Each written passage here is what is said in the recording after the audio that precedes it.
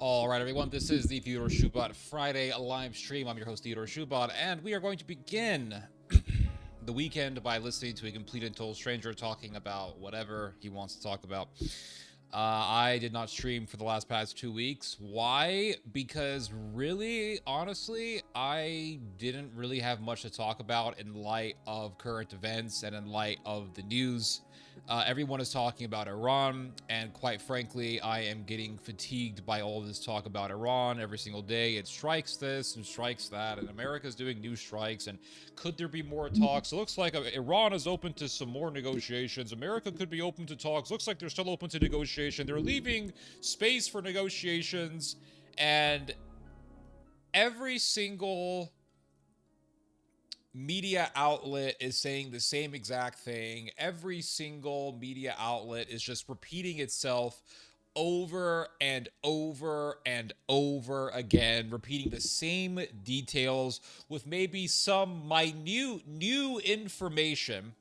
And that's it. It's extremely repetitive. It's very redundant. It's very tedious to just keep reading the news on Iran day in and day out because it is very monotonous and mundane and repetitive. It's just the same thing. Well, there may be some new information that we have here. Oh, looks like there may be some new space for some more talks in the future. Who knows? Looks like America doesn't have a strategy. And it just reminds me of, and I've said this many times, I've made this very clear to you guys when I have expressed to you my thoughts on this whole Iran situation, but we really don't know what the fuck is going on. We really don't know. We really don't know what the hell is going on. We are pretty much all clueless. The media is clueless. The New York Times is clueless. The Washington Post is clueless. Wall Street Journal is clueless. All that the media does is just repeat what information the government leaks to them. That's all the media does. Read any media outlet, New York Times, Washington Post, whatever it is, read it. Every newspaper is the same. Well, we got some information from some anonymous sources who could not give their names because of the sensitive information that they're telling us. And it's just there to get the reader to think, oh, wow, the New York Times has some inside information that we're not supposed to know. Ooh, so mysterious, so interesting, so exhilarating. I'm excited. Oh, I'm just being intellectually titillated by this. It's so amazing. We're getting some new information from anonymous sources. We can't give you their names because it's so classified. And the reality is that these unanimous sources is just the government. And the government tells the media what to say. But you see, the difference between America and China, or maybe America and Russia, is that in America, they don't tell us we're reading propaganda. You go to Russia and they say, yeah, what's the source? The government's the source. Yeah, the government Ministry of the Interior said this.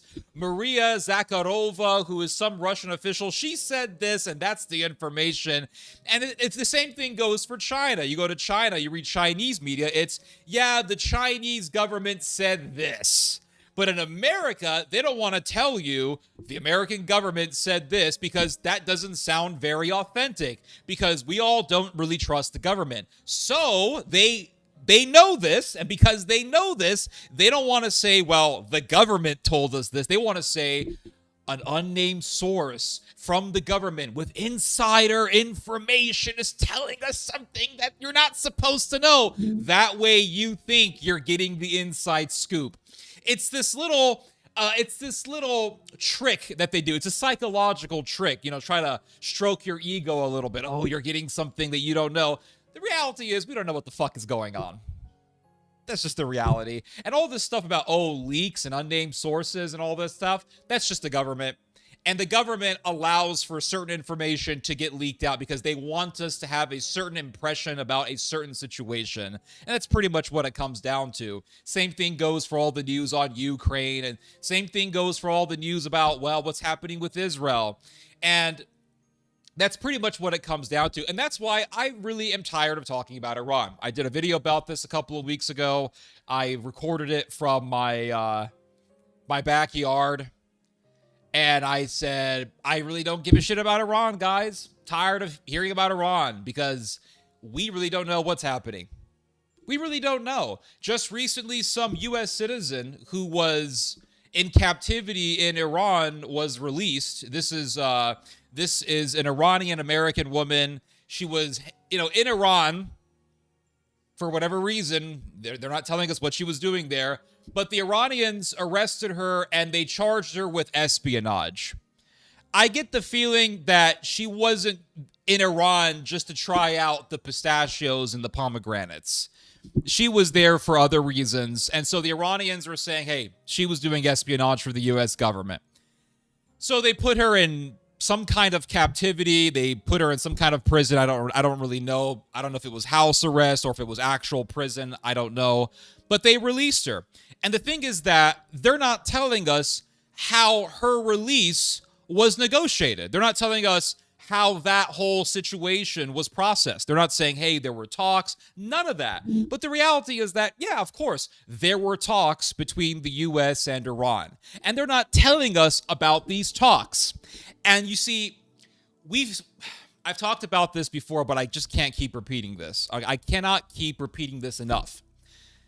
America and Iran both have a history of having backroom deals. It's like this. The way I look at it is like this. Al-Qaeda. All right, we've all heard about Al-Qaeda and the Taliban and ISIS and all this stuff. Now, for the most part, we were told Al-Qaeda, they're the bad guys. We are the good guys. We are fighting Al-Qaeda. Very black and white, very simple for our minds to process such a narrative, right? Bad guys, good guys. America's the good guys. Britain are the good guys. The French are the good guys. NATO are good. Those guys are evil. And it's really easy.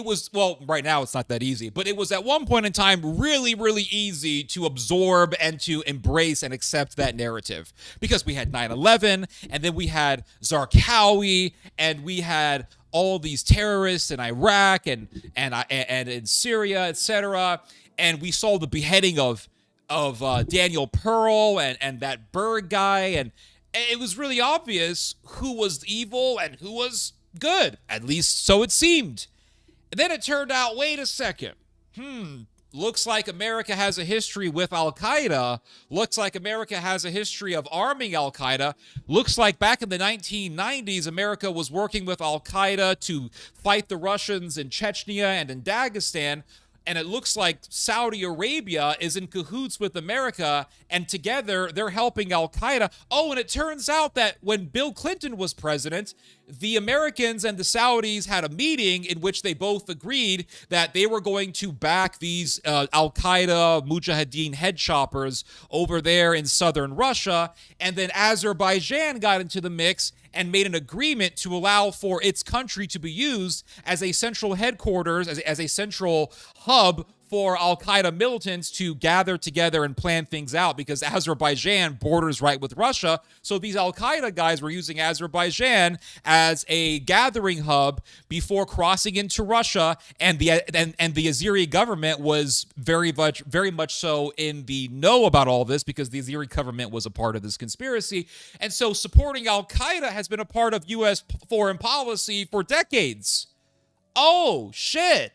So the narrative is not really easy to embrace anymore. In fact, the narrative is very easy to reject because of all these other details that we were not being informed about beforehand. And so one day you're being told Al-Qaeda are the bad guys, we're the good guys. We're civilized, they're barbarians. And then you see a video of Donald Trump hanging out with Ahmed al-Jilani, and he's in the White House. And this dude playing basketball. He's playing basketball in the United States. And Trump is rubbing cologne on him and telling him how handsome he is. And at one point in time, al-Jilani was a freaking part of ISIS. He was a part of ISIS and Al-Qaeda. And he was considered an enemy of the United States. And he was fighting the Americans in Iraq. Now all of a sudden he's our friend. So they're not telling us everything. And I look at the New York Times almost every day, and I can't tell you how many times I have been utterly exhausted by the whole thing. You look at every article, and it's just like, yeah, it looks like we don't have a strategy, guys. What the fuck do you guys know? You're the New York Times. You're a multi-billion-dollar news information business. You don't know what's going on? No, we really don't know what's going on. We're going to act like we know what's going on. You know, you read the headlines. The New York Times has great headlines. What's really happening, blah, blah, blah. But then you read the article, and then you finish reading the article, and then you ask yourself, have I learned anything? Answer is no. I haven't learned a damn thing. I'm just reading the same shit that I read yesterday. That's why I didn't stream these past 2 weeks, because the media cycle was just repeating itself.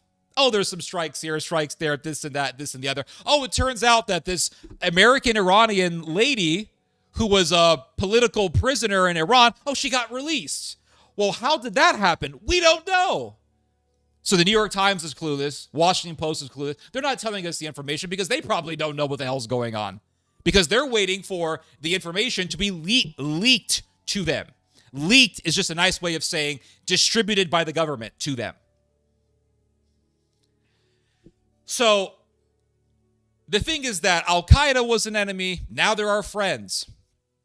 1979, there was a hostage crisis. The Iranian government, the Ayatollah fanatics, the 12th Imamers, whatever they were, they captured a bunch of Americans at the U.S. Embassy in Tehran. Iran was an enemy. That's it. I mean, you capture a bunch of officials in their embassy, that's an act of war. Plain and simple. I mean, when Israel attacked the Iranian consulate in Syria, Iran said that's an act of war, and Iran was right.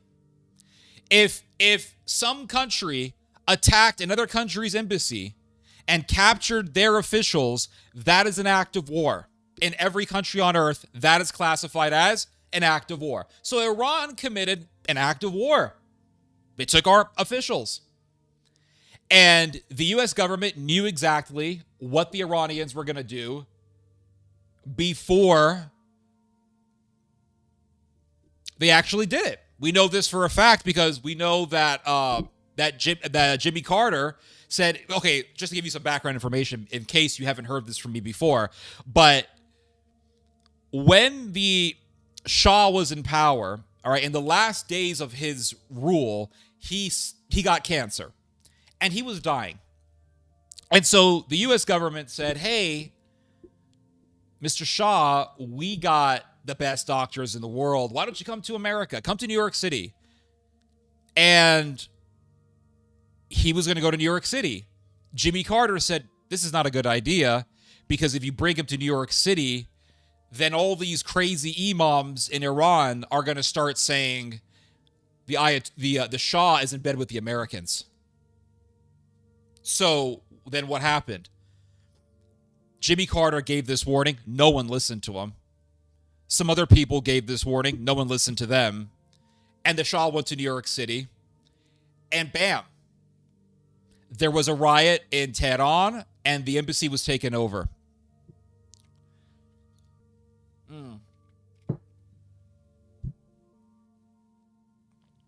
So the embassy got taken over. The hostages were taken. And that hostage crisis lasted until, I want to say 1981, I believe. Let me look it up real quick. I want to get the date right. Hostage crisis, 1979. Yeah, I was right. So January of 1981.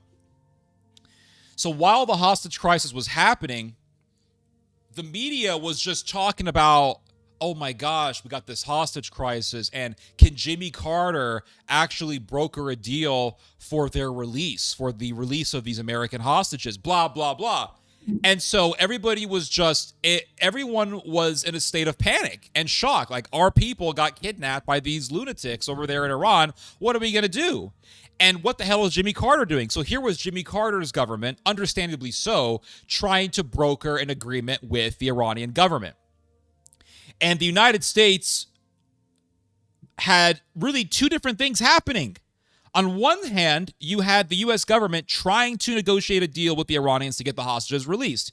But on the other hand, you had you had a state within a state situation. So what do I mean by that? So I think every country, at least every country, or at least every seriously powerful country, has what is known as a state within a state, right? Or you could call it a shadow government or a deep state. Every powerful country has this, a state within a state. And that state within a state is ran by a mixture of different departments of power, a diversity of different channels of power, right? You have intelligence agencies, you have criminal networks, mafia, you have politicians who are insiders, you have different peoples involved in a deep state or a shadow government. Turkey has a deep state. America definitely has a deep state. Great Britain has a deep state. All these powerful countries have deep states because a government. And listen, I'm not talking about one of these little island countries where rich people park all their money in so they don't have to pay taxes. I'm not talking about those types of countries. But I'm talking about serious countries here. Countries that have serious militaries, serious economies, serious leverage. The governments are never monoliths, right? It's never just like, oh, there is this one guy who's ruling everything, and it's never just, oh, there is a Senate and a House of Representatives, and there's the president, and then there's a Supreme Court, and that's all there is to it. There's always other layers and other dimensions of power in a country. You have the president and or the prime minister. You got the parliament and or Congress, and you have some sort of a judicial system, a Supreme Court, the highest court system, etc. But then you have intelligence agencies. And in America, we have multiple intelligence agencies. And then we have things like the FBI. And then we have the military. We have the Pentagon. And we have also industrial interests, right? The military-industrial complex. And then, of course, you have criminal organizations. You have in Mexico, this is a really big problem. In Mexico, you have the politicians, you have the intelligence agents, you have the federales, you have the I think in Mexico they have a parliament or something, right? You have different dimensions of power, but then you have the cartels. And the cartels are a major dimension of power. And the Mexican government will say, oh, no, the cartel doesn't have any serious power, but it really does. Same thing goes with Italy. In Italy, you still have the mafia. In Japan, you still have the Yakuza. You still are, and also in Japan, you have this pagan lobby, this pagan militarist lobby called the, what's it called? Nippon Kaigi. Nippon Kaigi is a lobbying organization in Japan that wants to bring back emperor worship and sun worship, and they want to revive the Japanese military, and they want to bring back Imperial Japan. So you have different dimensions of power in every country. In Turkey, you have your moderates, but then you also have your fanatics. And even amongst the fanatics, you have different factions. You have your more Islamist fanatics, but then you have your more fanatical Kemalist or secularists. And they're both evil. They're both very destructive. They both hate the Armenians. And also in Turkey, you have a faction that wants to see Turkey become an Islamist power, but then you have a faction that wants Turkey to become a more racialist, secular power, and these people are more Nazistic in how they see things. And so you have these different opposing factions, and the secularists in Turkey, the fanatical Kemalists, you can find them in the military, you can find them in the intelligence agency, but you have these different dimensions of power in Turkey. So every serious country has this. And America's no different. So during the whole hostage crisis that began in 1979, you had the government, the superficial government that's in your face, the one that's on paper. In this case, it was the Jimmy Carter administration, and it was trying to negotiate for the release of these hostages. But then at the same time, you had the shadow government. These were people who were in Ronald Reagan's campaign team. We're talking about people like Bill Casey, who was a member of Reagan's campaign team. He was very well connected, and then when Reagan entered office, he would later become the director of the CIA. Then you had George Bush Sr., who was a big CIA guy who was very well connected. And so these various members of Reagan's campaign team were directly working with the Iranians, albeit in secret. And you had other forces that were involved. You had the Israeli arms dealer Adi Ben Menashe, who was involved in these talks. So you had America, Israel, and Iran all in cahoots secretly, and they were doing these talks incognito without the knowledge of the public. And so what the public thought was, oh my God, an act of war has been done against us. Hostages have been taken. This is a serious problem. And our government cannot take care of the problem. Our government is not able to release our people. The government under Jimmy Carter is weak. Jimmy Carter is a terrible leader. That was the perspective. That was the perception. And that was exactly the perception that Ronald Reagan and his campaign team wanted, because Ronald Reagan was running for president against Jimmy Carter. And the election was coming up very soon. And so what Reagan and his team wanted was for Carter to look weak so that people would vote for Ronald Reagan. That was the entire objective. And it actually worked. And that perspective that people had was exactly the impression that Reagan and his people wanted to leave on them, on the American people. And it worked very well. It was very effective. And so Bill Casey went to some hotel in Madrid, and he had a meeting with the Iranians, and they basically said, hey, Iran, keep the hostages until Ronald Reagan enters the Oval Office. And once he enters the Oval Office, in jail, are we working directly, or why in the hell have we been working directly with Al-Qaeda and the Muslim Brotherhood? Did we not praise the Muslim Brotherhood when it took over Egypt? Did not Barack Obama go to Egypt and demand for rights and freedoms to be given to the Muslim Brotherhood, who we know to be a terroristic group? Obviously, we work with these entities. Obviously, there are backroom deals that we are not being told about. Obviously, there are things that are taking place in this whole scenario that we don't know about. And as time goes on, as time transpires, we will become more informed about what is actually happening.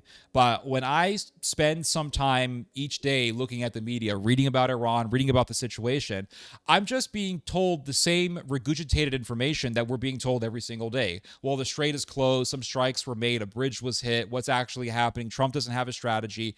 And then you have the typical media elitist who work for the New York Times, and they'll say things like, yeah, there's really no strategy. Is there no strategy? Maybe there is a strategy.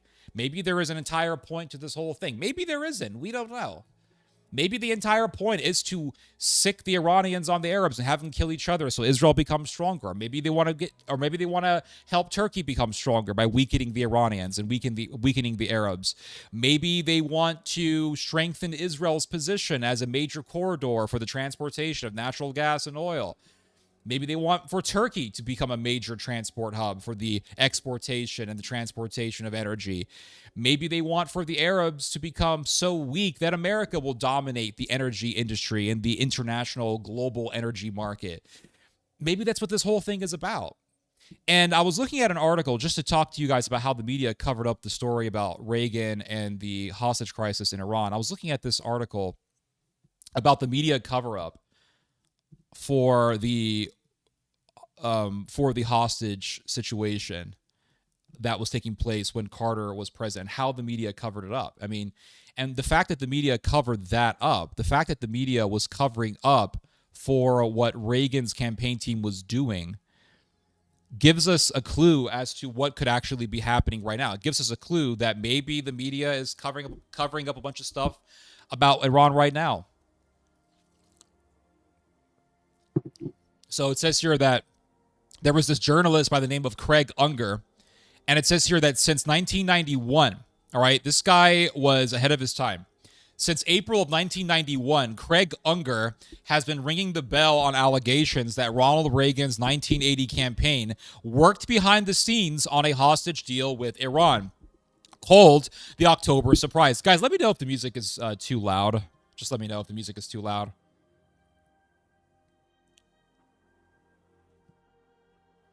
Hold on one second. I just want to make sure the music is not too loud, because last week, sometimes some of the music was a little bit loud.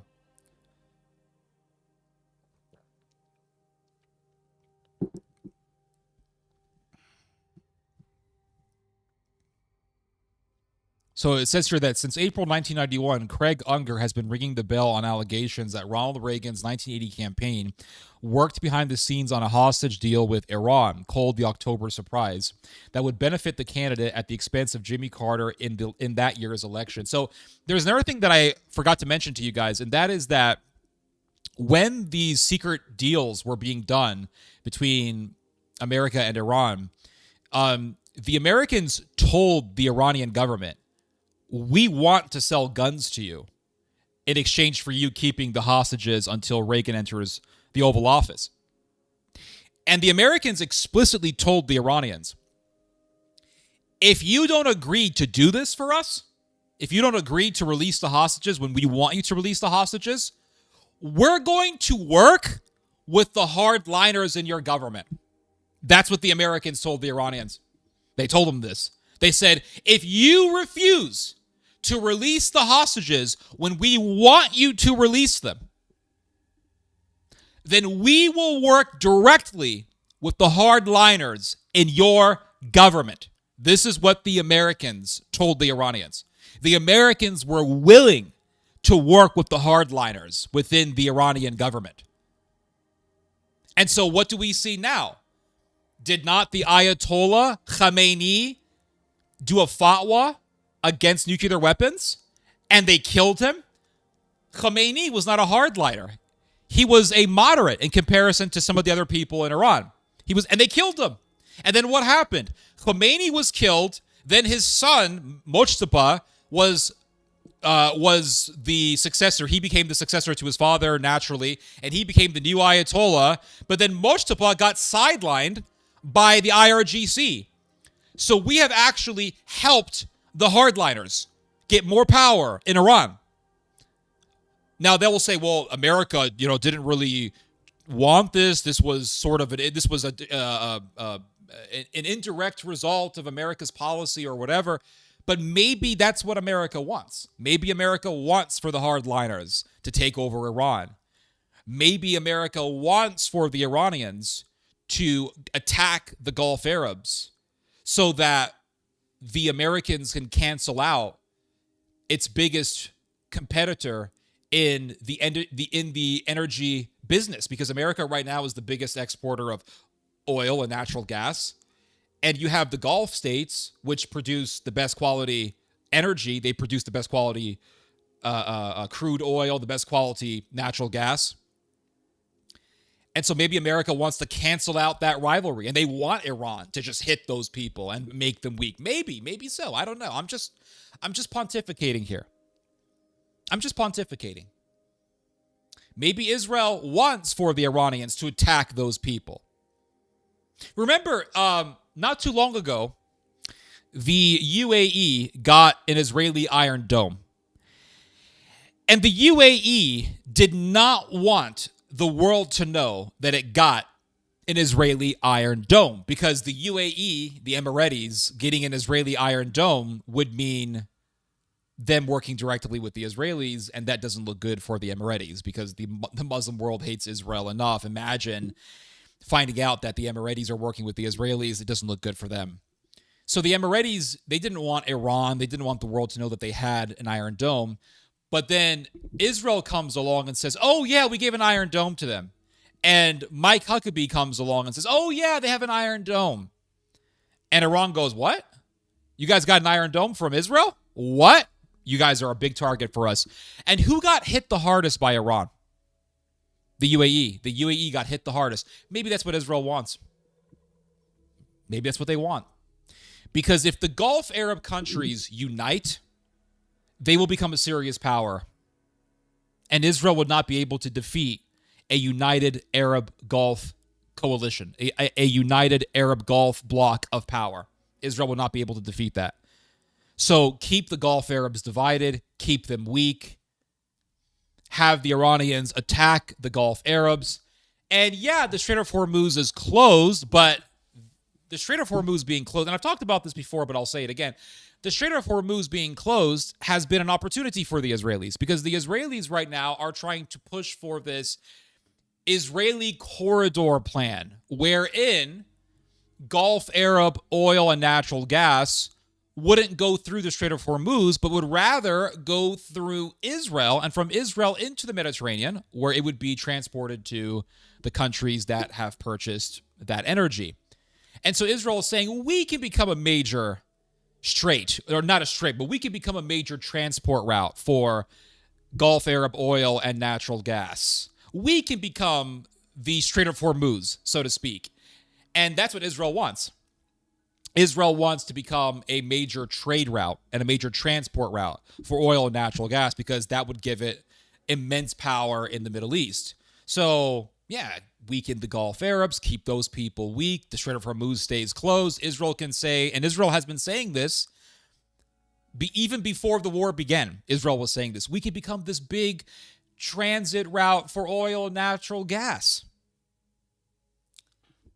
And so that's the thing. That's why I don't really like reading too much about Iran, because most of the articles that we're reading are just regurgitated, repeated details in which you read things like, what's the exit strategy? We don't know. And when you read an article, right? When you see an article that has a title that's a question, a rhetorical question, like, what's the end game in Iran? Will the strait be reopened? Will this thing ever end? You're never going to get an answer. You're going to get something, at least some degree of an answer, if the title is an emphatic statement. If the title is something to the likes of, this thing happened, new insight on such and such a situation, you're going to get something, right? You're going to get at least some kind of new information. You're going to be informed in some degree or another. But if the title is a question, will the strait be reopened? Is this thing going to end? What's the end game? Does America have a strategy? You're never going to get an answer. And that's why they pose the title as a question, because believe me, if they had the answer would be in the title. That's the bottom line. The answer would be in the title. And here's another thing. I'll read through this article and then we'll talk some more about this. But so it says here that this Craig Under guy has been talking about the secret dealings between America and Iran during the hostage crisis since the early 1990s. And it says here that Unger has a new book out on this topic, blah, blah, blah. And he says here, I've written 6 books on the Republican assault on democracy. This one was different. It's personal, et cetera, et cetera. And so this guy wrote a book, and it says here that Mr. Unger said, quote, one of the great disgraces of our national media in covering this up. Covering what up? The fact that the U.S. had secret dealings with the Iranians during the 1979 to 1981 hostage crisis. And it's very interesting. Here's another fact that they'll never tell you. And that is that one of the people involved in those secret dealings was Bill Casey. Bill Casey was a member of Reagan's campaign team. And then after Reagan entered office and the hostages were released, and of course, Iran all of a sudden started doing arms deals with the U.S. and Israel, Ronald Reagan appointed Bill Casey to be the head of the CIA. And then after Bill Casey retired, Bill Casey would work with a gentleman by the name of, well, he's not really a gentleman. There's nothing gentle about that guy. But he would work with a scoundrel by the name of Frank Gaffney. My father knew Frank Gaffney. I've never met him, but my father met him several times. I think several times, at least one time. My father met with him. And Frank Gaffney would be one of the founders of the counter-jihad movement. The anti-Islam movement that blew up after 9/11. The counter-jihad movement that would take the American media landscape by storm after 9/11. And we saw the rise of people like Robert Spencer, Pamela Geller, Front Page Magazine, David Horowitz, Ayaan Hirsi Ali, et cetera, right? The counter-jihad movement was the major anti-Islam movement that manifested as a result of 9/11. And it dominated American society and British society for many, many years. Bill Casey helped create the counter-jihad movement. Bill Casey worked with Frank Gaffney, one of the pioneers behind the counter-jihad movement. Frank Gaffney started a think tank called the Center for Security Policy. That think tank was founded thanks to Bill Casey. And that think tank would spearhead the anti-Islam movement that rose up as a result of 9/11. So it's very interesting that a man who worked with Iran, who did arms deals with the Iranians, would end up helping create the counter-jihad movement. And amazingly, you have people who were against Al-Qaeda, but they were also part of the government. And they worked with the Mujahideen in Afghanistan, et cetera, et cetera. It's all just very twisted. The whole thing is very twisted. But it says here, one of the great disgraces of our national media in covering this up, covering what up? The secret dealings between Iran and Reagan's campaign team. And so it says here, although some of the history is still contested, the facts are not. President Jimmy Carter was unable to get American hostages released from Iran. In November 1980, he lost the election to Reagan. In January 1981, just minutes after Reagan was sworn in, the hostages were released. What a coincidence, right? Can you guys hear the music? Just let me know. In his remarks, Unger described how he first came upon the story many years later and turned it into a 10,000-word explosive piece for Esquire magazine. Not long after the piece hit, Unger says he was hired by Newsweek magazine and turned loose to do more investigative work. But that's when things went south, he says. Unger claims that soon after settling in at Newsweek, his stories about this topic were spiked by editors. Worse, they printed stories that essentially washed over the explosive charges about the hostage deal. So the media was very active in trying to cover up this story. And then it says here, let's see, hold on. It says here that Unger reserved his most intense criticism for the Washington Post, which owned Newsweek at the time, and, he says, had an outsized role in quietly killing the story. So the Washington Post went out of its way to kill the story, exposing the talks between Reagan's campaign team and the Iranians. And so we want to think that we know what's happening. We read the Washington Post and the New York Times and the Wall Street Journal, and we think what? We think we're informed? Oh, I'm so informed. I read the New York Times every day, guys, like a good boy. I read the New York Times with my Starbucks. I read the New York Times, Washington Post, the New York Times. I read the Wall Street Journal. I read it all. Yeah, I read it all. And these very outlets covered this up. Washington Post, Newsweek. And you read Newsweek today, what is it? It's a bunch of Zio slop, is what it is. Wall Street Journal. I mean, listen. I gotta give props to the New York Times. At least they're reporting on how the IDF rapes men. At least they're informing us about that. At least they do that, right? I got to give them props. I have to give criticism where criticism is due. I have to give praise where it's deserved, right? We have to be fair here. But damn, the Wall Street Journal, that is like, they don't even try to make it seem like they're not in bed with Israel. They make it very obvious that they're in bed with Israel. The Wall Street Journal is just, I don't like them. I don't like them. They're good people in the New York Times. I believe that. They are journalists in the New York Times. They want to do real journalism. The Wall Street Journal, from my impression of them so far, they don't even try to hide that they're in bed with Israel. They don't even try to hide it.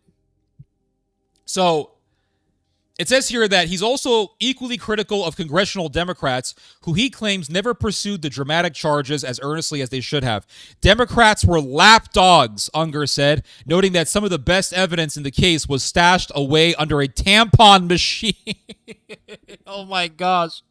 Unger was asked about non-presidents engaging in foreign policy, a reference to the damning reports of former Donald Trump engaging with Russian President Vladimir Putin, blah, blah, blah. Who cares? And yeah, so there you go. There you have it, guys. The big-ass freaking cover-up. Now, here is another thing that has been reported on recently. The New York Times did a piece on this. Haaretz did a very in-depth piece on this. And that is the fact that the Israeli Mossad, that's redundant, Israeli intelligence, Mossad, was working for years with Mahmoud Ahmadinejad. Now, let me tell you guys something about Mahmoud Ahmadinejad in case you're one of these young Zoomers who was a little kid during this time. So, in the early 2000s, there was a guy by the name of Mahmoud Ahmadinejad. He was the president of Iran. And this dude was talked about damn near every single day on the American media because he was the death to America, death to Israel guy. That was his whole thing. That was his whole shtick. He was the death to America, the death to Israel guy. And he would do these speeches and he would say, "Oh, ha, America," right? Death to America. "Oh, hello, ha, Israel. Death to Israel." And the whole crowd would scream, "Yeah, death to America, death to Israel." And to this day, Israeli acolytes and American Zios who are acolytes for Israel say, well, we have to go to war with Iran. We have to blow them up because these are people who say death to America. And they reference Mahmoud Ahmadinejad. Now, Mahmoud Ahmadinejad was a very interesting person. This guy was the president of Iran. He was a good speaker. He was a funny guy. The guy was freaking hilarious. He would troll the Americans. He even trolled Piers Morgan. It's just, there's a video you can watch of Piers Morgan talking with Mahmoud Ahmadinejad. And Piers Morgan is saying something like, "Why are you homophobic?" And Mahmoud Ahmadinejad smiles and he says, and you read the subtitles, and it says something like, "Have you ever seen a man give birth to a baby?" It's not natural, Pearson. You know it. And the guy was just smart. He was funny. He was just a funny guy. He was a troll. And this was a guy who lived in an apartment. He lived in some apartment in Tehran somewhere. And I think his mom would cook him his dinner. I remember reading something to the likes of that his mom would make him dinner. I don't know what she would make for him, lamb and rice or something like that. And he would just put the food in the microwave and he would eat the food in his little apartment. And the guy lived a super simple life. I mean, he was not this extravagant person at all. He was a fascinating individual. And this was a guy who would say death to America, death to Israel. Now, did he really mean it? No, he didn't, because Iran didn't really do shit. And to this day, the acolytes and the propagandists for Israel will say, this is a country that says death to America, death to Israel. And they're referencing Ahmadinejad. That's who they're referencing. Well, it turns out that Ahmadinejad was a Mossad asset. What? Say it ain't so. Yep. Go look it up. New York Times did a whole piece on this. Haaretz did a very in-depth piece on this. I took the time to read through much of the article. I'm not going to read it for you guys because it's a very long article, and I remember enough details just to give you guys the beef of what the report revealed. And what the report revealed was that Ahmadinejad was a Mossad asset. And the Mossad had been cultivating ties with Mahmoud Ahmadinejad for years. I mean, for years. So the death to Israel guy ended up becoming a Mossad asset. And it makes you wonder why Ahmadinejad was saying death to Israel and death to America. Now, he was saying Now let's just put the pieces together here. This guy was saying death to America, death to Israel. And the Israelis were using him as propaganda. They were using him as a reason, as a pretext as to why America needed to go to war against Iran. And then it turns out that the Mossad was working with him for years. Maybe Ahmadinejad was saying death to Israel so that Israel could use him as propaganda fodder. Maybe that was the reason. Maybe he wanted to make Iran look bad. Perhaps. But we know for a fact now that for years he was working with the Mossad, and the Israelis proposed a plan to him that after Israel and America would do regime change, which hasn't really happened, Ahmadinejad would become the new leader of Iran. So the death to Israel guy ended up becoming a Mossad asset. And this was not revealed to us until very recently. So again, this is what I'm trying to tell you guys. We don't know the full picture. In the early 2000s, we just believed what we saw. We just based on our opinions solely on what we saw. And what we saw was, oh, the president of Iran, Ahmadinejad, is saying death to America, death to Israel. Our brains automatically conclude enemy, enemy, enemy, enemy. We never sat down to think maybe something else is happening and they're not giving us the full story. But you see, we like to think that we're getting the full story because we read the big legitimate sources. And these big media outlets have so much fame and they have so much of a reputation that we believe that just by reading them that we have the full story, or at least we have something close to the full story. And we can come to these big conclusions and we can act like we know what's actually happening. But we really don't. We didn't know until recently that for years Ahmadinejad was an Israeli asset. Now we're finding out about this. So who's to say that we know the full picture? Who's to say that there aren't any backroom dealings taking place between the Americans and the Iranians, and there's a certain perception that they want us to have? Who is to say that America isn't working with some faction within the Iranian government that they want to use against the rest of the Iranian government so that America can use them as a proxy? Because Iran, whether you like it or not, Iran is a very important geopolitical region. It's very important geopolitically. Why? Because of its geography.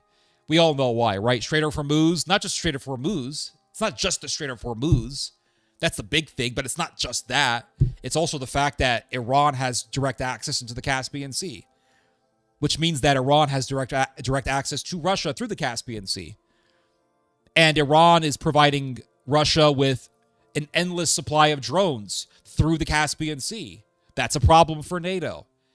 Iran is also important because it is a part of a direct route from Turkey into Central Asia.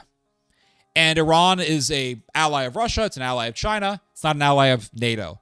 And so NATO wants to take over Iran.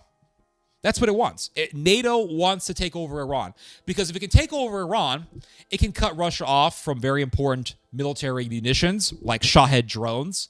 And it would mean NATO having a complete unfettered route from Europe to Turkey. By Europe, I mean the Balkans.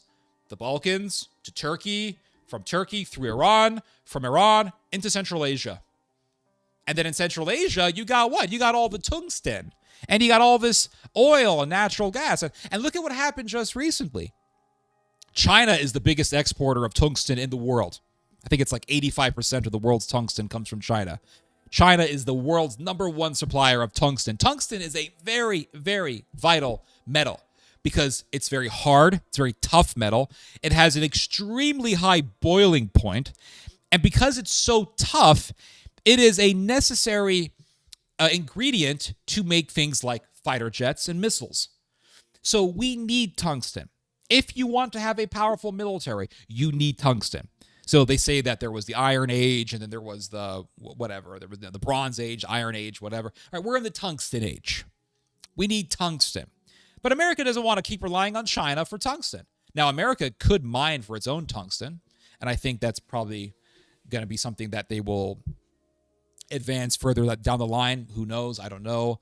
But just recently, America did a deal with Kazakhstan. It was a $1 billion+ deal with Kazakhstan to start mining tungsten in Kazakhstan. So Central Asia, very, very important geopolitically, very important geostrategically. If you guys are interested in geopolitics, and you guys then know that Central Asia, Eurasia is extremely important for any global empire. So obviously America wants that route because NATO is America's empire. NATO is Europe, Turkey. That's NATO. And Turkey really is a part of Europe. I know they say it's part of the Middle East. I guess you could say at least Turkey is halfway in Asia, halfway in Europe, right? But it's a European power. And a lot of Turks look European. I mean, they do. You look at Turkish people, like those people are European, all right? You look at the descendants of the Sultan. I mean, those people are white. They look Swedish. You look at the Turkish soccer team, a lot of those players, they look like they're straight out of Germany or something. I mean, they're white. Those are white people. So America wants to have a pathway from Europe all the way into Central Asia to counter the Chinese and to counter the Russians. And you can't have that if Iran is a member of the Russian bloc of power, if Iran is a strong ally with Russia and China. You can't have that. They want to have that unfettered path. So how do you do that? You take over Iran. It's like this. It's like Yugoslavia. Yugoslavia was a country. It was a country that consisted of different peoples. Really, they're all the same, right? Bosnians, Albanians, Serbs, Croats, Slovenians. They're all the same people. What's the difference? I meet somebody from Albania, I'm like, that dude looks Serbian. I meet somebody from Serbia, I'm like, that dude's Bosnian. I meet somebody from Bosnia, I'm thinking that dude's a Serb. I can't tell the difference. But it was a country called Yugoslavia, and it consisted of all these Balkan countries. And the thing about Yugoslavia was that it was close to the communists in the Soviet Union, but at the same time, it was kind of close to America. It was doing arms deals with the U.S. government, but it was also doing deals with the Soviet Union. And the policy philosophy of Yugoslavia was a middle road philosophy. That's what it was. It took the middle road in which they weren't going to be hostile to the Americans. They weren't going to be hostile to the Soviets. They were going to be in the middle. They weren't going to get too close to the Soviets. They weren't going to get too close to the Americans. They were going to do trade deals with both, and they were going to be fine. That's what they thought. Like, we're going to be fine. The Soviet Union eventually fell and disintegrated. And Russia was a very weak and poor country when the Cold War technically ended. It really didn't. But when the Soviet Union fell, Russia found itself economically, morally in tatters. So Russia was out of the way. Serbia really was the country that ran Yugoslavia. And when the Soviet Union crashed, a lot of these different peoples who were under Belgrade was the capital of Yugoslavia, but these Bosnians, Slovenians, Kosovars, Croats, they all wanted to become independent of Yugoslavia. They no longer wanted to be under Yugoslavia. And so they began to rebel. They began to revolt. The Americans then saw an opportunity, NATO then saw an opportunity to back those movements to destroy Yugoslavia. They wanted to destroy Yugoslavia. And the reason why they wanted to destroy Yugoslavia was very simple. They wanted to take over the Balkans. NATO wanted to take over the Balkans. This is the reason why Germany was out of all the countries in NATO, Germany was the most enthusiastic about taking out Yugoslavia. They wanted to take it out because the Balkans was a part of the Austro-Hungarian Empire. It was under the control of the Germans during World War II. The Germans took over the Balkans. And so the Germans and the Austrians, they have always seen the Balkans as geopolitically strategic for them, geopolitically necessary for them, because the Balkans are the gateway into Asia for the Germans, for the Europeans. The Balkans are the gateway. And so if you don't have control over the Balkans, that means you don't have control over Bulgaria. And Bulgaria is Europe's bridge into Turkey. And thus it's Europe's bridge into Asia, into Central Asia. And so Balkans are very important for them. They just need the Balkans. That's just the bottom line. They need the Balkans. That's their access into the Mediterranean. That's their access into the Adriatic. It's just vital for them. So the Germans were very enthusiastic about destroying Yugoslavia. They wanted to get rid of Yugoslavia. So America began a war, and it bombed the hell out of Yugoslavia. It bombed the hell out of Serbia. They bombed Belgrade. They armed and trained the Croatians and the Kosovar Albanians. They worked with the Bosnians, and Yugoslavia was taken out.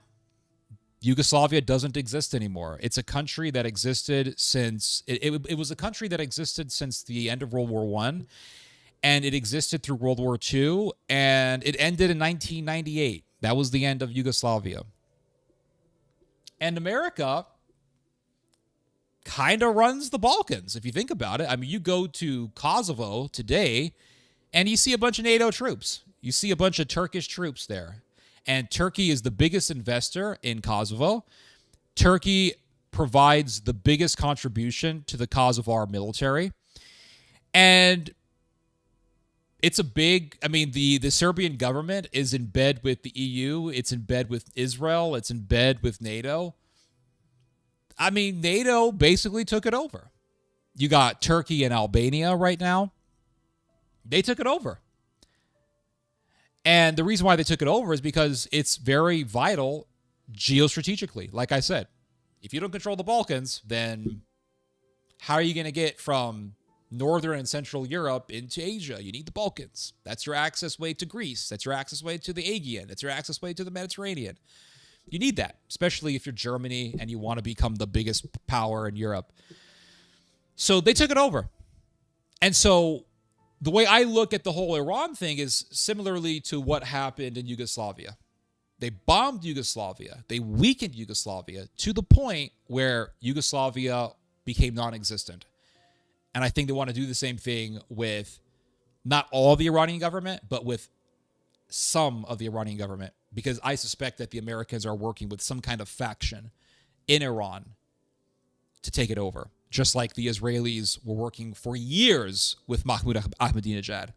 Just like the Americans have been working with Al-Qaeda while at the same time acting like they're enemies with Al-Qaeda. They have been, and they still are working with Al-Qaeda. So we act like we're enemies, but we'll work with various factions that are within our so-called enemies. And so what does America really want to do at the end of the day? America wants to take over Iran. That's it. This is an invasion. They want to take over Iran. Now, America hasn't flooded Iran with soldiers because it's extremely unpopular to do so. So I think what America is hoping is we'll just bomb them. We'll weaken them. And maybe they'll work with us. Maybe they can work with us against the Russians and against the Chinese. But what I believe is that America wants to take over Iran. And they want for the Iranians to work closer with the Turks. Right now, the Turks and the Iranians are in bed. Like they're friends. They work together all the time. Iranian intelligence and Turkish intelligence are very close. They share information with each other all the time. The Turks and the Iranians are both very much against Israel. They have common interest. They're together. And so the question is, why hasn't America told Turkey, hey, you better stop working with Iran? I think NATO wants for Turkey to work with Iran because that is NATO, at the end of the day, working with Iran. And by NATO working with Iran through Turkey, they can perhaps pull the Iranians into their sphere of influence and use the Iranians against the Russians. I mean, America is not going to exterminate all the Iranians. It's not going to destroy Iran. It's going to damage Iran, but it can't fully destroy Iran. So because it can't fully destroy Iran, and it doesn't want to fully destroy Iran, who the hell is going to, I mean, if you destroy all the Iranians and you got to repopulate it, it's just a big hassle. That's not a viable solution. Obviously, my point is that obviously the Americans at the end of the day want to work with certain people in Iran. They want to work with certain factions in Iran. And they probably are already. Remember what I said earlier. When the Reagan campaign team was working directly with the Iranians during the hostage crisis, they told the Iranians, don't release the hostages until Reagan enters enters Oval Office. And if you refuse to obey what we want, we are going to work directly with the hardliners in your government. So America doesn't have an issue working with the fanatics in Iran. They don't care. They will work with various factions. My theory is America is working with some kind of faction in Iran. They're doing deals. They're having talks with the goal of taking over Iran through a proxy. So they can then use Iran as a proxy against the Russians and the Chinese. That is my theory. They can't fully destroy Iran. They can work with certain factions in Iran to advance their own interests. And I think that's what's happening. That's my perspective. Now remember, I mean, America has fought Al-Qaeda. America works with Al-Qaeda. America fought the Taliban. America had talks with the Taliban. We had the hostage crisis, during which America had talks with the Iranians. This is what I'm saying right now is not far-fetched. It's not. Let me read your guys' comments. I've been ignoring you guys for too long. Hold up. Happy Friday, Theodore. Thank you, Brian West. Happy Friday, Theodore. Looking forward to the live stream. I'm currently driving the work truck from Mount Laurier to Ottawa. Drive safely, sir. I know the live stream will keep me preoccupied. Happy to entertain you, sir. Thank you, Mr. Scoob. Happy Friday, folks. Ready for some theologic? Absolutely. Hello, bruh. Happy Friday to the folks tuning in. Hope everyone has a good and safe weekend. Thank you, sir. I think it's right in some ways. I mean, I don't think Ottoman Empire will come back. Okay. Let's see here. Like the Roman bust versus bearded Greek.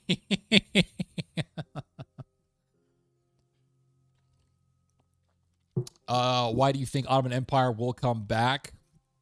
Well, it would take me a while to answer that question, but I think it's just obvious.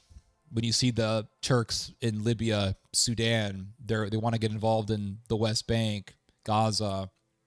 They're talking about a war with Israel.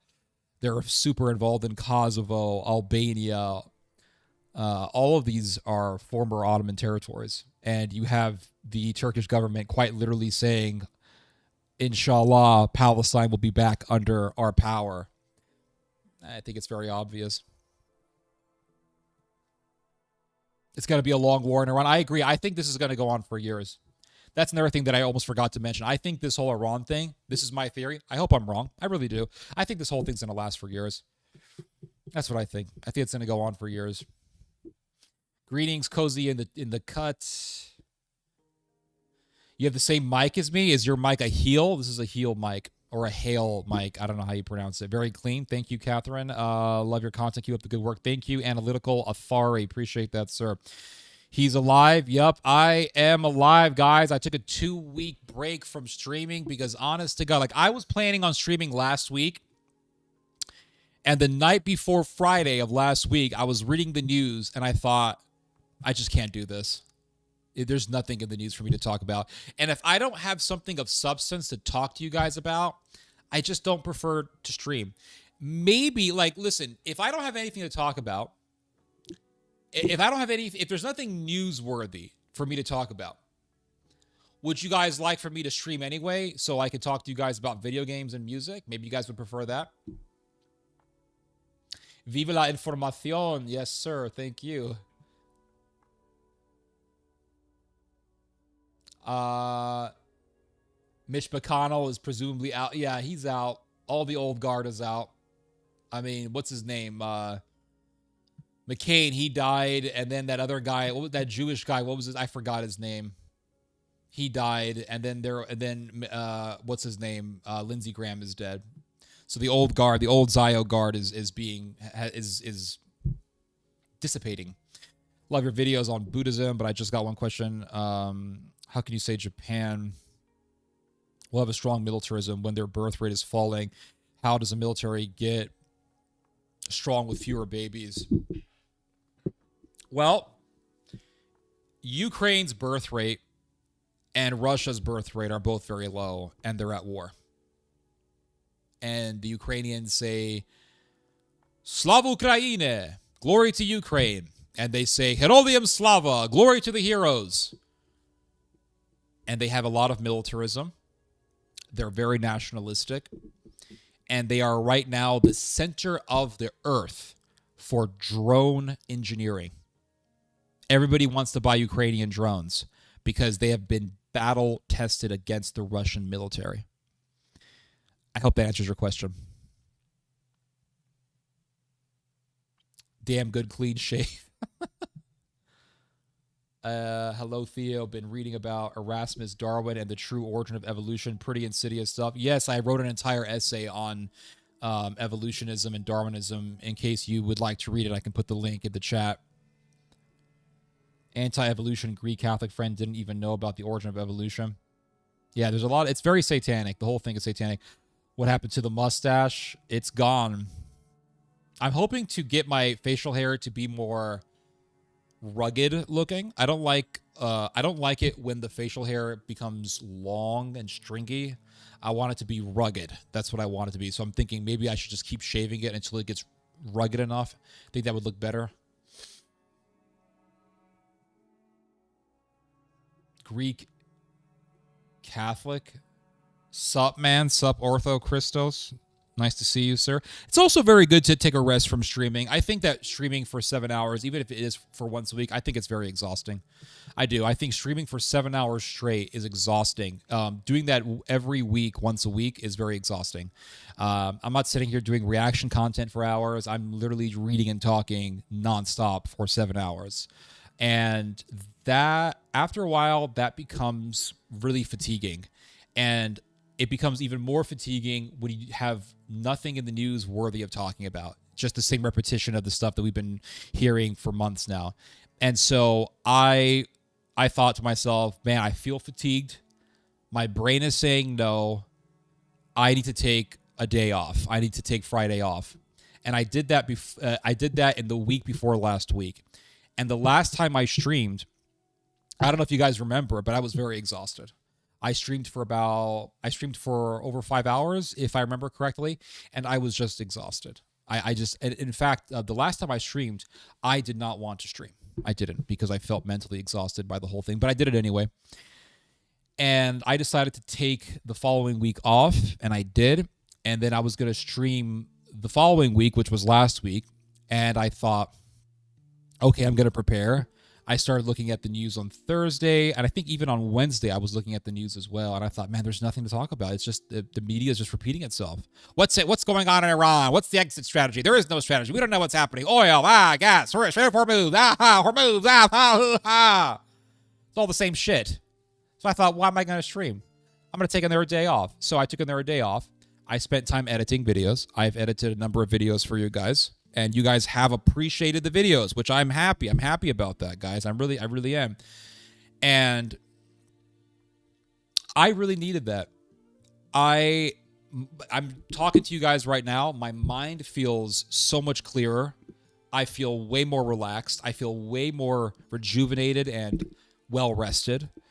And I feel great. I really do feel great. I'm like, wow, taking a couple of weeks off from streaming really does help clear your mind, and it makes streaming so much easier. It really does, guys. So once in a while, I think once ever so often, I think it's good just to not stream, because you just gotta get your brain restarted, and you gotta hit the reset button, or else you're gonna turn restarted, if you know what I mean. Let's see here.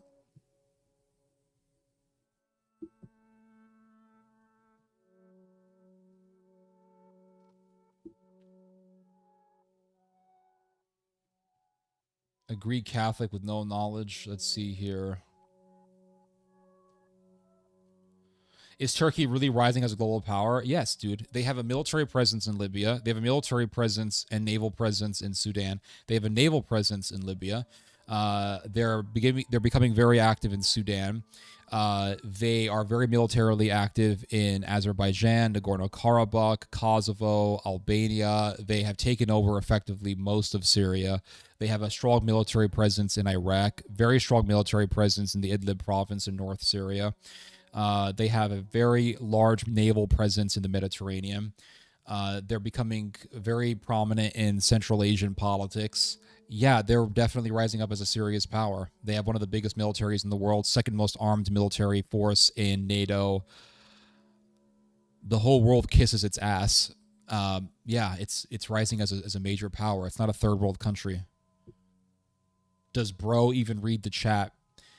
For me to talk and have a continual train of thought as I'm trying to articulate myself to you guys is very difficult when I'm looking at chat, because my brain can't focus on two things at the same time. I'm a very tunnel visioned person. So if I'm talking and then I'm reading the chat at the same time, it's very hard for me to keep a train of thought. Let's see here. What happened to the Turkish mustache? Shaved it right off, guys. Hello, Danielle Tracy. South America going to become more Zionist? I don't think so. I think Argentina is going to become more and more anti-Israel.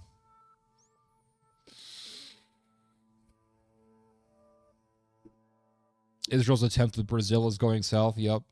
Trump's strategy is to manipulate the stock market while pretending. I think that's definitely a part of it. Yeah, I mean, this sort of thing happens in every war, right? You're always going to have currency speculation and manipulation of the stock market. That's nothing new, right? There's always multiple interests. There are always going to be multiple interests. World War II, there was multiple interest.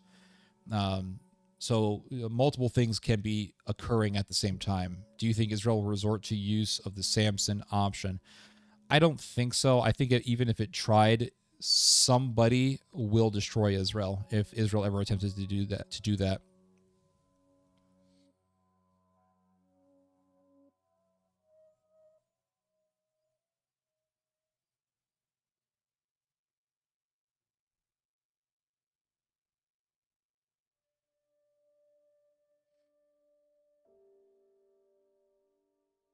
The Iron Dome that doesn't work. Yup. Which country will be affected better from this war? Turkey, Iran. Turkey is definitely rising up as a winner. It's gaining a lot from this war, because as Iran gets hit and hit and hit, Turkey then becomes more. Turkey begins to look more and more like a really good alternative avenue for the transportation of oil and natural gas, and that's what Turkey is working itself up to be. Turkey wants to be a massive transit route for the transportation of oil and natural gas from the Middle East and from Central Asia to Europe. Where's the Scarab music? Right now, it's the Resident Evil music. How do you know he was not the one infiltrating the Mossad? Maybe, I don't know. Maybe even giving the money to the IRGC. I don't know, man. Maybe that's true. I'm just telling you what I read. Rare Earth Mine just opened up a road for me in Australia, and we have deals with America, but I'm not sure it's tungsten. Title still says we'll be 55 minutes in. If Turkey wants to dominate Israel, why does it sell the Israelis oil, the port of Haifa, using Kazakh? Because it's business. It still wants to revive its empire. I mean, why wouldn't Turkey want to take over Israel? Why wouldn't it? Of course. I mean, it's extra coastland on the Mediterranean. Of course it would want to take over Israel. Azerbaijan has business with Israel. That's going to happen. And you know what? Britain and Germany were massive trade partners, and then World War I happened, and then they became enemies and started killing each other. So these things happen. It's just not everything is black and white. Not everything is, well, these people are enemies and they're not, therefore there's no way they could be selling anything with each other. There's no way they could be doing business with each other. No, Azerbaijan and Israel are business partners, and people are going to make money. Ukraine and Russia had business dealings, and then there was the Euromaidan. Now they're killing each other. Azerbaijan, being a major exporter of oil to Israel is not doesn't mean that it's impossible for Turkey and Israel to go to war. I just don't really accept that argument. But thank you for the question. It's a good question. I think eventually that whole thing's going to stop. That's my theory. I think it's all going to stop. Hello, Theodore. May God bless you and your family. Appreciate that. Alex Munyolo, privet. Austria-Hungary. Yep. To think that some Serbian nationalist student ended up taking out the entire Austro-Hungarian Empire, or for that matter, most of Europe. Interesting. Turkey just everywhere. Yep. America wants a regime change and enriched uranium. Correct. When will Christians in Europe rise? I have no idea, man. I think what's happening in Europe right now is the rise of ultranationalists and the far right, and those types of people. And a lot of those people will claim to be Christian, but they're not. You know, those people are just power hungry, and they come in the name of Christianity. I think the real Christians, when they do stand up, will be a minority. I think they will be a minority who will be hated by both sides. They will be hated by the right wing, and they will be hated by the left wing. They'll be hated by the liberals, the communists, and the Nazis, because a true Christian will never stand for communism, and a true Christian will never stand for Nazism. Never. And what happened during World War II? You had this struggle between the communists and the Nazis and the ultranationalists. And you had the ultranationalists in Croatia, the Ustaša, who were working as proxies for the Germans. You had the Bosnian fanatics, Muslim fanatics, and the Albanians, and the Ukrainian ultranationalists, and they were all working with the Germans against the Russians and the Serbs. And so they were all ultranationalist, and they did horrific atrocities. There was nothing Christian about them. And they also came in the name of religion. Croatian fanatics came in the name of the Catholic Church. They came in the name of Christianity. They would make the sign of the cross, and they would walk alongside nuns and priests and monks, and then at the same time they would commit horrific atrocities on the Serbian population. Ukrainians would come in the name of the cross as well. Some of them would come in the name of Catholicism, some in the name of Orthodoxy, and they butchered Polish Catholics, and they butchered Jews, and they butchered Russians, and they committed horrendous atrocities on people, and there was nothing Christian about them. But yet they claimed to be Christian. They came in the name of the cross, when the reality was that they came in the name of the devil. And they were followers of the devil, and they were of their father, the devil, who was a murderer from the beginning, to reference Jesus Christ. And so no Christian would ever stand with such forces. No Christian would ever support such satanic forces. And so I believe that with the rise of the far right and with the rise of ultranationalism, I think a lot of these people will come in the name of Christianity, but they will really be under their father, the devil. And I think that the people who object to these satanic forces will either be good-hearted liberals, or they will be Christians. And those Christians will be hated. They will be hated. That's my opinion. So, you know, I remember over 10 years ago, I was waiting for the Christians of the West to rise up, and I had hope that the Christians of the West were going to rise up and build Christendom. And I was working with Michael Voris, and I was working with Jesse Romero, and I was working alongside other nationalists and other Christian activists, and I was working with people like Xavier Perron, a French Catholic activist, and they were all just no good. All these people were no damn good. And so I think that the true Christians are a minority, and I think that any Christian, anyone who claims the name of Christianity and wants to push this ultranationalism narrative is evil and is a deceiver and is an acolyte of Antichrist. And I think that the Christians who will go against such forces will be true Christians, and they will be hated. That's my opinion. I think that the rise of the far right is going to be the biggest deception in the future. That's what I believe. I think that the biggest deception right now is the deception that comes in the name of conservatism and the name of Christianity. Remember, Jesus wasn't killed by pagans. He wasn't killed by liberals. He was killed by good conservatives who were leaders of the church, which at that time was the temple, which was actually founded by God himself. And so I think that in the future, that is going to be the deception. The deception will come in the name of Christianity and in the name of the cross, and it will really be for the cause of the devil, and it will hate the true Christians. That's what I believe. I can expound more on this. Look at, for example, look at Lebanon in the 1980s. And in Lebanon in the 1980s, you had a civil war between the Palestinians and the Maronite Lebanese. The Maronites are the Catholics of Lebanon. The Catholic Church of Lebanon is called the Maronite Catholic Church. And the Israelis worked with the Lebanese Maronites to crush the Palestinians, and eventually the Maronites did crush the Palestinians. And the Palestinians eventually, the PLO at that, which was really the government of the Palestinians, the leadership of the Palestinians. PLO stands for Palestinian Liberation Organization. The PLO basically surrendered and agreed to leave Lebanon, and they took their guns with them, and they went off to North Africa. And the Palestinian civilian population was left behind with no guns and no security at all. And so the Maronites, in the name of Catholicism and the name of fighting for Christianity, came to the Sabra and Shatila refugee camps where the Palestinian civilian population resided, and they proceeded to organize and orchestrate a massacre and a mass rape of the Palestinian civilian population in those camps, all under the watchful eye of the Israelis, who were watching it the entire time. IDF forces surrounded the refugee camps. They did not allow people to leave, and they made sure that the job was done. And by job, I mean thousands of people raped and murdered in a span of just 3 days.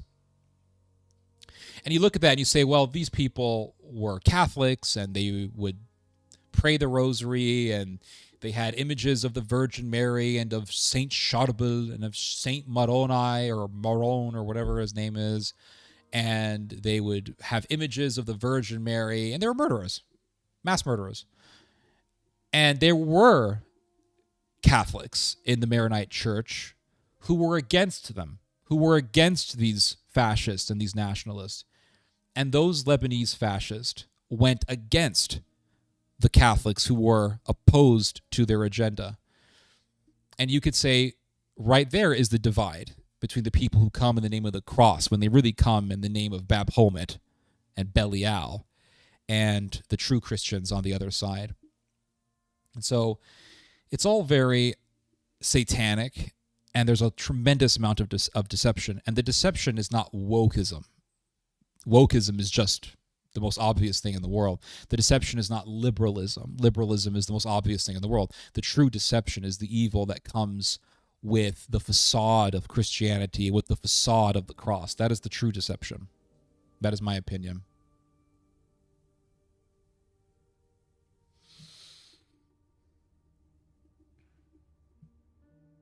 If Turkey goes to war, yep, I agree.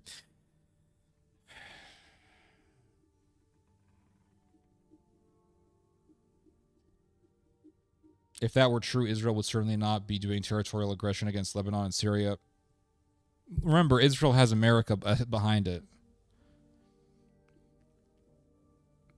They use Christianity as pure rhetoric to make their extreme fanatic aggressional stances to be supporting in God's name. Yep, I understand. I know the strategy. Christianity is about Jesus, not nationalism. Agreed. Theodore, what countries do you estimate the far-right extremists do come into full power first? I think they will come to power in Germany. I think they're going to come to power in Austria. France is sort of iffy. I don't really know. It's sort of a gray area. A lot of fanatics in France, but I think the fanatics are definitely going to get positions of influence. Sweden, Hungary, they're already there. Croatia, I think also. Ukraine, they're already there.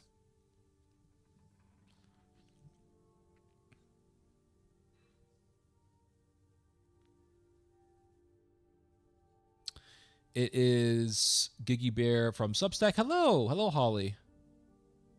Modern People Crusaders. Exactly. The Northwest Passage is already controlled by NATO, but I see what you're saying.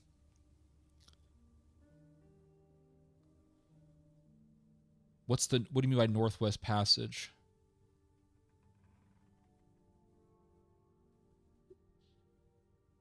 Poland. I think Poland is a mixed. The thing about Poland, it's not a Naziistic country. I think there are elements in Poland that are definitely racist, but there are people in much of the Polish population, the vast majority of the Polish population is anti-Nazi. And that is the reason why there is a massive rift between Poland and Ukraine going on right now. Let's see here. I want to talk to you guys about some things. If Turkey rises as a global superpower after the war, what would you do? What would it do in the future? What do you think? If it's a global superpower, it's gonna invade a whole bunch of territory. I think Turkey is gonna work with Iran. They're gonna get deeper and closer with the Iranians, and they're gonna hit the Saudis. I think they're gonna hit the UAE. I think Turkey will eventually take power in various African countries like Sudan, Libya, Somalia. Turkey already has its biggest embassy in Somalia. It has a pretty big military presence in Libya. It's got a naval presence off the northwestern coast of Libya. Turkey is very involved, very active in Sudan, very active in the war, the civil war in Libya. It's providing drones to both sides, which is interesting. It's definitely expanding tremendously. And so I think eventually Turkey is going to engulf the Levant. I do. I think it's going to engulf Lebanon. It's already engulfed much of Syria.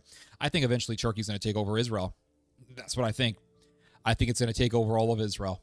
I think it's going to take that whole son of a bitch right up. It's going to gulp it up and chew it up and destroy it and digest it and make it its own territory. That's what I believe. And I think that, the Israelis will sit there and say, well, we got the Suez Canal. We have the Red Sea. We have the Gulf of Aqaba. We're on the Mediterranean. We're this super important geostrategic region. You need us. Well, if Turkey gulps up Israel, yeah, you guys are still going to be important geopolitically, but you guys aren't going to be in power anymore. And so if Turkey takes over Israel, the rest of the world's going to say, oh, they took over another Mediterranean country. We can further work with the Turks on that territory. And that'll be it. Yeah, Israel will still be important geopolitically, but it's not going to be Israel anymore. It's going to be is not real. Or it's going to be was real. They're going to make Israel go from is real to was real. Israel will become was real. That's what it's going to become. It's just going to become Turkey. And then the world's going to say, oh, we're going to work with Turkey right there in that region. Yeah, it's going to go from is not real. Sorry, it's going to go from is real to was real. It was real, not anymore. It's real now. It's is real. But it's going to go from that to was real because the Turks are just going to gulp them up, chew them up, and digest them, and then shit them out. And it'll become Palestine again. And it's going to be a part of the Ottoman Empire. That's what I think is going to happen. And the world's going to say, oh, yeah, Israel, it's on the Suez. It's on the Red Sea. Very geostrategically important. But we're going to work with the Turks now. That's it. Israel will be a thing of the past. The earth will swallow it up and spit it out. How will the Saudis react to a super Turkey? Terrified. Scared shitless. Absolutely terrified. Israel's already cooked. They are surrounded by Turkey, and the Libyan Turkish. Yep, absolutely. Agreed. It's not real. Yeah, it's real now, but it's going to be was real. I think the southern Sunni province of Armenia, along with our Iran border, might be blitzed by Azerbaijan for an uninterrupted trade route. Yeah, I agree. Yeah, it's going to be blitzed by the Azeris under with the support of the Turks. Yeah, I agree.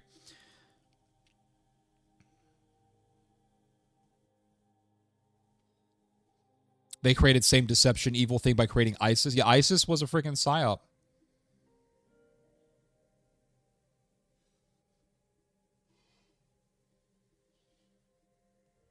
Saudi Arabia is a very weak country. It's a very weak country, Saudi Arabia. Turkey. How do we stop our politicians from funding them? Man, mass expressions of anger. I think that actually goes a long way. I think that political opinion, public opinion, I think it does eventually play a huge role. Why did Trump give them give a hint about F-35? Because Lockheed Martin wants to make money. The Lockheed Martin wants to make money. I think that by America giving F-35s to Turkey, it maintains Turkey's closeness to the United States because America doesn't want Turkey to get too close to the Russians. I think there's that. I don't think the F-35 would be... I think it'll be a game changer in the sense that it would indicate the death of the Israel lobby, or not the death, but the further decline of the Israel lobby, because the Israel lobby right now is lobbying for America not to sell F-35s to Turkey. So if the United States ignores the Israel lobby and sells the F-35s anyway, that would indicate a massive blow to the Israel lobby. But the thing is that even if America doesn't give... I'll put it to you this way.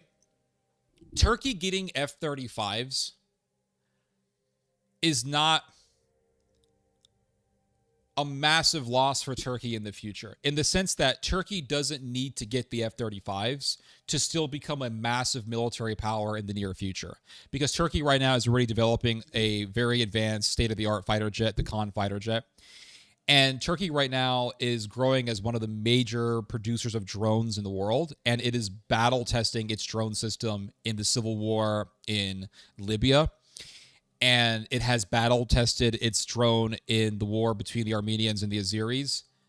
And so Turkey has already shown that it can inflict massive damage in a war. And so even without the F-35s, Turkey will still be a massive military force and a massive threat to countries like Israel. That's my thoughts on that.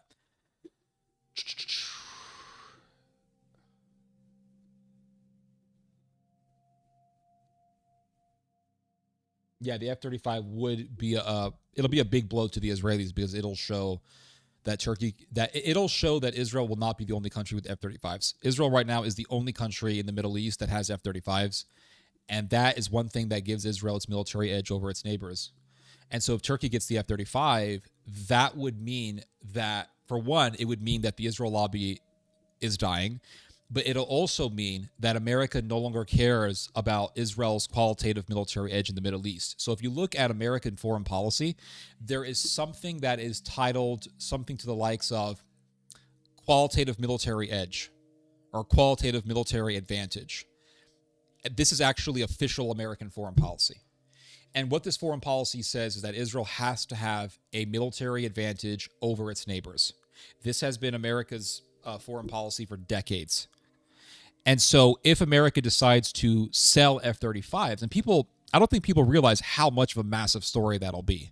That's why I said that if America sells F-35s to Israel, I would just do a live stream. As soon as I would hear the news, I would just do a live stream.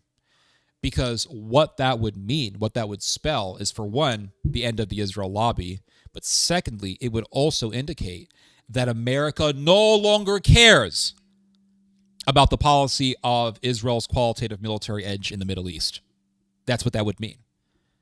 Because for decades, America has said Israel has to have a military edge over its neighbors. That's part of U.S. foreign policy. And this is, of course, influenced by the lobby and the kosher billionaires and all that stuff. And so if America says, no, we're going to sell F-35s, that would literally spell the death of the foreign policy that America has maintained for decades, that says that Israel has to have military advantage over its neighbors. It would be the death of that particular foreign policy, which is one of the biggest foundations for Israel's survival as the biggest power in the Middle East. So it would be a huge story. But what I will say is that even if America does not sell F-35s to Turkey, Turkey will still become a major superpower in the future anyway, because Turkey's already developing a fighter jet. America recently agreed to sell fighter jet engines to the Turks.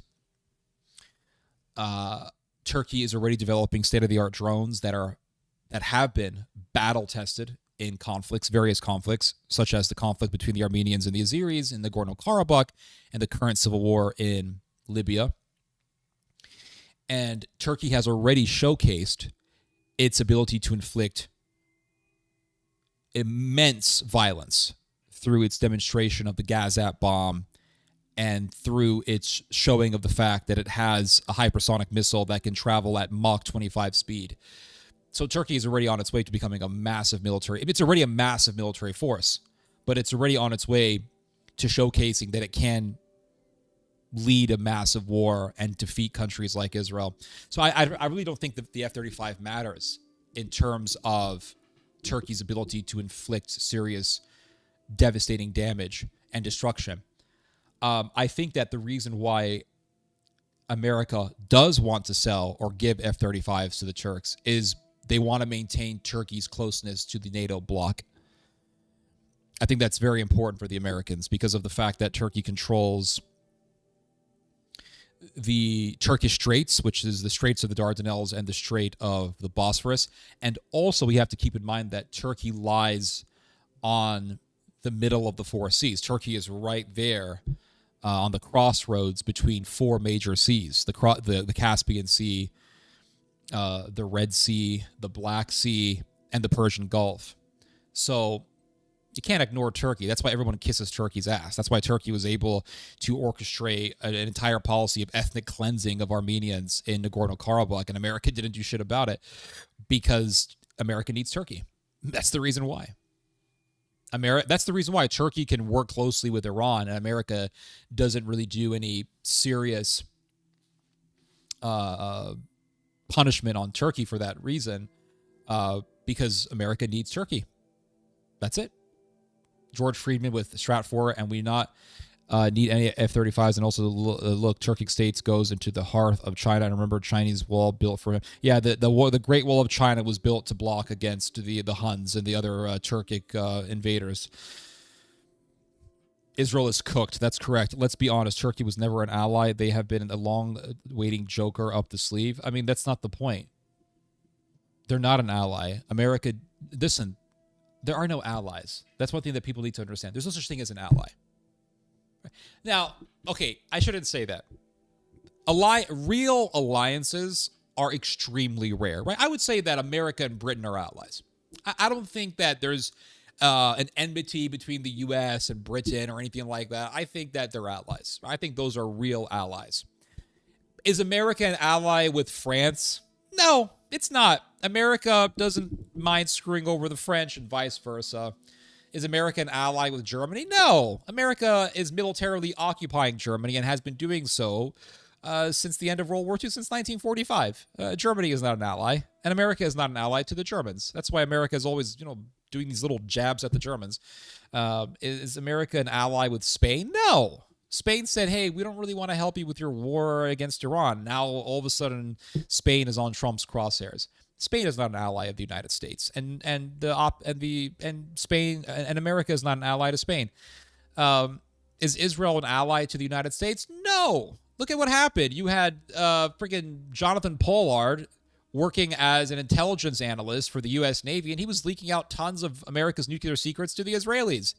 And Netanyahu embraced Jonathan Pollard as a friend and still praises him. They're still friends. And he's now talking about running for the Knesset. Israel's not an ally. Never been an ally. They hit one of our naval ships and killed a bunch of American soldiers. They didn't give a shit. Ben Shapiro's sitting there saying, oh, it was an accident. It's not a big deal, guys. Get over it. These people aren't allies. The idea of ally is extremely rare. Very, very rare. Very rare. Oh, Egypt is an ally. Oh, yeah, but we organized a coup against Mubarak and we fucking helped the Muslim Brotherhood over there. Like, we're not fucking allies to Egypt. We don't care about them. We care about Israel because maybe of its geopolitical position. It's right near the Suez Canal. It's next to Egypt. It's on the Mediterranean. It's a nice little unmovable aircraft base for our military. But if Turkey invaded Israel and destroyed the whole damn thing and took it over, we would be like, oh, we're still going to go to Israel, but it's called Palestine now, right? Yeah. And it's a territory of Ankara or Istanbul. Yeah. Oh, okay. Well, we'll meet up with the president of Turkey. It's not president anymore. It's Sultan. Oh, forgive me. We will meet with his royalness, the Sultan. That's what America would do. There's no ally. Oh, they're not. Turkey, of course, Turkey's not an ally. We're not an ally to them. We're not. But Turkey is important to us because of its geography. Same thing goes with Iran. Iran is important to us because of its geography. Strait of Hormuz, on the Caspian Sea. It's on the crossroads between Europe and Central Asia. Very important for us. It's right there on the South Caucasus. It borders with Azerbaijan, borders with Armenia. We can use it against the Russians. We're not an ally. We're not an ally right now, but even if we made a deal with the Iranians and started working with the Iranians as a proxy, are they going to be our ally? No. It's all just advantageous agreements. That's really what it comes down to.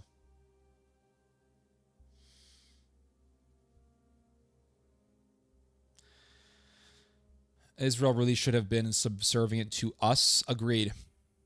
Can you please rehash over you and your father's take on Russia orthodoxy and Turk geopolitics? I mean, I'm talking about Turkey right now. Maybe as my brain gets a little bit more warmed up, we could talk about Russian orthodoxy. Appreciate the comments, sir. Thank you. Okay, you're... I wouldn't consider a potential World War III trigger evaporating multiple millions of people a victory for anyone. I agree. I'm not saying that's a victory. I'm just whatever. Brother, already George Friedman said we don't need Israel no more. That's true, brother. That is true. George Friedman recently did say that the Israeli-American alliance is eventually going to die.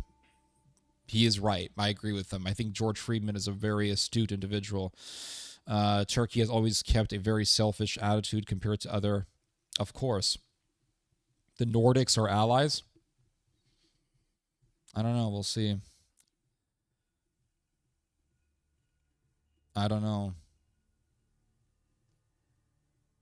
Would you say Turkey is the powerful country of the Middle East? A very powerful country, yeah.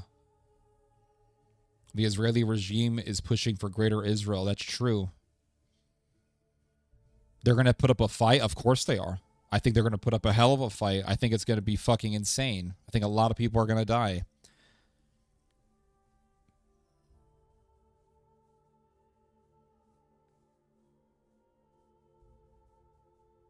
My fans are being annoying. Where's the stuff about Istanbul? I don't see any of that. I don't know what you're talking about, man. Let's see. I want to show you guys something here. Hold on. I want to show you guys an article that I found recently.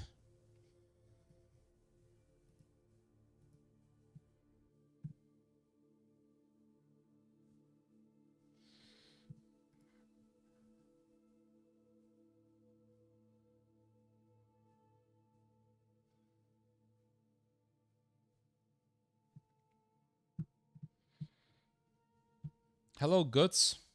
Thank you, bro. Maybe your take on the updates on Ukraine war. We'll talk about Ukraine.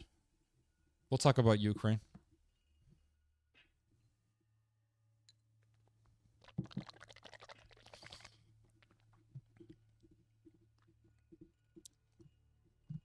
One second, guys. Hold on. I should edit my my live stream real quick. Is the music too loud, guys? Please let me know.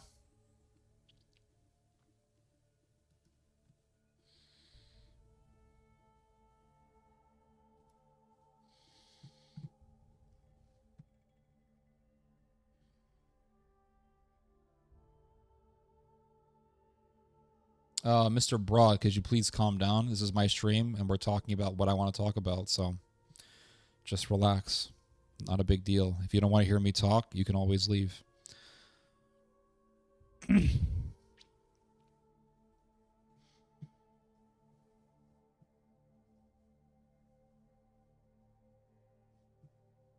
I need to change the title of my stream. I am live as opposed to I will be live.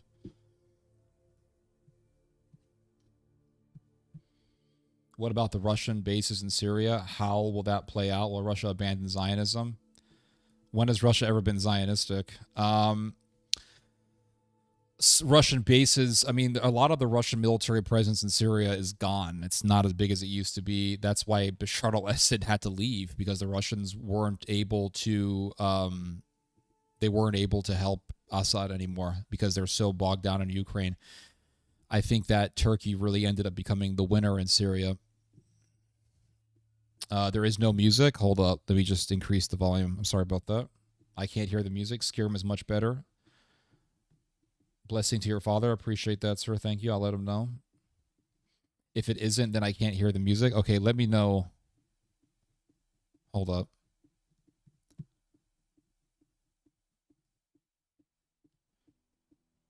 Let me know if the music is loud or whatever. How about now? Is it too loud, or is it just right?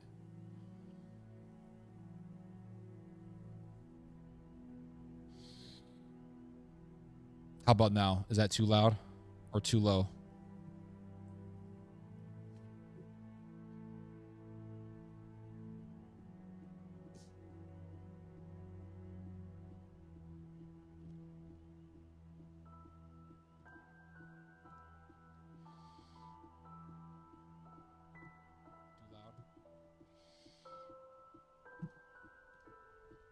It's a little louder. You want it louder or you want it lower? Too loud?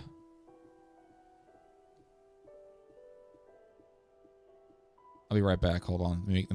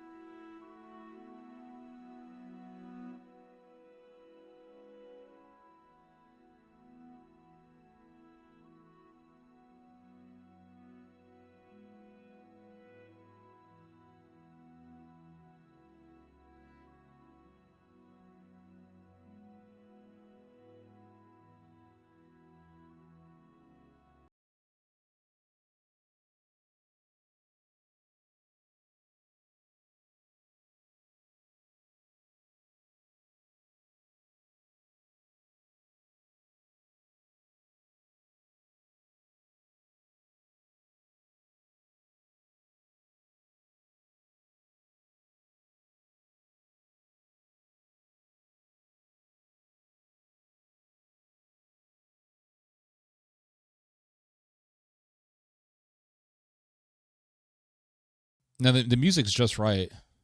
I'm going to leave it like this. The music's just right. Oblivion music, man. Absolutely. Why not Witcher? Yeah, I muted my mic for a little bit. Yeah, this music's not too loud. Ted, I'm confused. Is that Palestinian doctor who is being captured? Is he a good guy or is he... what? I heard he's being heavily abused over there.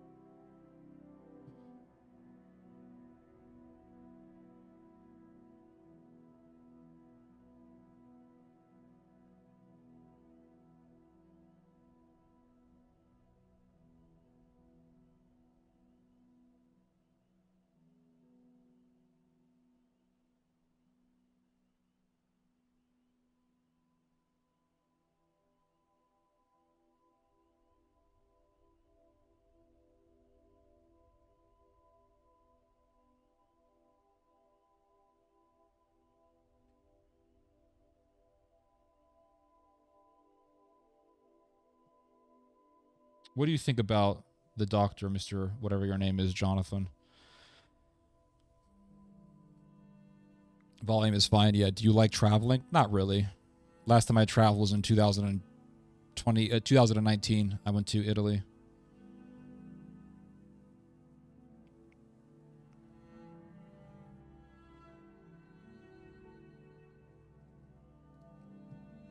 One second, guys. Hold on.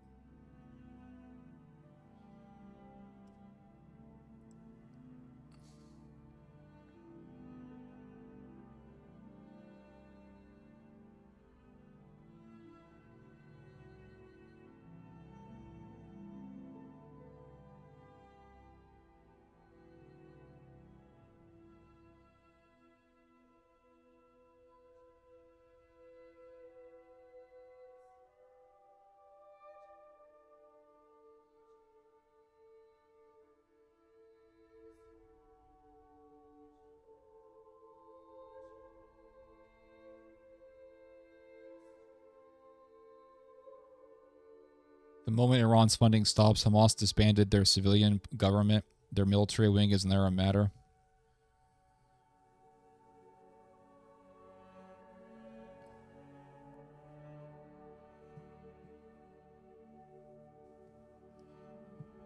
Let's see here. What is Free Palestine? I don't know, man. All right, guys, we're going to get into some articles here. I don't want to waste any more time. Let's see. So we're going to talk about the rise of Turkey as a major oil and natural gas hub. And I spent some time today reading through several articles on this topic. Very, very fascinating, I will say. Very fascinating. So it says here how Turkey could become Europe's new energy gatekeeper. Turkey's geography, infrastructure, and regional influence position is to reshape Europe's energy security through a new overland corridor linking 4 major energy basins: the Caspian Sea, the Black Sea, the Mediterranean Sea, and the Persian Gulf. For decades, Turkey has pitched itself as an energy bridge between East and West, North and South. If Turkey can finally deliver to the world a solution to overcome its reliance on the Strait of Hormuz, the economic and strategic prize will be enormous. And this war in Iran is leading to the rise of Turkey as a massive energy bridge between the East and the West. Because now other countries are looking at the Strait of Hormuz and they're thinking, okay, do we really want to rely on this one route for 20% of the world's oil and natural gas? Let's look for alternative routes. So you have these countries like Israel and Turkey who are proposing alternative routes through which to transport oil and natural gas. The Israelis are saying, oh, well, you can use Israel as a transit route. You can get all of the Gulf Arab oil from Saudi Arabia, oil from the UAE, and you can transport it through the Arab Gulf up north through Jordan and into Israel. And from Israel, you can move it into the Mediterranean Sea from where it'll be shipped to European countries. So the Israelis are saying you can use us as a transit route. And the Turks are saying, no, no, no, use us as a transit route. Because here's the thing. Turkey already has a much more developed infrastructure for the exportation of oil and natural gas. There are already multiple pipelines, gas pipelines, energy pipelines that go through Turkey. And so Turkey already has much of the infrastructure needed to become a massive international energy bridge between the East and the West. Israel is just recently starting to develop its energy infrastructure. So Turkey is already ahead of Israel in this regard. And the thing is that if you look at a map, you will see Turkey is on a straight line from Central Asia to Europe. Turkey is already on a straight line directly into Europe. So you could get oil and natural gas from the Arab Peninsula, from Saudi Arabia, the UAE, and let's say Qatar, and then simply transport it to Syria, from Syria into the Mediterranean. Turkey already controls Syria. So by using Syria as a hub through which to transport oil and natural gas, Turkey already rises as a power. And because Turkey is directly in line with Europe geographically, Turkey is an ideal route by which to transport oil and natural gas because it's directly bordered with Bulgaria, which is Europe. That is the southern edge of the Balkans. And so with Turkey, you already have a direct route straight to Europe. You don't have that with Israel. With Israel, you got to get it through the Mediterranean, from there to Cyprus, from there to Greece. With Turkey, you're right on Bulgaria. Boom, you're done. It's an easy route. And so this is what gives Turkey a massive advantage in this rivalry between Turkey and Israel over who's going to become the massive energy bridge between Europe and Asia. So it says here, I'll make the text a little bit bigger for you guys. Hold on. Make it easier for you guys to read. So it says here, the Four Seas Initiative could redraw global energy routes. The Four Seas Initiative identifies Turkey as the key node in the infrastructural response to the Strait of Hormuz crisis. This idea is simple. The four seas, the Persian Gulf, the Caspian Sea, the Mediterranean, and the Black Sea, are among the most important energy geographies in the world. Yet they remain connected largely through bilateral deals and infrastructure shaped by old political divisions, not to mention being vulnerable to war and blockade. The Four Seas Initiative proposes an overland energy and infrastructure corridor linking these four basins through Syria and Turkey, carrying Gulf, Iraqi, Caspian, and Eastern Mediterranean energy toward lucrative European markets. So this is very fascinating, guys. Let's look at a map real quick. Here. Hold on. And by looking at a map, we can see a clear illustration of what this article is referring to. So here's a good one. This is a decent map, but it's a little blurry. Man, this is that part of the stream where we have to find a map, and it's always a pain in the ass to look for a map.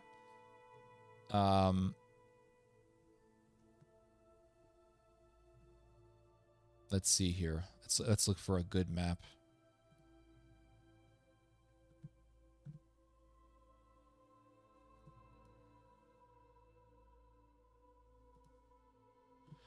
So hard to find a freaking map. A decent map. All right, I think this is a decent map.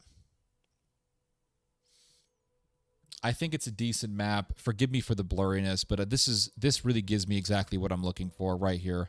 This is good. I like this. So you see a map right here. Here's Turkey. This is the Four Seas concept, all right? Turkey lies on the crossroads between the Black Sea. This is extremely important because from the Black Sea, you can transport Ukrainian oil and natural gas into the Mediterranean Sea. Then you have the Caspian Sea. Very important because through the Caspian Sea, you transport Central Asian oil and natural gas through the Caspian Sea into Azerbaijan, into Turkey, from Turkey directly into the Balkans. Then you have the Mediterranean Sea, obviously extremely important. Mediterranean Sea, one of the most important maritime territories, if not the most important maritime territory in the world. From the Mediterranean, you have access to the Adriatic, Italy, the Balkans, North Africa, the Levant. I mean, obviously, right? We don't have to articulate a very complicated explanation as to why the Mediterranean Sea is so important. And then you have the Persian Gulf. Persian Gulf, obviously, we know why this is so important because, well, right now, or at least before the war, 20% of the world's oil and natural gas went through the Persian Gulf, or the Arabian Gulf, whichever you want to use. So with Turkey, you have then a route by which you can get oil and natural gas from the Arabian Gulf countries into the Mediterranean. So here you can see Saudi Arabia, UAE, Bahrain. You have these countries, and you can get the energy from these countries, transport them through Iraq into Syria or from Jordan into Syria.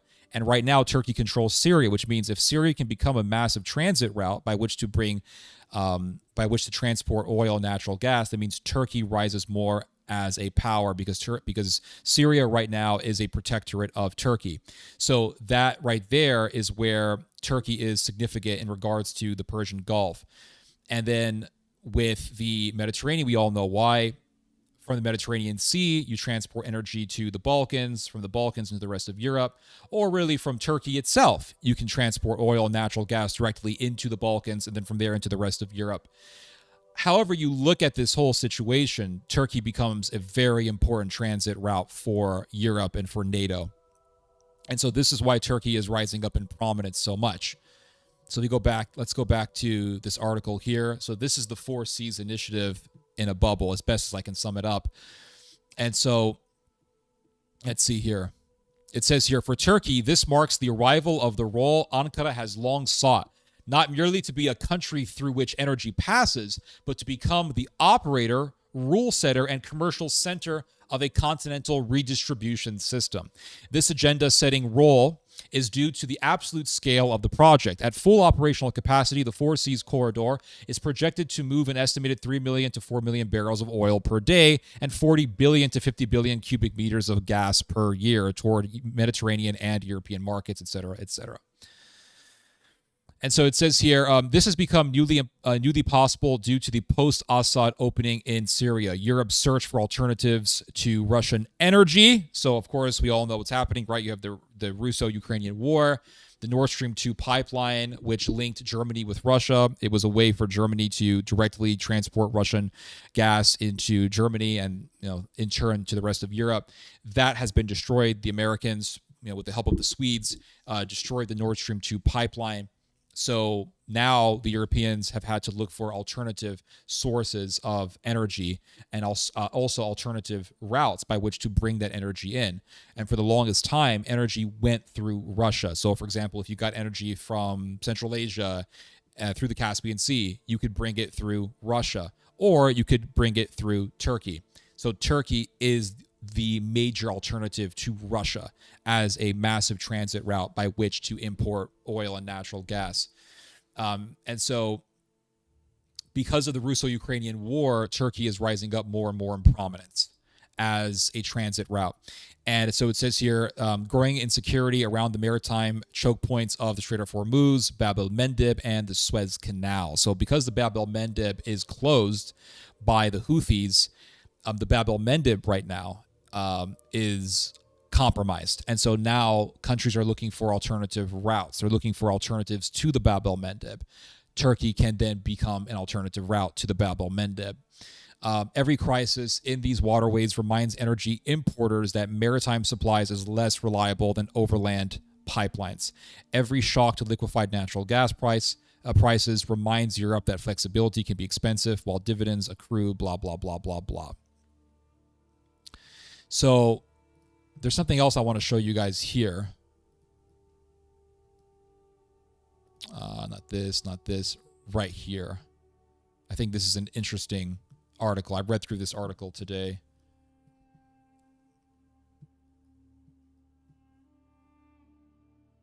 Hold on one second. Turkey and Israel go Turkey and Israel go head to head in Europe's new energy race. And I'll make the text a little bit bigger for you guys.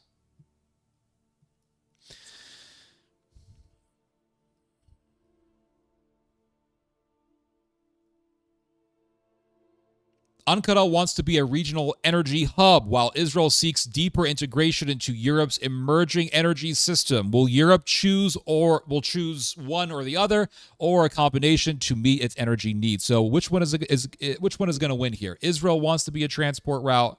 Turkey wants to be a major transport route. Which one is going to win?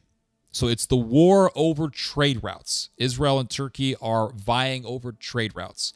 Israel wants to become a massive trade route for the transportation of oil and gas into Europe.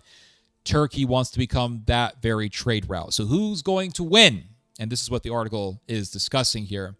And so it says here, since Russia's invasion of Ukraine, Europe has had to rebuild its energy and trade networks for the decades ahead. Until the continent can rely on renewables, part of the answer will come from natural gas in the eastern Mediterranean. For the states with claims in this region of the sea, the question is longer simply about Sorry, I think this is a typo. The question is no longer simply about discovering new gas fields or securing export contracts, but who will Europe get its gas from? European energy security has come to mean much more than replacing Russian gas with supplies from elsewhere. States are redesigning a broader network that encompasses gas, ports, electricity grids, hydrogen, data, and supply chains. Within this framework, two distinct models have emerged. On the other hand, Turkey is seeking to become a regional center for energy trading, while on the other, Israel is pursuing a partnership via gas exports, electricity links, technology, and infrastructure. So Israel wants to link up its electricity with Cyprus and with Greece. And so it wants to become a major hub for electricity. It also wants to become a major hub for the transportation of oil and natural gas from the Gulf and from possibly Central Asia. Israel wants to become a massive corridor. And so Turkey is saying, no, we'll become the massive corridor. Choose us. And so they're vying over who's going to become the corridor, who's going to become the next big corridor in the Middle East. The outcome of this contest will also affect Egypt and the Gulf states, as well as the future of trade corridors and clean energy projects across the region. And so it says here, before its invasion of Ukraine in 2022, Russia was the continent's largest external supplier, selling the European Union around 45% of its natural gas imports, around 155 billion cubic meters per year, according to the European Commission. Most Russian gas arrived via pipeline networks through Belarus, Ukraine, and Turkey, or through Nord Stream 1, which directly connected Russia and Germany. The collapse of this model prompted the EU to launch its REPower EU plan in May of 2022. This sought to reduce dependence on Russian energy, diversify suppliers, increase imports of liquefied natural gas or LNG, and accelerate the shift towards renewables. Russia's share of EU gas imports fell from 45% to 19%, but rose again in 2024. So the Commission introduced a new roadmap designed to end dependence on Russian energy altogether while accelerating the transition to cleaner sources. So the Europeans have greatly diminished their reliance on Russian natural gas. So it went from 45% to just 19%. It rose again in 2024. So now the Europeans are on their way to becoming independent of Russian natural gas.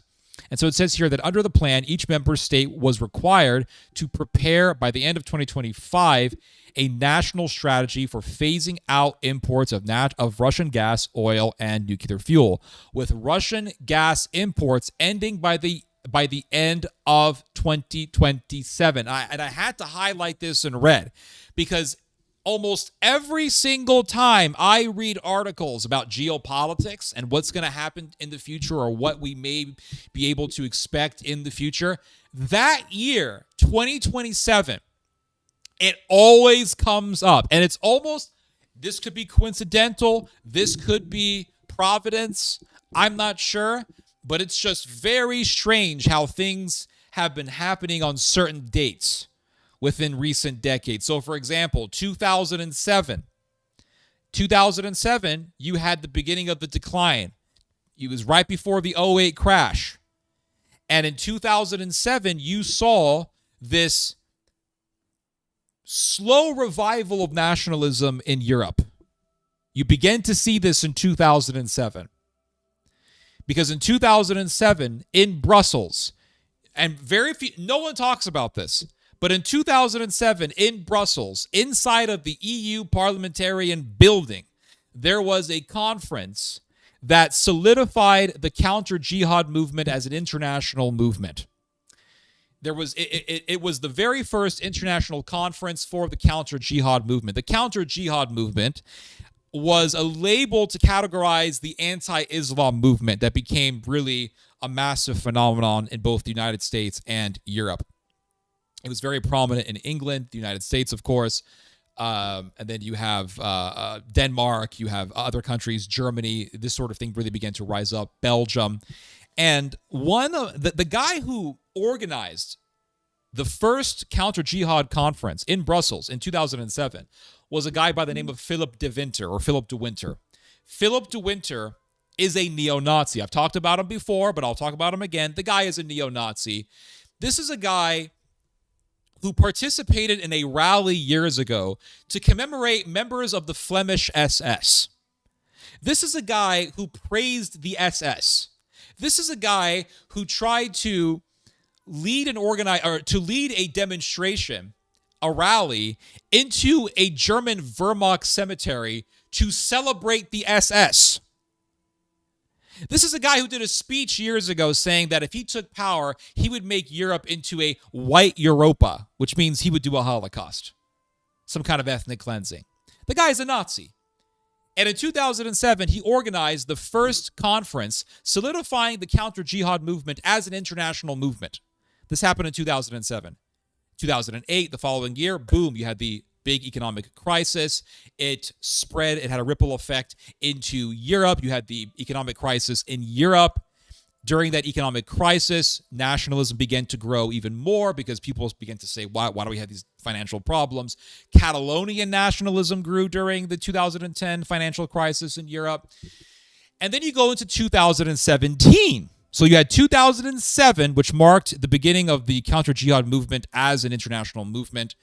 Then you had in 2016 the big refugee crisis, which made the counter-jihad movement even bigger in Europe.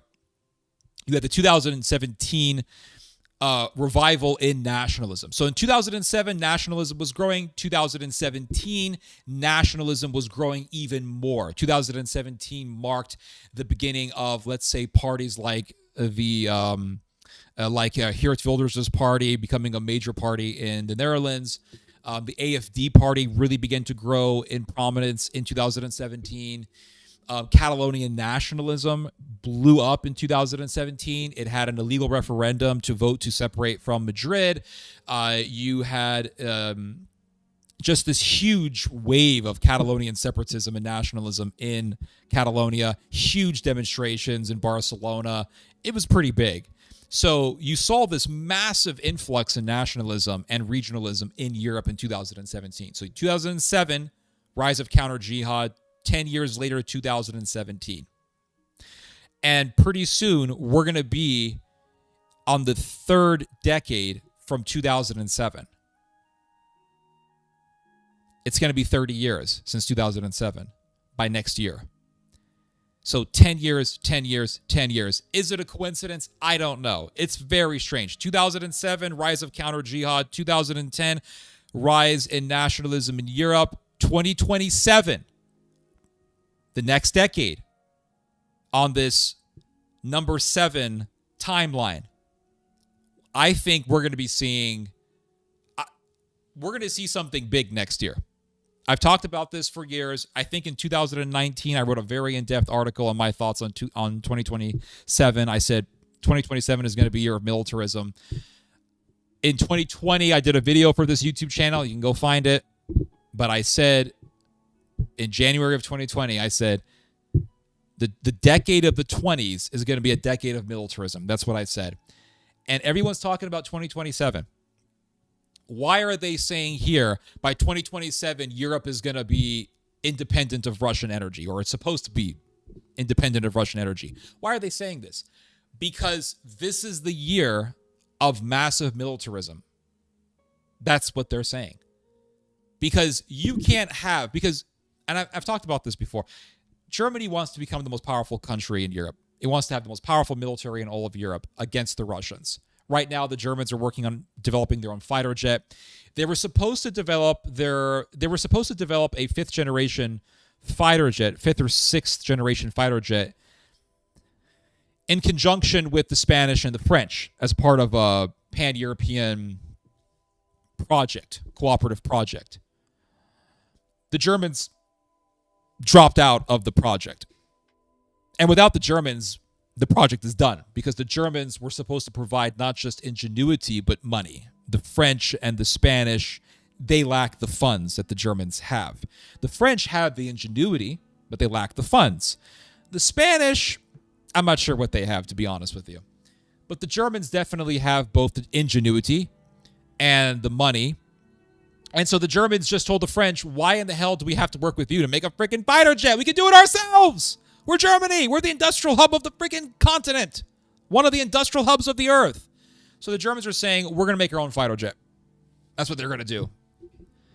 And so the whole Western world is priming itself up for militarism. We're seeing the Ukrainian drone industry rising by leaps and bounds. Everyone wants to buy Ukrainian drones.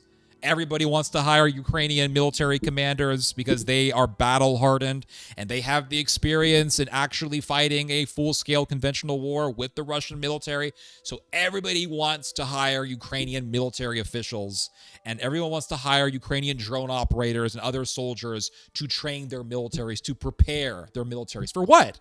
For a war with Russia.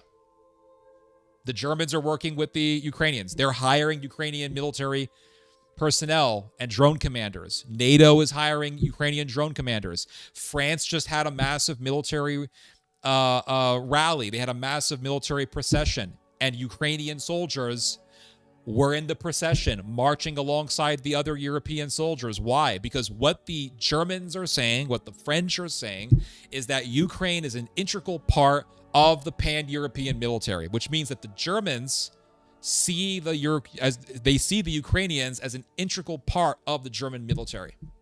Now you can say, well, Ted, it's not the German military, it's a pan-European military. Sure, on paper, but in reality, it's a German military force with European auxiliaries, like the Third Reich. And that's what we're going to be seeing in the future. We're going to be seeing a massive German military force with European soldiers, other European soldiers, fighting under Berlin, fighting under the superintendents and the authority of Berlin. And that's why you had Ukrainians in that rally. That's why the Germans are hiring Ukrainian drone commanders, drone operators to train their militaries, because they want the experience so they can do Operation Barbarossa Part 2. That's what this is about. So if you go read about geopolitics and read about militarism in Europe, one thing that you will notice, because the human mind is so excellent at picking up patterns, is that the date 2027 always pops up. And I know I just talked about 2007 and 2017. You may think, or you may be asking, how do those connect? They very much so do. Because in 2007, you had the counter-jihad movement showing itself, marking itself as an international movement. Now, this whole nationalism thing that we've been seeing, the thing is that we have militarism. You can't have a thriving militarism without nationalism. It's impossible. You got to have nationalism to fuel militarism. Or else, what are you going to get your people to fight for? You got to get them to fight for something. If there's nothing to fight for, if there's no cause, then your militarism is going to die. And so nationalism and militarism are like hand in glove. One fuels the other. And so what happened in 2007? The counter-jihad movement rose as an international movement. Who led the counter-jihad conference? Philip de Winter. Philip de Winter is what? He's a nationalist neo-Nazi.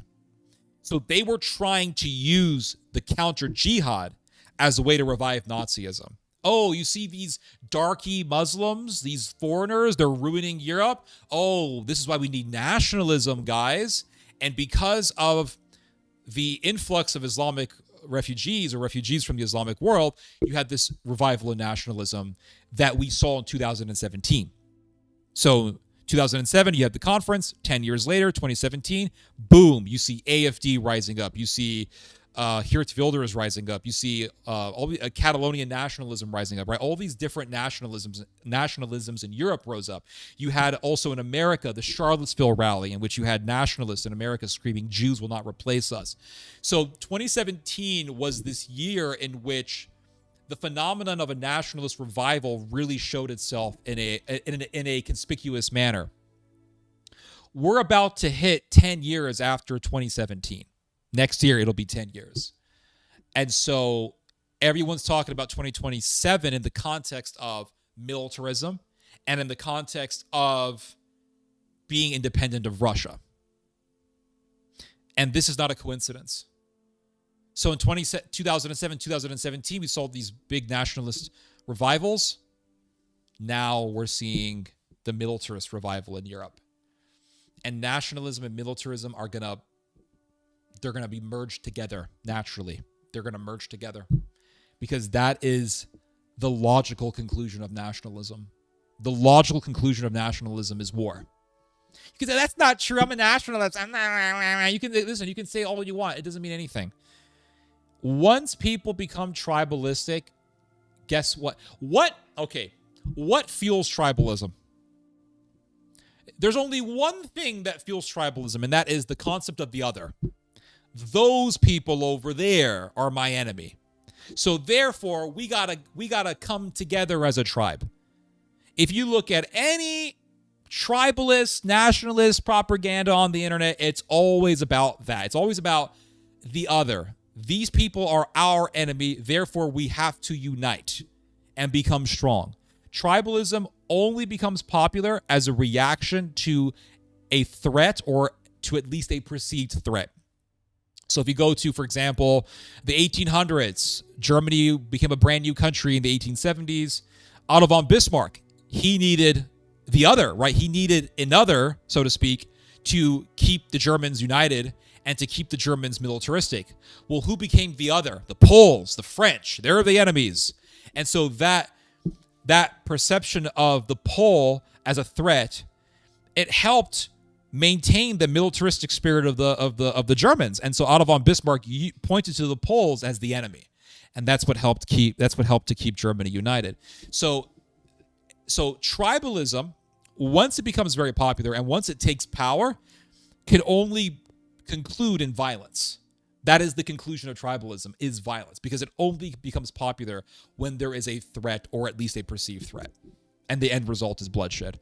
Ukrainian nationalism was very popular in the 20th century. Why? Because the Russians were controlling Ukraine. You had Ukrainian nationalists who didn't want to be under Russian control. You had Poland controlling what is now Western Ukraine, Lvov, and the ethnic Ukrainians didn't want to be under Polish occupation, or what they saw as Polish occupation. And so once they had the guns and the training from the German military, they committed horrific atrocities on the Polish people living in Lvov and East Galicia and Volyn and those regions. So the ultimate conclusion of tribalism and nationalism is bloodshed. That is it. That's what people need to understand. That's why I am so concerned about this. Why do you talk about nationalism? Why are you against nationalism? Why are you against tribalism? Because the end result is bloodshed. That's it. The end result is bloodshed. And that's why I'm against it. That's why I don't want to see this. I just don't. And I know that it's going to end up as something evil. And I know it's going to end up as just something that's no damn good. That's my opinion. So when you have nationalism, militarism is you're just one step away from militarism. And so the refugee influx generated nationalism. The Russian invasion of Ukraine generated further nationalism in certain cases. It generated further nationalism in the Baltic states, Lithuania, Latvia, Estonia. It generated more hatred in these countries towards ethnic Russians. And also, it helped further generate nationalism in Germany because the Germans, ever since 2014, when Russia annexed Crimea, the Germans have been saying, we got to get our militaries back up. I mean, that's what they've been saying since 2015. This has been going on for over 10 years. So it's a 10-plus year project. And now the Germans are talking about bringing back a fighter jet, creating an indigenous fighter jet. Right now, they have the Eurofighter, which is a pan-European project that was developed by the British and the French and the Germans. But the Germans are now saying, no, we're going to build our own fighter jet. And the Chancellor of Germany, Friedrich Merz, he said that Germany will be on top of the world of aviation. This is what he said. I talked about this in a previous video. This is what he said. He said, Germany will be on top of the world of aviation. And so we're seeing it. And so I think, I don't know, I hope I'm wrong. I hope 2027 just comes over and nothing happens. You say, Ted, you're full of shit. I'll say, thank God I was full of shit. But I have a feeling from all the stuff I've been reading over the years that in 2027, we're going to see militarism on steroids. That's what I'm afraid of. I hope I'm wrong. Put it on the record that I hope I'm full of shit. And I hope you guys say, Ted, you're full of shit. I was like, oh, thank God I was full of shit. Because I'm not a militarist. I'm anti-nationalism. I'm anti-militarism. I hate war. I think war is only necessary in extremely rare situations. I think most wars were and are unnecessary. But this is what I'm seeing. Now, that's what I'm seeing. So that's where this whole 2027 thing comes. So why do they want to be independent of Russian energy? It's because they want to be completely and utterly prepared for a war with Russia. And you can't be prepared for a war with Russia if you're dependent on Russian energy. You just can't. So the Europeans have begun to they really began to look for alternative routes years ago, and they still are. But to a great extent, as this article is about to explain, they have become independent of Russian energy. So it says here that figures from the Council of the European Union show that Norway became the bloc's largest supplier in 2025, accounting for 30.9% of imports. So 30.9% of the natural gas that the EU imports is coming from Norway. That is huge. And that makes Norway a massive power player. The United States followed with 26.2%, while North Africa, including Algeria and Libya, supplied 12.7%. Azerbaijan accounted for 3.9%, and Qatar for 3.7%. Now, I'm surprised that Romania is not being factored in here, because Romania has some pretty big oil fields. How much oil does Romania produce currently? How much oil does... Let me just look this up real quick. Hold on. How much oil does Romania produce? Let's see here. So Romania is pretty low in oil production. It's the 54th biggest producer in the world. It produces approximately 56,000 to 73,000 barrels of oil. That's small. That's not a lot. It has proven reserves of 600 million barrels. That's huge. That is huge. So I think if Romania can revive its oil business, then Romania and Norway will be able to cover much of Europe's oil needs. The thing is that during World War II, and I rarely hear people talk about this, but during World War II, Germany got most of its oil from Romania. And there was a big fight between the Soviets and the Germans over Baku. Who was going to control Baku, which is the capital city of Azerbaijan. And the reason why they wanted to fight over Baku was because they wanted the oil fields. Baku has some of the biggest oil fields in the world. So Azerbaijan is playing a big role in oil right now. I think Romania is going to grow as a big oil producer. If Europe is going to become more independent, Romania is a perfect candidate because it has, like I've already read, proven reserves of 600 million barrels of oil. That's pretty massive. So I think Romania is going to grow as a big oil producer. Azerbaijan is going to grow as a big oil producer, given the fact that Europe is looking for alternatives to Russian energy. And look at what the article says here in the end. So Algeria and Libya have been producing 12.7% of Europe's oil. Or sorry, natural gas. Azerbaijan accounted for 3.9%. So Azerbaijan is an extension of Turkish power. Right now, Libya is to a great extent under the control, or it's really at least you could say a massive military partner with the Turks, given the fact that Turkey has been providing the Libyan government with drones to fight against the rebels of Mr. Haftar. Given the fact that Turkey has a massive naval presence on the northwestern coast of Libya, it has a big military base in Libya. Given the fact that both Libya and Turkey have an agreement that they will both police the maritime corridor between Turkey and Libya. So Turkey is really entrenching itself in Libya currently, and it wants to control Libya. That's what this is about. That's why it has a big military presence in Libya right now. Libya used to be under the Ottoman Empire, so Turkey, of course, wants to retake that territory for itself to revive its former glory. So when you see Azerbaijan and Libya are growing as energy exporters to Europe, that means power for Turkey, especially when it comes to Azerbaijan. So it says here, Turkey and Israel matter because they offer Europe two very different models. Turkey, which lies between Russia, Azerbaijan, Iran, the Middle East, and Europe, thinks geography means that it can transform itself from a transit country into a regional center for energy trading.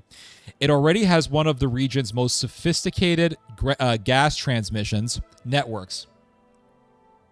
And the Turkish Straits play an important role globally. The Turkish Foreign Ministry says 3% of global oil demand passes through them. So 3% of all the world's oil goes through the Turkish Straits, which are the Strait of the Bosphorus and the Strait of the Dardanelles. That's pretty massive. That means Turkey is very important geostrategically speaking, geopolitically. Pretty big power player. And so it says here that the Trans-Anatolian natural gas pipeline known as TANAP carries Azerbaijani gas and forms the backbone of the Southern Gas Corridor. Its current annual capacity is around 16 billion cubic meters, about 40% of which is allocated to the Turkish market, with the rest carried to Europe through the Trans-Adriatic pipeline. So the thing is that Turkey already has the infrastructure to become a massive hub for the Europeans for receiving oil. And it already is a massive hub for the transportation of oil. A lot of oil and natural gas is already going through Turkey. So that infrastructure is already there. Israel is just recently catching on to this. Israel is just right now starting to develop its energy infrastructure. So Turkey already has an advantage over Israel. That's the thing. That's why America doesn't F with the freaking Turks. That's why.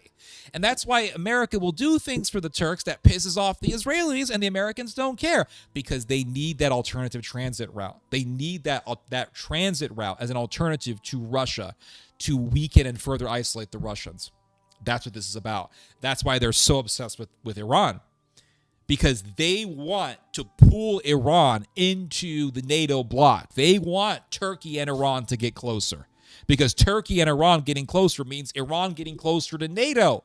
And if NATO can take over Iran, that means NATO having an absolutely unfettered, unhindered, unimpeded transit route from Europe all the way into Central Asia. A complete land route. And you can't beat that. That means controlling the Strait of Hormuz. That means controlling the only land route from Europe, really Turkey, into Central Asia. That means controlling all that. That means having that route right into Central Asia, right into Turkmenistan, and ultimately into Kazakhstan, which is a massive producer for tungsten, which is the metal that you need if you want to make fighter jets and missiles, Patriot missiles.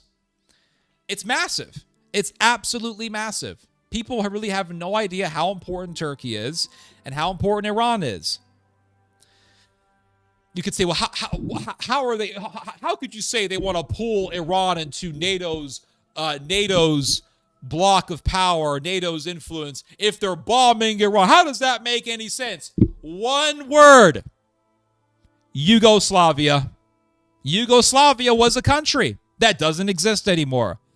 And America said, you see that thing called Yugoslavia? We want it for ourselves. NATO said, we want it for ourselves. Germany said, we want it. Turkey said, we want it also. We want to take it from Russia's influence. So what did America do? What did Germany do? They worked together to crush the Serbs in Yugoslavia. They armed the Bosnians, the Croats. They armed the Kosovo Albanians. Right? They armed these people. They bombed the hell out of the Serbs. They destroyed Yugoslavia, and now NATO dominates the Balkans. They dominate the Balkans. You go to Kosovo, what do you see? Turkish soldiers. You go to Albania, what do you see? Turkish soldiers, Turkish military infrastructure. NATO took over the Balkans, and now it's using the Balkans for its own ends. Because the Balkans are very important. The Balkans is the bridge between Central and Northern Europe into Asia, into Turkey. That's the bridge. From Bulgaria, you go right into Turkey. From Turkey, you go right into the Caucasus, you're in the Caspian Sea. All these things are very important. And also, so you could say, well, if I said back in the 1990s, hey, America is bombing Yugoslavia because America wants to control the Balkans. You could say, well, how are they going to control that if they're bombing Serbia? Well, it worked. They bombed it, they weakened it, they took it over.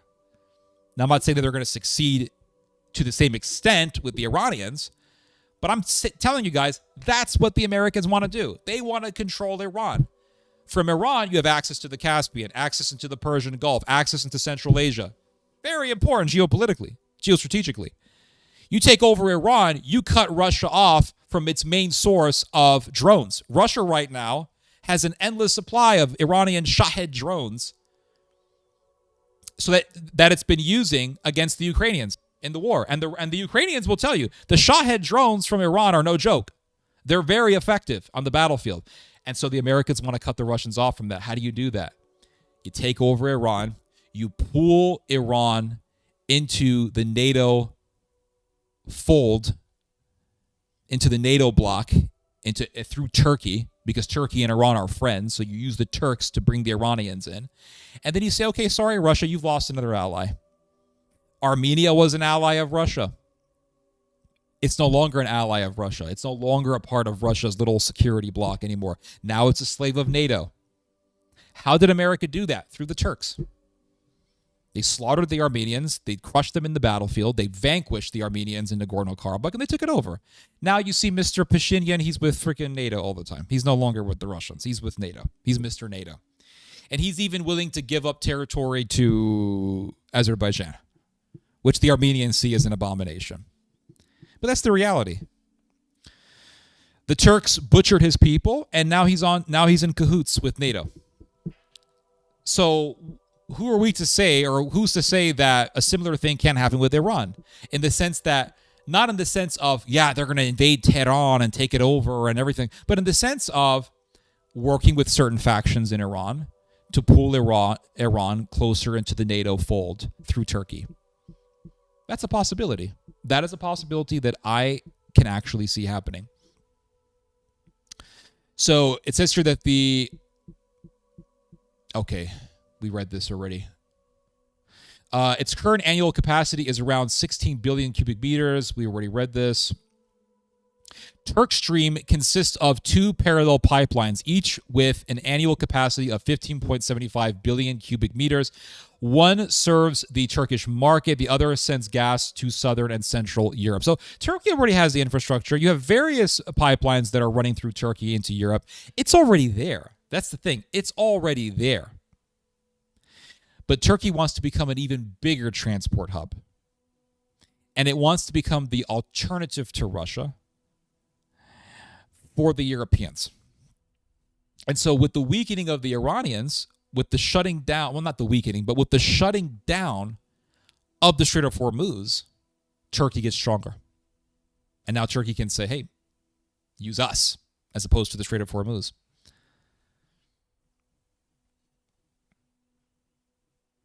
So here's a map. I mean, you can see it right here. You have a Kirkuk-Turkiye pipeline, which goes from Iraq. Can you guys see this? Yeah, you guys can see this. So it goes from Iraq to Turkey. From Turkey, it goes to Bulgaria. Actually, no, this is the green one. So yeah, it connects. It goes to Bulgaria. It also you have the Baku one. Can you see this one? Yeah, you guys can see it. So you have the. Oh, sorry. So you got the Baku pipeline. It goes from Baku, and Baku is right on the shores of the Caspian Sea. Across from Azerbaijan, you have Central Asia, Turkmenistan, Uzbekistan, You get the energy from Central Asia. You transport it across the Caspian Sea, from the Caspian Sea into Baku. From Baku, you go all the way to Georgia. You bypass the Armenians because, the Armenians are not friendly with the Turks. So you go bypass the Armenians, go through Georgia. From Georgia, you go through the Black Sea. From the Black Sea, you go into Bulgaria. You could also go into Romania. Or you can go directly into Turkey. From Turkey, you go to Europe. And then you have the purple line. The purple line goes from Iran through Turkey, from Turkey into the Aegean Sea, into the rest of Europe. And then you have the Middle Eastern pipeline here. So you have... Oh, yeah, this is the Hijaz Railway I was telling you guys about recently. So you got the Hijaz Railway line. Now, the Hijaz Railway line, it's very fascinating. It's an old Ottoman railway line. And the Turks want to revive it. And it goes from the Hejaz region of the Arab Peninsula. So from Mecca. Oh, this is fascinating. Oh, this is fascinating. Look at this. This is amazing. So they want to revive this old railway system. Look at this. It goes from Mecca to Medina, two holiest sites in Islam. From Medina, it goes through Saudi Arabia into Jordan, from Jordan into Syria. Of course, bypassing the Israelis because fuck those guys. From Jordan into Syria, from Syria into Turkey, from Turkey into Europe. Wow. Now, this has ramifications that go beyond economics and geopolitics. This enters religion. Mecca and Medina, two holiest sites in Islam. Now, imagine, now this is further proof that they want to revive the Ottoman Empire. Further proof. They revived the railway line. The railway line goes from Mecca, starts in Mecca, holiest city in all of Islam. That is the holiest site for the entire Islamic world. All 1 point plus whatever billion Muslims. It goes from Mecca to Medina. Amongst the other holiest sites in Islam. From Medina through the Saudi Arabia, Jordan, Syria, Turkey, into Europe. Man, this is going to further make Turkey into a massive, massive energy bridge from the Middle East into Europe.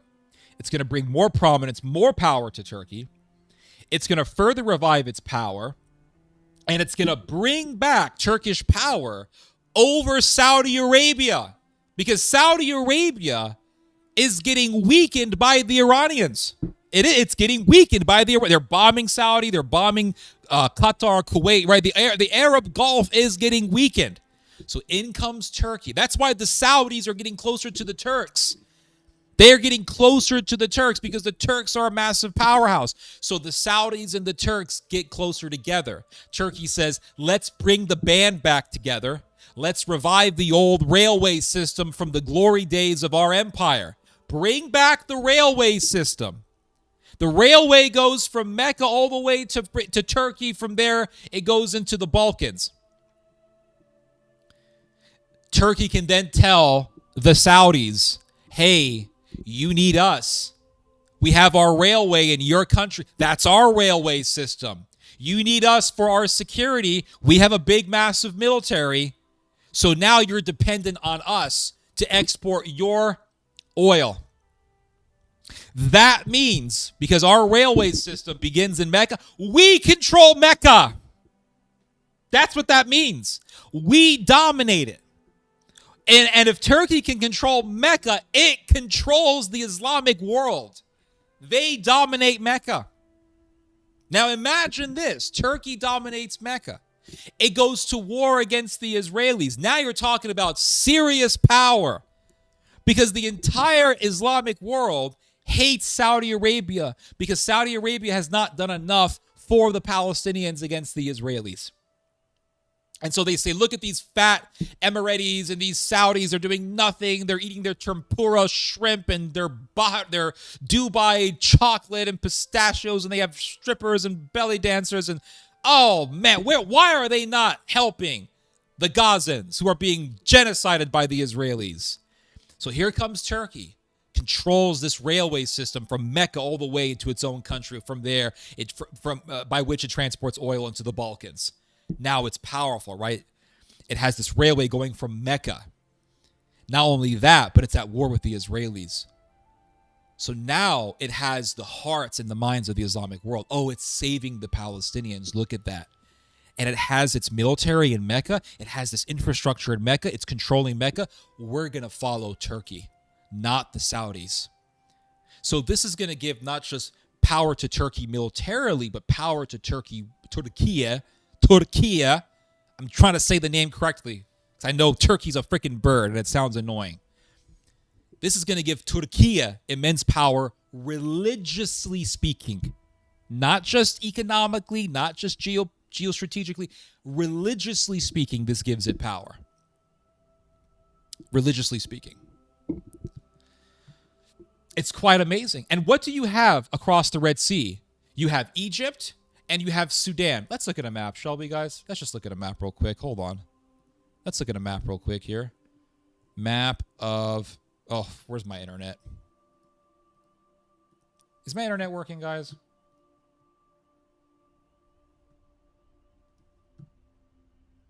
Is my internet working? Can you guys see me?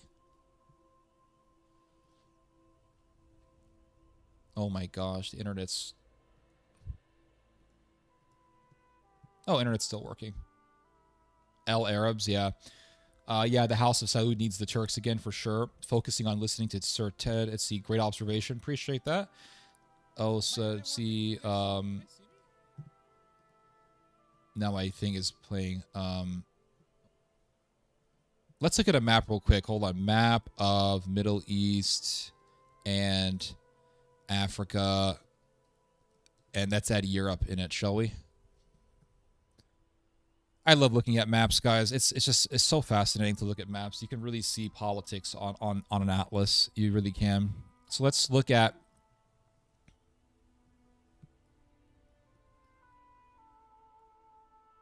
So this is amazing, all right? Now, where... Okay, hold up. So the Hijaz, let's see. Let's go back to this map here. So Mecca is over here. So let's see if...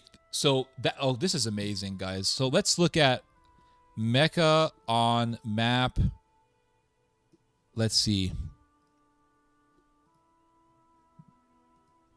This is a good map, but it has all this other stupid crap around it. This is a good map. Oh, actually, no, it's not. This is a good map, but it has... Can I have a map that doesn't have a bunch of stupid copyright crap on it, please? Is that possible? I don't know. Let's just look at this map right here. I think this is good enough. Actually, no. It's not. Okay, you know what? Let's just look at this real quick. So you got Mecca right here. Across from Mecca is Sudan. Across from Mecca is Sudan. Who has been very active in Sudan recently? Turkey has. Turkey's been working with the Sudanese to fight against the RSF, the Rapid Support Forces. The Rapid Support Forces are a bloodthirsty gang of mass murderers and rapists. They are committing horrific massacres everywhere they go. I mean, they go to Al-Fasher, they go to Al-Janina, they go to Al-Obeid. They took over Al-Fasher. In Al-Fasher, they killed like 6,000 people in a matter of days. They go into Al-Janina, they slaughtered 15,000. They want to go into Al-Ubaid. They're going to butcher thousands of people there at least. Everywhere they go, they just butcher people by the thousands. I mean, they're satanic, right? They're absolutely satanic. I've talked about them before. I did a reaction video to a documentary on the RSF and how they just mass murder people like nothing. These people are satanic. And here's the thing is, you have these horrific atrocities that are going on in Sudan. And what did Erdogan say recently? He said, everywhere where you have injustice, we will go against it. And he mentioned countries where injustices are being done. He said Gaza. He said Sudan. He mentioned Sudan. He said, where you have injustices, we will be there. We're going to help. We're going to fight injustice. And Turkey right now has been very active in Sudan to go against the RSF.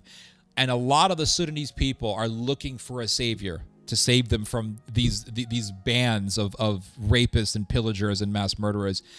And I would not be surprised to see the day of Turkey going into Sudan and crushing the RSF. It would not surprise me in the least bit. And if Turkey ever did that, it would be seen, if Turkey ever did that, it will be seen as a hero for the Muslims of Sudan. Now, there was an article that I saw recently on Sudan and Turkey. I thought this was really interesting. And these are all recent articles, by the way. So this is from early July. And it says here, Sudan and Turkey contractors agree on reconstruction framework. So the Turks have been very active in Sudan.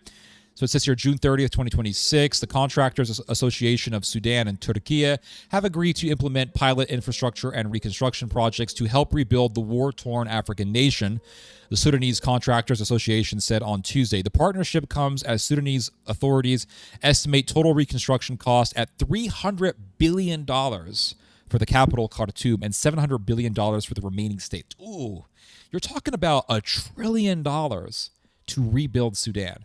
That's insane. That's how much destruction has been inflicted on this country. The United Nations is currently preparing its own independent assessment of the damage and reconstruction needs. During a joint meeting in the Turkish capital, a Sudanese delegation led by Malik Ali Dongala met with the Turkish Contractors Association to secure strategic partnerships for development. The meeting was attended by Sudanese ambassador to Turkey, Nader Yusuf. Talks focused on establishing a framework for infrastructure rehabilitation, boosting investment opportunities, and launching pilot projects, blah, blah, blah. And so it also...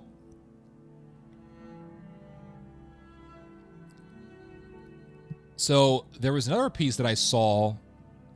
This is very interesting. Look at this. Sudan signs deal with Turkey's Ergaz to build first gas terminal at Suakin port.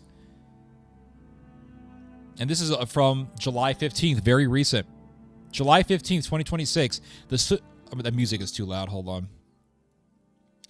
So it says here, July 15th, 2026, the Sudanese government signed a Memorandum of Understanding, MOU, that's a very popular term nowadays, on Wednesday with the Turkish company Ergaz to construct Sudan's first specialized gas terminal at the port of Swakin under a build, operate, transfer, BOT framework, officials said. So the Turks are going to start getting gas from Sudan. And what I'm seeing in Sudan right now with Turkey is similar to what Turkey's been doing in Somalia. Turkey has a massive naval presence, really a military presence in Sudan. Its biggest embassies is, Somalia, not Sudan. Turkey has a massive military presence in Somalia. Its biggest embassy is in Somalia. It's training the Somalian armed forces. Turkey is extremely active in Somalia. And the reason for this is because of Somalia's geopolitical position. It's right next to the Bab el-Mandeb Strait. The Bab el-Mandeb Strait is very important for the Israelis because it's through the Bab el-Mandeb that goods were transported into the Gulf of Aqaba, into Israel's port of Eilat, which was once Israel's most important port city.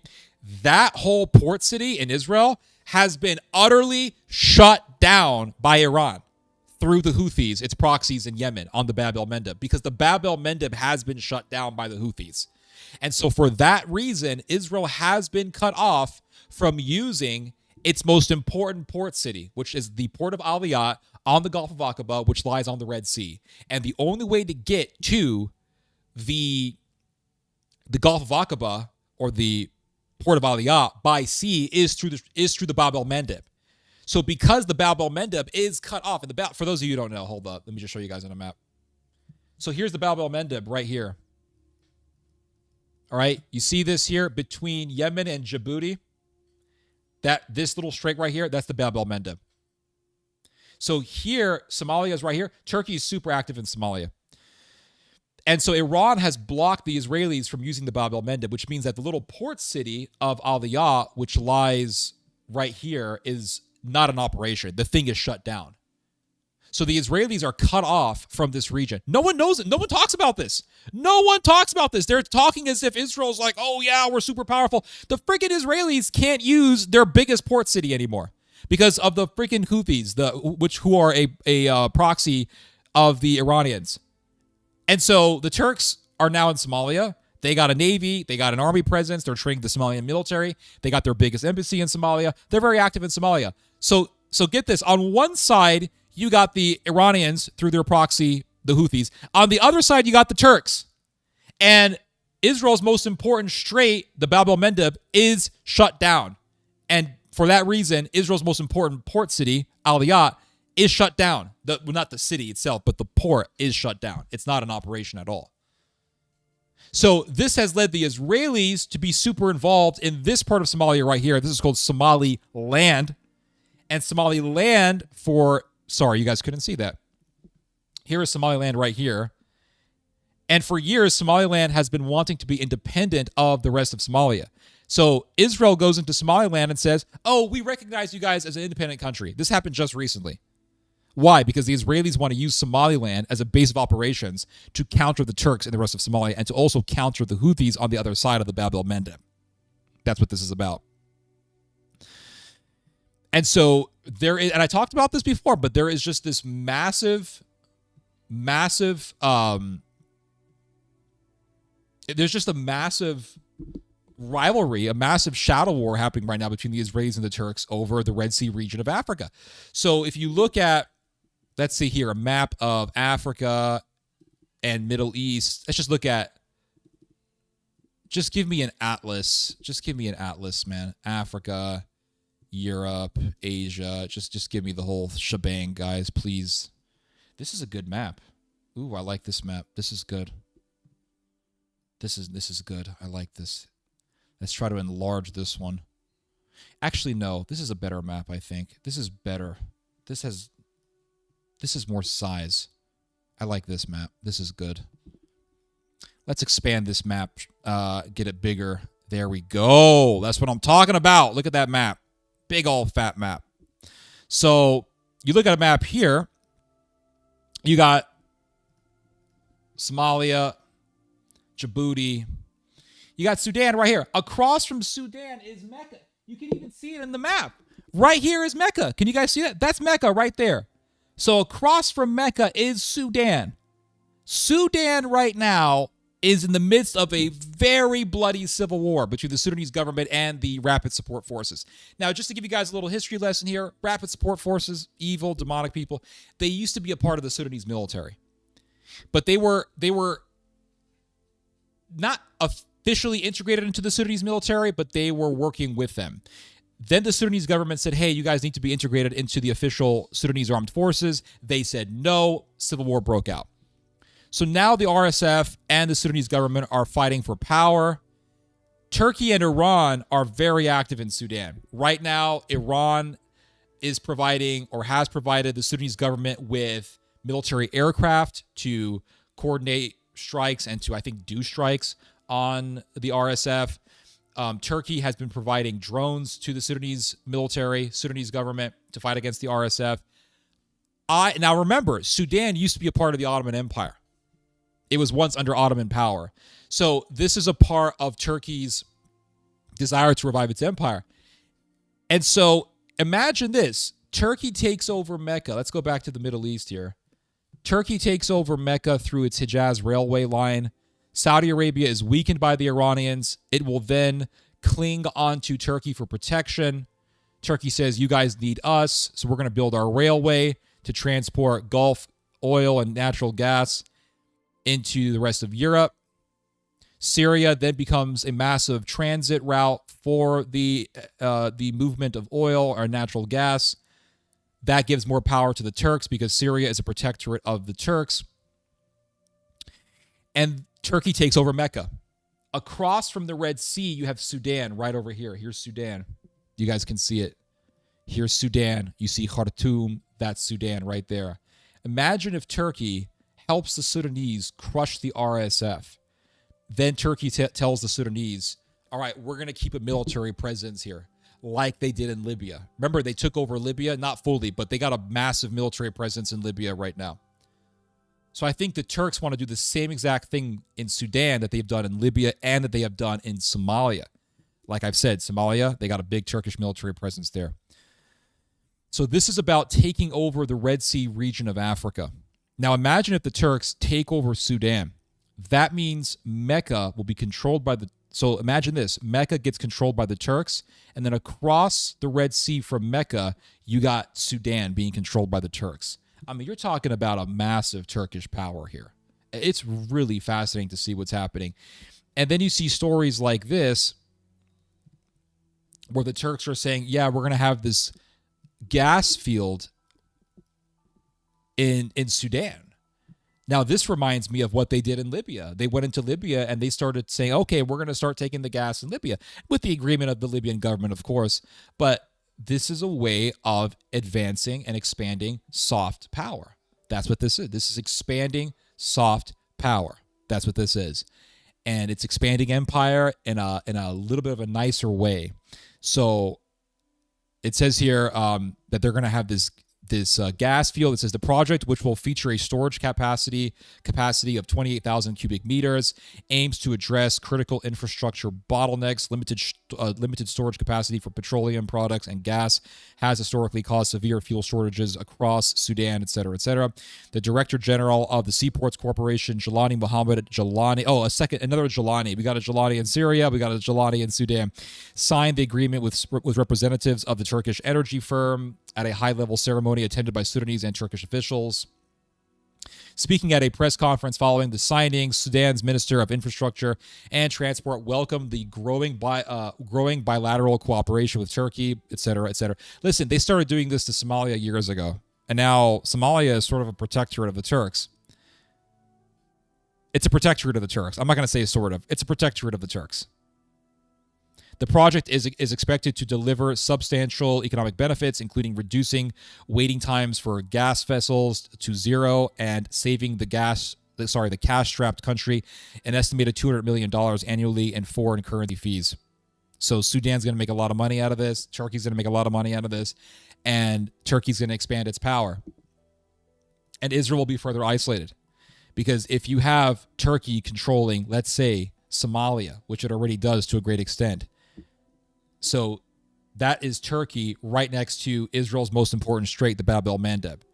The Bab el-Mandeb, like I've said, shut down by the Houthis, a.k.a. really Iran. And so let's say Israel goes through the Red Sea. Oh, you want to go through Sudan? That's Turkish waters. Oh, you want to go through Somalia? That's Turkish waters. That's Iranian waters. So this is the further isolation of Israel. That's what we're witnessing here. That's what we are witnessing. We are witnessing the further isolation of Israel. And if Turkey can further solidify its power in the Mediterranean with cooperation with the Libyans, that means Israel being isolated even in the Mediterranean, which is Israel's last maritime access way into the international market. So it's lost the Gulf of Aqaba. It's lost its use of the Red Sea. It's only now using the Mediterranean. Let's say Turkey becomes more powerful in Egypt. Turkey becomes more powerful in Libya. Israel tries to go through the Mediterranean Sea. Oh, sorry. You're in now Turco-Libyan waters. So they are further isolating the Israelis. That's what this is about. So let's go back to this map here. Very fascinating stuff, guys. Very fascinating stuff.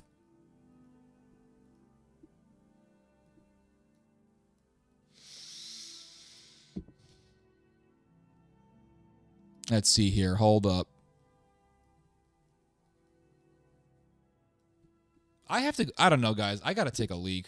I think this is the issue with tribalism, etc. I'll read your guys' comments once I'm done with this. They were like a PMC. What about Google Earth?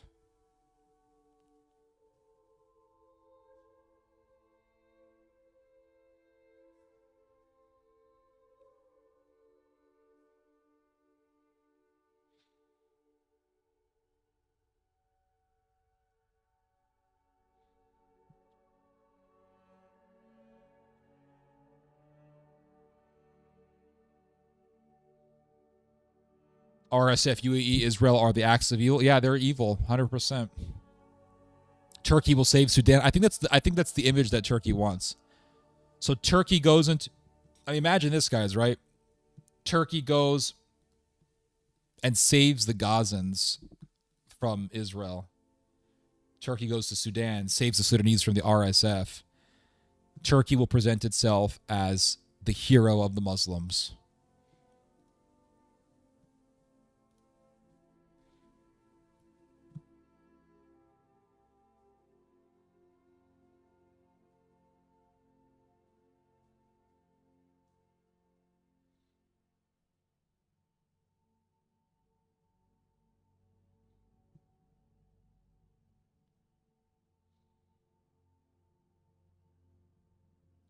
I'll be right back, guys. Hold on. I'm going to take a leak. Just give me 1 second here. Hold on.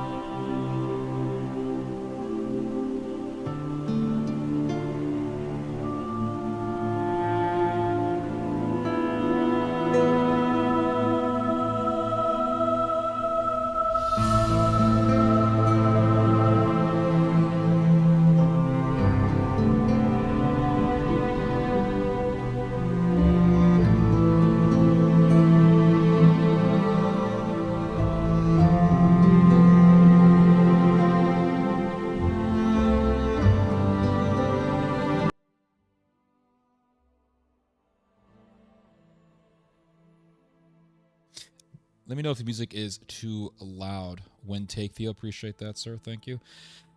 I think you're spot on. Appreciate that. Holly, Mr. Pop Quiz, thank you. Turkish takeover in the Middle East, a German takeover in Europe, a Japanese takeover in Europe. Ted, I hope none of your predictions come true. Yeah, I hope you're right. Turks need to work faster. I'm sick of this current timeline. I think this is the issue with tribalism. Once you have an outgroup to hate, the enemy nation will exploit that gap. Then you'll find a Somaliland carved up in your country. True. PMC. What's it? Oh, you're talking about. What's a PMC? Sorry. I don't know what you're talking about. Isn't Saudi Arabia don't like Israel before Somalia, so they can cut Israel before Babel? Why did they bomb their own runaway earlier? That's dumb. Justice for Palestine, Sudan, and Lebanon. All innocents around the world, I'll say Amin. There are no purely good nations, but Turkey is the lesser evil. I think we're all going to be very shocked, guys. I think, listen, Turkey's not a nice country. Look at what they did to the Armenians, the Greeks, the Assyrians. Look at what they did to the Armenians in the 2020s through Azerbaijan. I mean, they beheaded people. They executed people. It was just horrific what they did to the Armenians in Nagorno-Karabakh. I think we're going to be very shocked by the ferocity and the brutality of the Turks. The Turks they have a brutality in them, and that I think will disturb the world.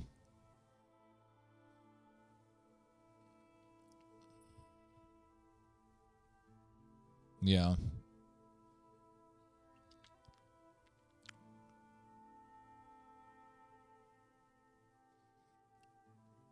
Turks have been helping against the RSF funded by, UAE. That's true.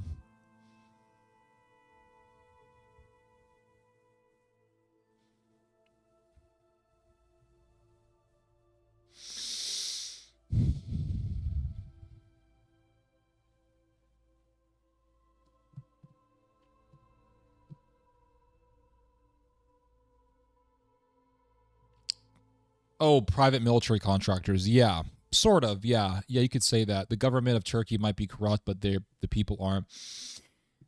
Watching your father in exchange with Sam the theologian others needs a corner point. Private military. Okay, I gotcha.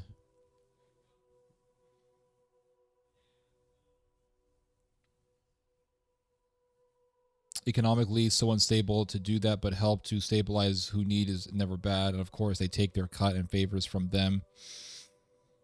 Interesting. The government, etc., etc.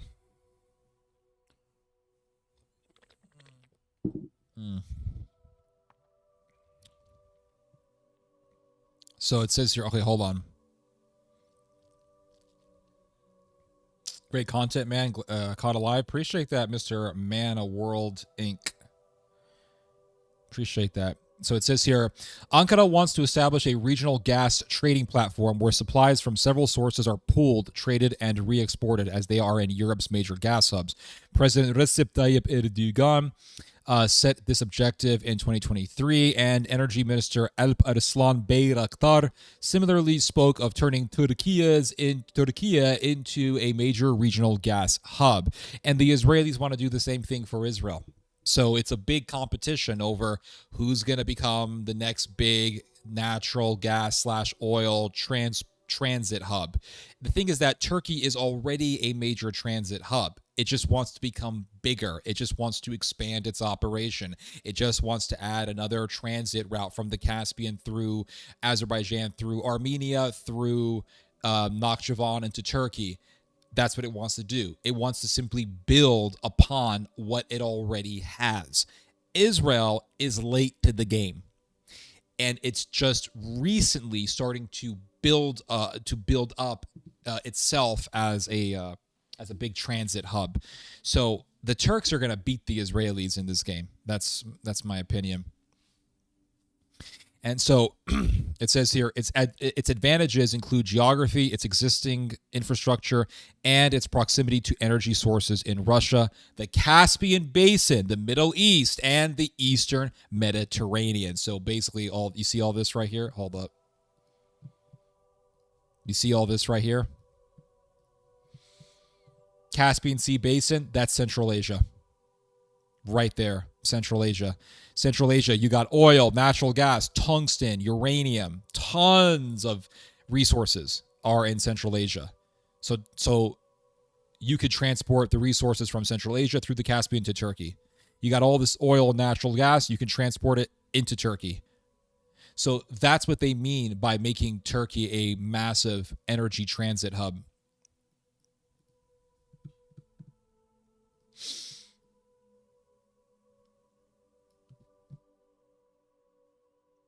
Let's see here. Hold up. Okay, yeah.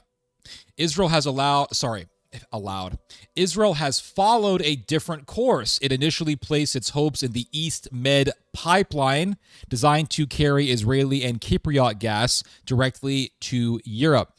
Israel, Greece, and Cyprus signed the agreement in 2020, envisaging a pipeline that would transport gas from Eastern Mediterranean fields to Europe through Cyprus and Greece, initially 10 billion cubic meters, but with scope to double that volume at a later stage. So this is, if you want to see an illustration of this, so here you have the East Med pipeline. All right, this is a concept. It hasn't been done yet, but here's the concept right here. So you get the natural gas from, let's see here, hold up. So Israel has 2 gas fields, by the way. So you get the natural gas from Egypt, Israel, transport it to Cyprus, from Cyprus into Crete, from Crete into Greece, and into the rest of Europe. This is the pipeline that Israel and the Greeks and the Egyptians are envisaging. And the reason why they want to do this, you could say, oh, it's money. Obviously, it's money. But there is a geopolitical reason. They want to counter the Turks' pipeline. That's what they want to do. Now, here is the thing. You see this little country right here? Oh, that's Cyprus. Yeah. Half of Cyprus, the southern half, is Greek. The northern half is Turkish. It's controlled by Turkey. So what? They're going to have a pipeline going through the Greek side of Cyprus, and Turkey is just going to tolerate this because it's such a nice little country? No, no, no. If they try to make southern Cyprus into a part of this pipeline that the Israelis are envisaging, the Turks are not going to allow this. They're going to try to fight this to destroy their competition, the Israeli competition. They're not going to, I don't think they're just going to sit around and tolerate this because the Turks want to dominate. And if they want to dominate the Middle East, I've said this a million times, but I'll keep saying it. If they want to dominate the Middle East, they have to remove Israel. Bottom line, they have to remove the Israelis.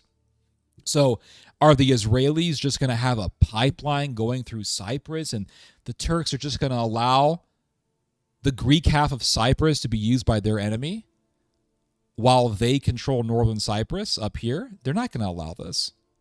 They're not going to allow it. So something has to give, and something will eventually blow up. This whole thing is going to reach an apex. The Israelis right now, just looking at this map right here, so here's Syria. The Israelis right now have a military presence in southern Syria. Turkey wants to control Syria, and they want to use Syria as a transport hub by which to bring oil and natural gas into the Mediterranean. So you see Syria has a coastline on the Mediterranean, and the Turks are saying, hey, you can use Syria as a pipeline, as a transit route to bring oil and natural gas into the Mediterranean. Well, that's already been happening to a small extent. So just recently, the UAE got about 200 truckloads of oil transported all the way to Syria. And that oil was transported through Syria. So it's already happening to a certain extent, not to a major extent, but it is already happening. So this is giving power to the Turks. And so you have the Israelis in the south, you have the Turks in the rest of Syria. They're not going to allow the Israelis just to remain in Syria. They're not going to allow the Israelis to just to outcompete them in the oil competition business. So eventually, these conflicting interests they're gonna clash. There's going to be a clash. Bottom line. So this is the plan that the Israelis have. The problem with this plan also is you got to get the oil, you got to get the energy into the Mediterranean. From the Mediterranean, okay, from the water into Cyprus, from there into Crete, from Crete into Greece. With the Turks, you have a much simpler protocol. It's just from Turkey, bloop, Bulgaria, the Balkans, you're in Europe. It's a lot simpler. The Turkish plan is a lot simpler. That's why I think the Turks are going to beat the Israelis in this regard. So Going back to this article here. Hold up. Wait a minute.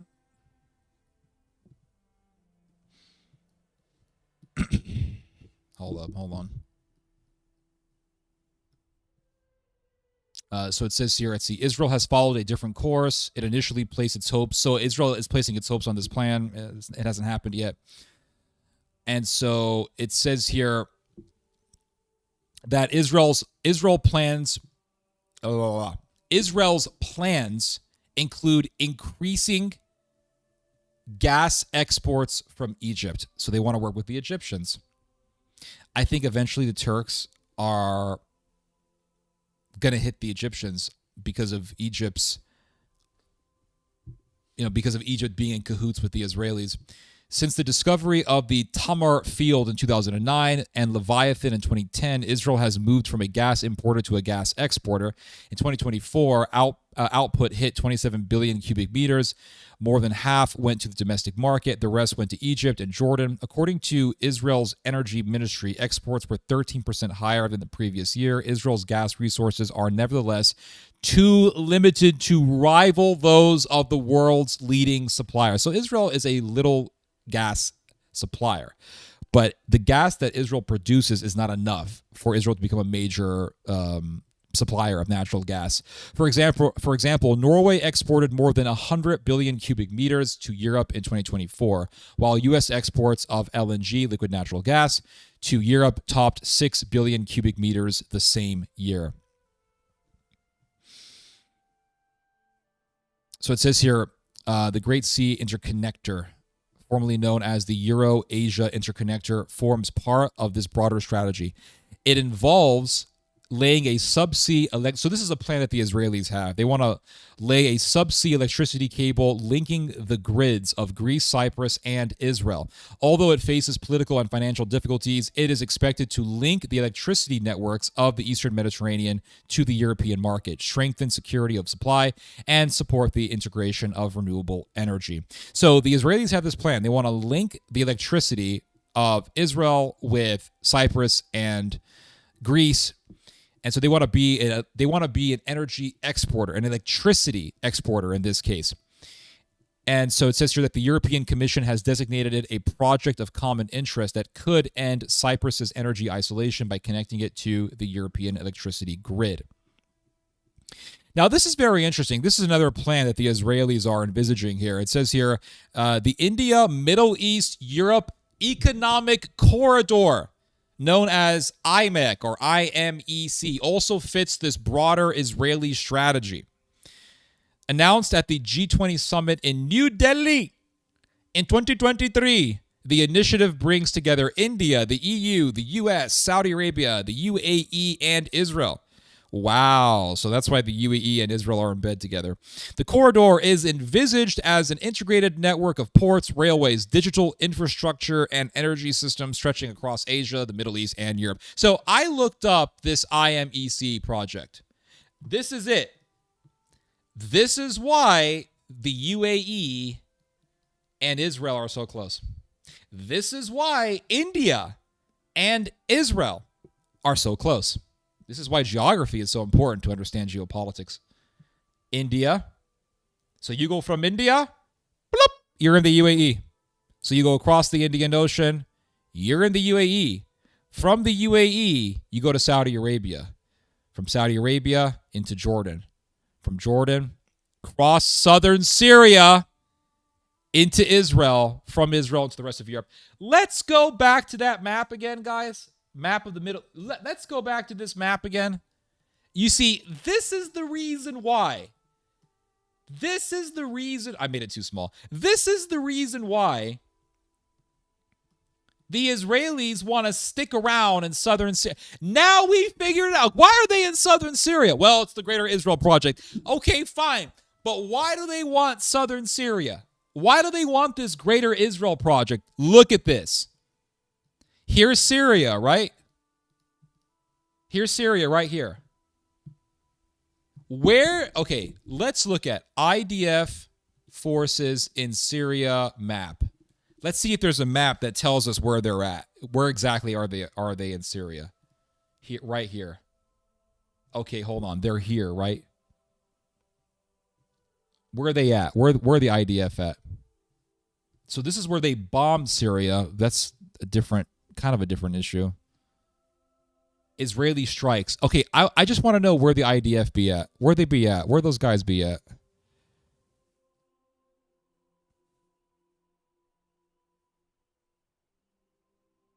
Okay. I guess they're not going to tell us. IDF in Syria. I think they're in Quneitra. Aren't they in Quneitra? Where's Quneitra? We know they're in Quneitra. There's Quneitra right there. All right, so they're here. All right, so the IDF guys, they're in here. They're right here, southern Syria, where it borders with Israel. Let's go back to that IMEC plan. This is fascinating stuff, guys. Look at this. Hold up. All right, let's go back here. So this IMEC plan, right there. So you go from India to the UAE, from the UAE to Saudi Arabia, through Jordan, through southern Syria.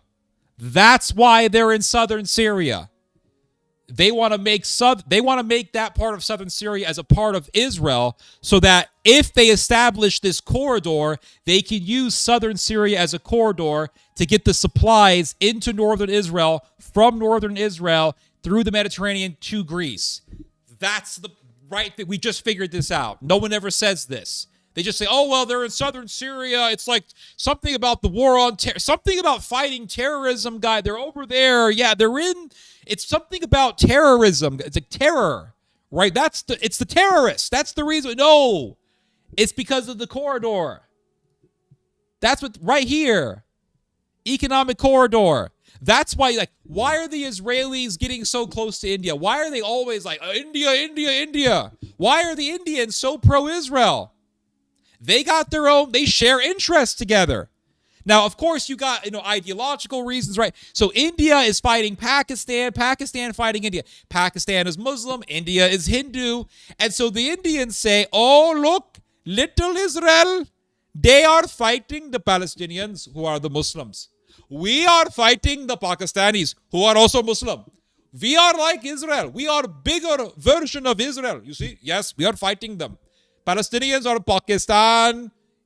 Okay, Palestinians are Pakistan. India is Israel.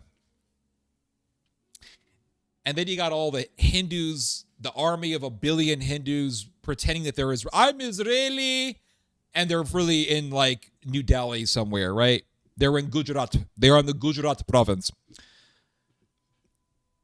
I also think, now this could be a very far-fetched theory, right? But I got a theory as to why Israel is so pro-India. Now, we've talked about the corridor. This is a part of it. Absolutely. This is a part of it. This factors into this equation. But I think there's another reason. That is that, you see, Israel, as we all know, is this tiny little country. Tiny, tiny little country called Israel. And so their army is super small. They got a population of 10 million people. 2 million of those people are Arabs. And the Jews say you really can't trust an Arab and blah, blah, blah, right? They got these hardliners in Israel who say good Arab is a dead Arab. You can't trust the Arabs, blah, blah, blah, right? So they got some ethnic friction there. Then you got the Haredim. These are your ultra-Orthodox Jews who refuse to join the military. So, not all of them, but a lot of them. So, the army is obviously very small. Now, what if Israel has to fight Iran in a full-scale conventional war? What if it has to fight Turkey in a full-scale conventional war? It needs the manpower. Where can it get the manpower? The greatest source of manpower, where can it find it other than India? What greater place for Israel to outsource manpower than India? In India, you can find a multi-million man army willing to fight for Israel easily. You just tell these people in India, listen, if you fight for Israel, you get yourself an Israeli bride. And watch 10 million Hindus march right into Israel. Where is my beautiful Israeli bride? I want to see her. Where is she? Yeah, here's a helmet and a rifle. All right, now go fight and die for Israel. All right, you'll get her. You'll get her if you survive. We promise. All right, go. And they're just, I would not be surprised to see in the future 1 million Indians just running right into the line of fire in a massive war with Turkey and losing. I could see it happening. I think that's the other reason why Israel is so close to India. They want that manpower. Because let me tell you something. I know America is Israel's biggest ally, but the majority of Americans don't like Israel. I mean, this is a new phenomenon, but it's still a reality nonetheless. The majority of Americans don't like Israel. It's over 60% easily. That's different in India. In India, the population is very pro-Israel. Out of all the populations of the world, the Indian population is the most pro-Israel population on earth. Like they're more pro-Israel than the American population. Listen, the amount of Americans who are extremely pro-Israel is now at 11% of the American population. Pew Research Center did a whole thing on this in June, so last month, and they concluded that the people in America who are really, really pro-Israel are about 11% of the U.S. population. They're a minority. They're literally in the teens of percentages of the American population. They're nothing. But then you go to India, and it's like massive, overwhelming support for Israel. So what greater place to find recruits to fight for Israel than India? You just tell these people, you come to Israel, and you just show them a picture of like some Russian chick in an IDF uniform, and you say, this will be your wife if you fight and die, or not die. If you die, you can't have her. But this will be yours if you fight for Israel. Watch. I mean, like 30 million, at least 30 million Hindus will be running to Israel because their women don't want them. I don't know if I have made an observation on the internet. I've seen a lot of Indian accounts online. One thing I've noticed, and you can look into this yourself if you don't believe me, but one thing I've noticed is that when you see Indian chicks on Facebook, the little add friend button is almost always gone. They don't want the friend button, the add button to be visible. And now if you look at Indian dudes, the friend button is always there. They're always waiting for someone to come to them. I guess because India must be a very lonely society. It must be, it really is a personal hell to live in a country with one of the biggest populations on the planet and still be lonely. Like that must be a personalized hell. There's 1 billion plus people and you can't find love. That must really suck. But these guys, they're always waiting for someone to, to reach out. And you see the Indian women and they're like, don't talk to me. The friend buttons are almost always gone. And I always wondered why that was. And then I thought, I know why. Because when Indian dudes write you, for any reason, when they write you, this is how they write you. Hi, hello, hi, hello. Why don't you talk to me? Why don't you write me? Why are you ignoring me? Hello, hi, hello. And so you just block them. They want to scam you, whatever the reason is they're writing you, but they don't shut up. They don't get the picture. They don't care. And so I'm thinking, man, imagine like hundreds of millions of these people within your country. They're writing you all the time. They're like, where are you? Are you in Gujarat? Are you in Mumbai? Are you in New Delhi? Where are you? I will come to you. So these Indian ladies, I'm guessing they want like European dudes or American dudes or whatever. So a lot of Indian dudes are lonely. This is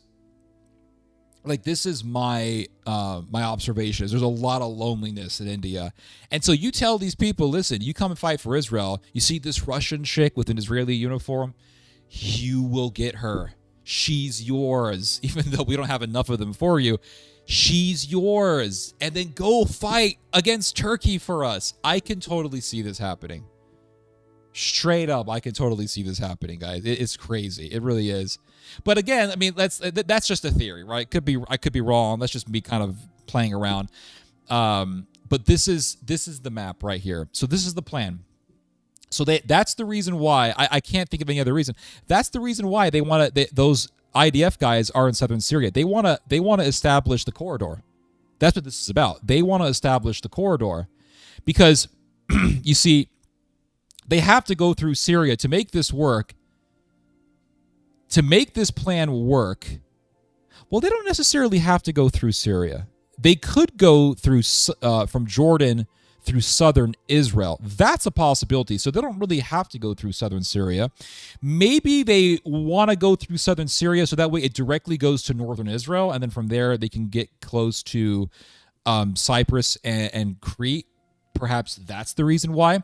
But they want to go through southern Syria. They want it to go through northern Israel. So that's why I think that they got a military presence in southern Syria. They want to establish that corridor route.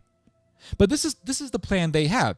But think about it, guys. I mean, this is a crazy plan, right? Because you got to go from India through the Indian Ocean to the UAE, through Saudi Arabia, through Jordan, through southern Syria, into Israel, from Israel, across the Mediterranean Sea, into Greece. Now, contrast that to the Turkish plan. Or compare that to the Turkish plan. The Turkish plan is, hey, you get your resources from Central Asia over here. You get your resources in Iran. You get resources in Azerbaijan. You're right to Turkey. Bloop, you're in Europe. You don't have to go through ships. You don't have to go through the Arabian desert or anything like that. You just go bloop, right to Turkey. From Turkey, you're in Europe. You don't have to go through the Mediterranean Ocean. None of that stuff. Right to Turkey, directly into Europe. Turkey is a direct route into Europe. Israel is not. So you can get your stuff from Central Asia. You can get your stuff from Iran. You can get your stuff from Iraq. You can get your stuff from Qatar, Kuwait, whatever, right to Turkey, directly into Europe. I think the Turkish plan is a lot more practical than the Israeli plan. You know, that's what I suspect. That's what I suspect. So let's go back to this article here.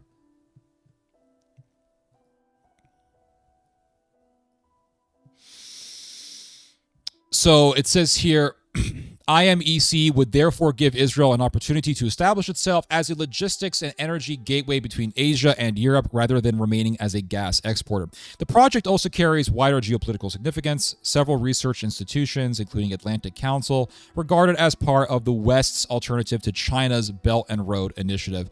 And I looked up the Belt and Road Initiative. Let me see if I can find it here. Where did it go? It's not here anymore. Yeah, but the Belt, so let's just look up Belt and Road Initiative. You know what? Hold up. I don't want to lose that map of Libya. Forget it. You guys can, okay, let's look up the Belt and Road Initiative real quick. Belt and Road Initiative map. So here's the Belt and Road Initiative.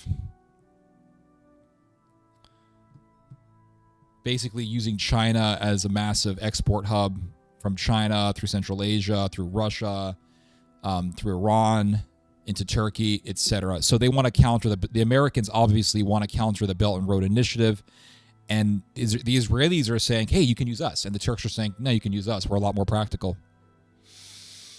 So it says here, let's see, hold up. Okay, so the Belt and Road, so this plan is also intended to diversify supply chains and make them more resilient as U.S.-China competition spreads across global trade and infrastructure. Now, this is very interesting. What did I talk about recently? I talked about tungsten. Tungsten is a vital metal for any country's military industry because in order to make fighter jets, in order to make missiles, you need tungsten because tungsten is such a hard metal. It has a very high melting point. You need temperatures of up to, I want to say 6,000 plus degrees Fahrenheit to melt tungsten. And so because tungsten is so tough, it is a vital ingredient to make fighter jets and missiles and things like, I think, tanks and all that stuff. So they need tungsten. America needs it. Everyone needs tungsten to make serious military technology. Everyone needs it. So China right now makes around, produces around, 85% of the world's tungsten. China is the world's biggest exporter of tungsten.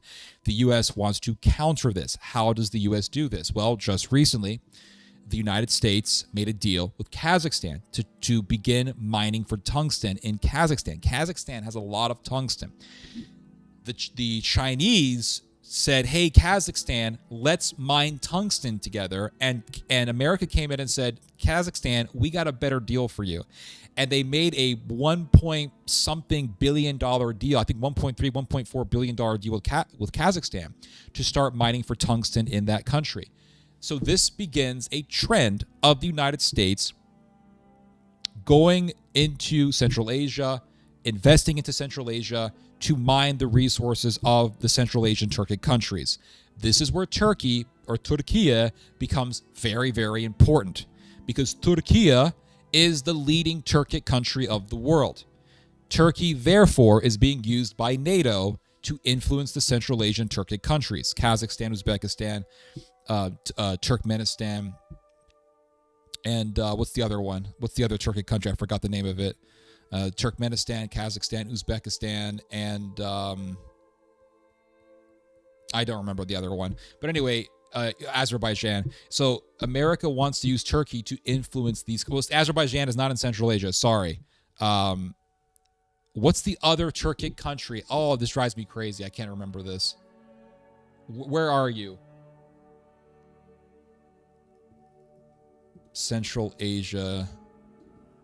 This drives me nuts that I don't remember this. Kyrgyzstan. There it is right there. So you got, this is Central Asia right here.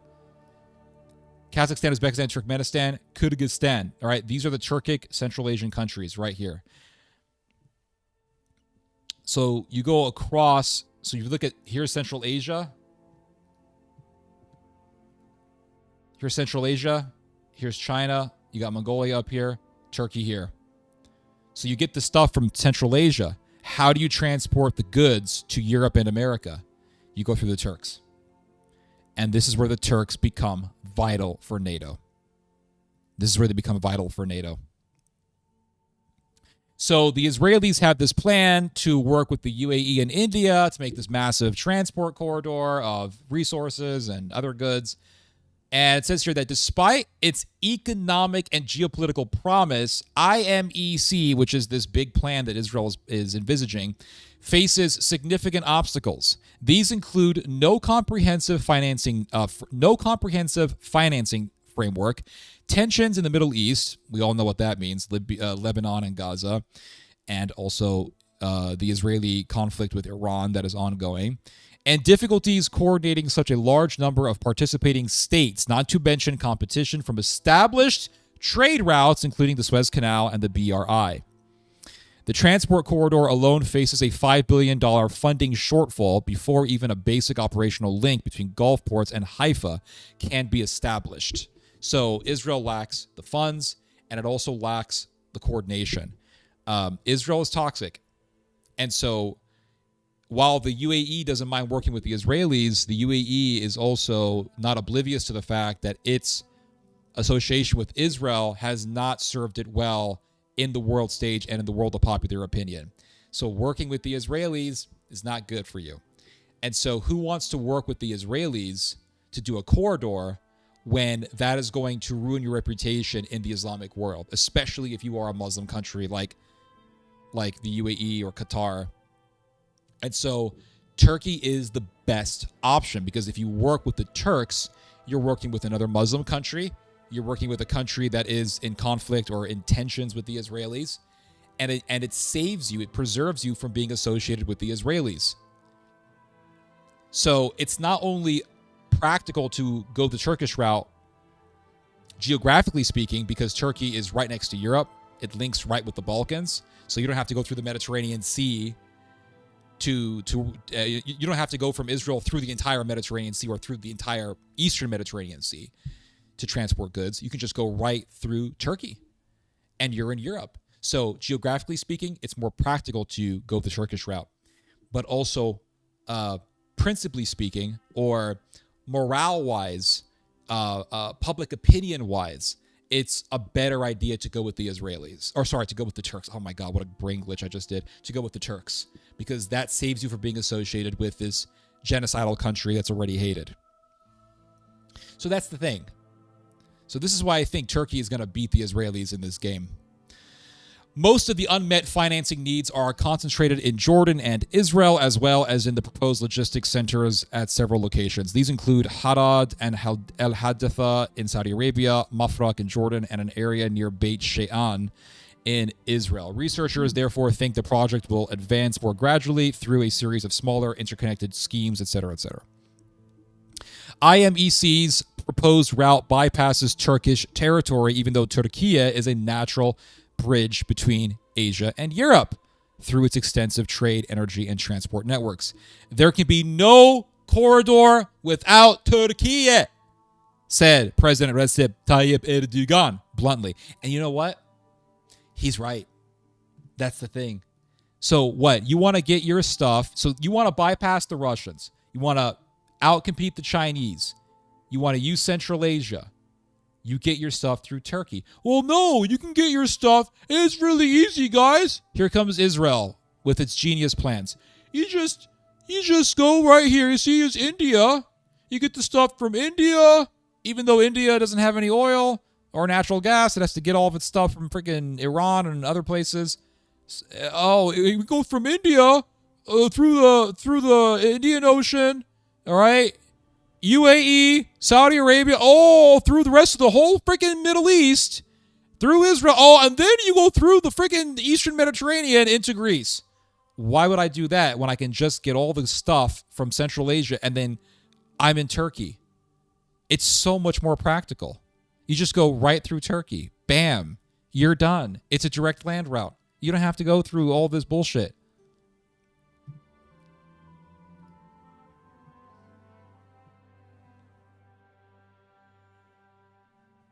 So it says here, the first scenario envisages Turkey becoming Europe's leading regional energy hub. So here are the multiple scenarios that could happen, right? So the first scenario envisages Turkey becoming Europe's leading regional energy hub. For this, Ankara will need to build a genuine gas market rather than being primarily a transit network, while retaining the confidence of its European partners. The second has Israel becoming a strategic node within an economic network linking Europe to the Middle East and Asia through energy, technology, and trade networks. So one scenario is Turkey's going to dominate. The other scenario is Israel's India, UAE, Israel corridor is going to dominate. The third is a multi-centered system in which Europe draws on Turkey, Israel, the Gulf states, and Egypt at the same time. So the third scenario is both corridors get established and both are used by the Europeans. That could happen, right? That's still within the realm of possibility. But look at what it says here. Economically, the third scenario is the most plausible. So this guy says the most possible scenario is that they will both be used. And practically speaking, this person, he's not saying something that's far-fetched, right? These two corridors could be done, sure. But is Turkey just going to sit there and allow this corridor to be a competition? If it's going to be reviving an Ottoman Empire, a neo-Ottoman Empire, if Turkey is going to have this Hejaz railway going from Mecca to Medina across the rest of Saudi Arabia into Syria, into Jordan, from Jordan, into Jordan, into Syria, from Syria into Turkey, into the rest of Europe? Is Turkey going to have this massive trade route go from Central Asia through the Caspian, through the Caucasus into Turkey, from Turkey into the rest of Europe, and just allow Israel to be there as this massive competitor? Is Turkey going to establish this massive network in this empire and just tolerate Israel thriving in the Middle East? I don't see that happening. I foresee a clash happening.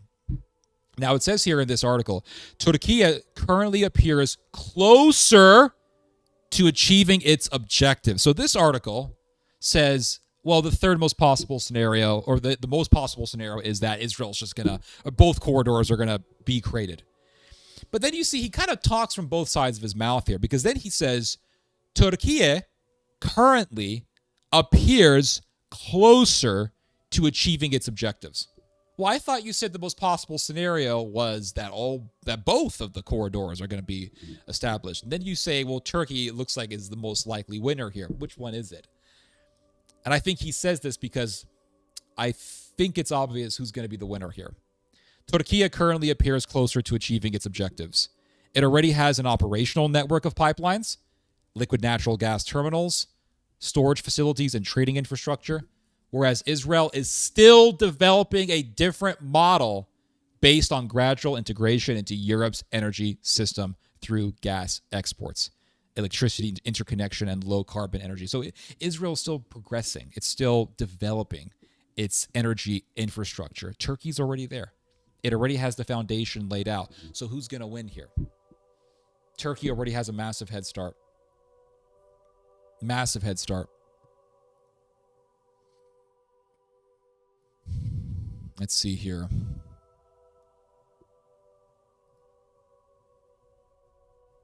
I'll read your guys' comments. Hold up.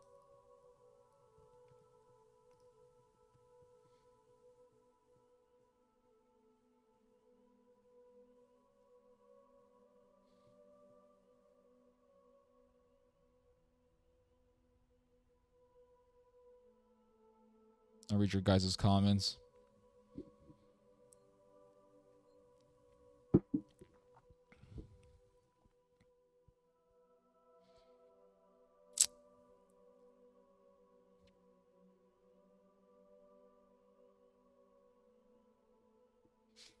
Turkey will also be happy with Iran. Iran's not going to be gone. Iran's not going to go anywhere. So we know for a fact that Iran's not going to go anywhere. So what is the game plan here? The game plan is to try to control Iran. That's it. That's it. That's the game plan. Turks have a very powerful and diverse naval military. That's true. Better than Israel's. That is absolutely true. Israel will use Samson option if they feel existentially threatened. Yeah, but you see other countries will feel existentially threatened by Israel at that point. So it'll be mutual destruction. Or if anything, Israel gets destroyed before it could even do anything. It will truly be the last move they ever make in history. Exactly, right? They will never be harmed in any nation. They will never be harmed in any nation they enter for the rest of human history. They will never be safe. Yeah, I agree. I agree with you there. Absolutely. That project will fail hard. I agree. Saad India, world superpower. Yep. Pax Judaica, they're trying. I think it was one of the first maps you showed. Okay. I probably missed it then. That makes sense. Yeah. That's true. They don't actually explain why. True. Yeah, they don't. Terrorism. They want to establish some kind of route. They want to establish the corridor. Trade routes. Yep. It's always trade routes. There's a scene from one of the Pirates. I was watching this scene from one of the Pirates of the Caribbean movies. I've only seen the first two Pirates of the Caribbean. I never saw the other ones. I think when it comes to films, like, I think 3 is the limit. You know what I mean? Like 2, you're kind of stretching it. Very few movies have really good sequels. Very few movies. Like Matrix Reloaded was a really good sequel. Gladiator 2, don't even put the word Gladiator in it. It's not part of Gladiator canon at all. It's bullshit. There's only one Gladiator movie, and that's Gladiator with Russell Crowe. That's it. Braveheart, please don't make a sequel. It doesn't need a sequel or a prequel. Unless Mel Gibson's going to do it, then I will agree. I think the Purge films were pretty good. Like the first 3 Purge movies were really good. Purge 1 was okay. Purge 1 actually wasn't okay. It was good. It was a good movie. It was a creepy, unsettling film. And I like the fact that the vast majority of the film takes place in one house and still keeps you interested. It still grabs your attention. Purge 2, I think, was better than Purge 1. Purge 3 was good. Rush Hour 1 and 2, right? Great films. Rush Hour 2 was a great sequel. Rush Hour 3, I never saw it. And from what I've seen, it doesn't look very good. But then, you know, you look at the Pirates of the Caribbean films, and I saw the first 2 in theater many years ago, and they were okay, right? They're not bad movies. I never saw anything past the second one, but I saw this scene from one of those Pirates of the Caribbean movies, and I heard a line in it that I thought was so brilliant. I thought, wow. They're actually teaching you geopolitics in this movie. So there's a line in the film where a guy says, where goods are no longer transported through a trade route, war begins. So where there are no goods being transported through a certain trade route, that's where war begins. And I'm like, wow. So succinctly and brilliantly articulated. That is 100% true. So as long as goods are going through a route, you don't really have to expect massive war. Once the goods are no longer going through a route, that's where war begins. And I'm not saying this is true 100% of the time, but to a great extent, that is true. I mean, just look at the 100 Years' War. How did the 100 Years' War begin? How did the 100 Years' War begin between the English and the French? The 100 Years' War began after the French began to cut the British off from their exporting of wool into Belgium. So the English's biggest market, the English's biggest commodity in the medieval period was wool. That was their biggest export. And they made a lot of money from selling wool. And they would export their wool to Belgium. And then in Belgium, they would take the wool and then make it into fabric. And then the Belgians would sell it, and that's how they made their money. The merchants would sell the wool. Well, the French decided to start attacking all the ships, attacking and confiscating all the ships that were exporting English wool. And the English said, that's a declaration of war. And England invaded France. And so you could say, well, the English started it when the English declared that the true king of France was King Edward III. And I think that's definitely a legitimate argument right there. But once the French began to attack the English merchant ships that were exporting the wool, war began. Boom, right there. You see, so where trade routes are no longer working, that's where wars begin. It's really amazing. It's always about money, yeah. Well, you know what it says, money is the root of all evil, or the love of money is the root of all evil. That's what it says in the Bible. The House of Saud is in cahoots with the Israelis. Yep. Especially the UAE. Mahdi, is that you? Yeah. Sir, we love Israeli women, sir. Yes, sir. Yes, yes. That's one way to motivate India, man. Yep. But have you seen Indian soldiers? Oh, man, that's brutal. The Chinese embarrasses Indian soldiers on the daily with the border conflicts. Yeah, so I've heard. But you, as a human soul with personal insight, tells your mind to fight what is good for. Okay, buddy? I'm dying. Happy to entertain. India and Middle East will be the end result. The only reason Turks are in Anatolia is because the Greek factions in the Civil War thought it was genius to recruit Turks to fight on their side. Interesting historical analysis. If you die, she can be your lover on the other side. Yep. In the Indian, or whatever they call heaven in the Hindu religion. We want Israeli women, sir. Beautiful Israeli women, sir. Full support, sir. They say love jihad when Indian women prefer Muslim men, and they keep trying to harass Muslim. I've heard about this before. It's crazy. That is insane. Let's see here. Hold on.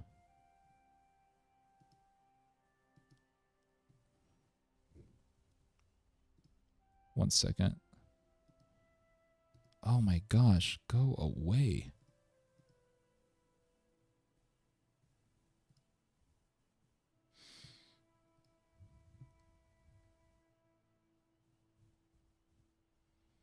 It's kind of sad. Sim culture. I agree, yeah. So do I. Not Kyrgyzstan. Yeah, that was the thing I was thinking about. Yeah, Tajikistan is not Turkey. I used to think it was Turkey, but people have corrected me on that one. Afghanistan is not really Turkic. It's more like Iranian. A lot of Pashtun people there.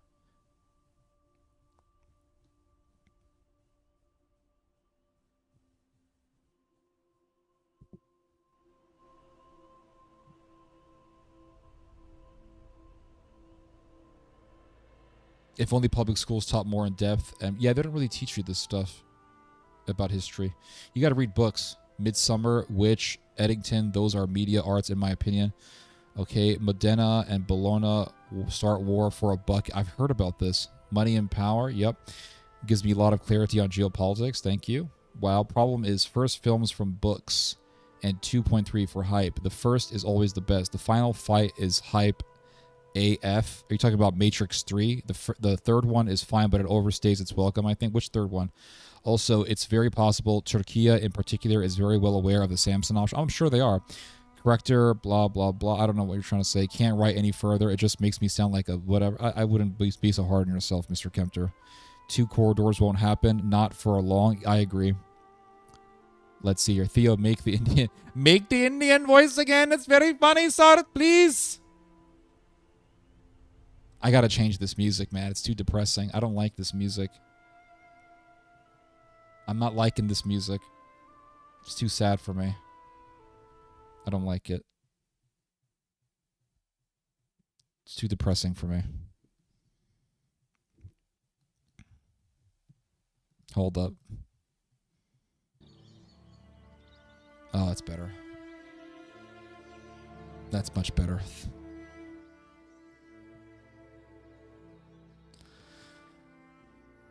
Oh, Pirates of the Caribbean. Okay, yeah. I saw the first 2 in theater. They weren't bad movies. The first one is good. The second one was good.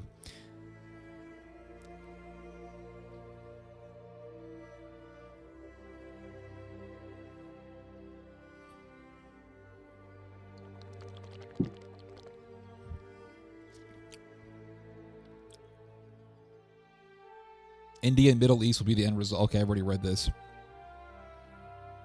Lord of the Rings. I think all of the Lord of the Rings films are good. I think they were all good movies. I do. Like, I've seen all 3 of them, and they were all entertaining to watch.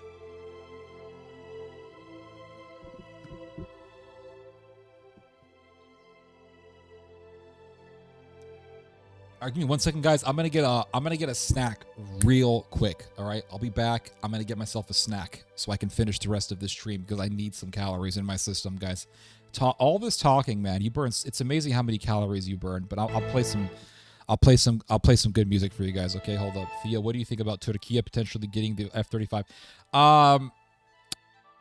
I've talked about this before. I'll say it again. If Turkey gets an F-35, it'll spell the beginning of the end for the Israel lobby. That's for certain, because the Israel lobby is pushing hard for the Americans not to sell F-35. So if the Americans sell F-35s to the Turks anyway, it'll prove that the Americans are ignoring the Israel lobby and that the Israel lobby is losing its influence. Secondly, if the Turks get themselves an F-35, it will spell the end of the official U.S. foreign policy of giving Israel quantitative military edge, the quantitative military edge over its neighbors. So a part of official U.S. foreign policy is that Israel has to have what is known as a qualitative military edge over its neighbors. This has been U.S. foreign policy for many, many years.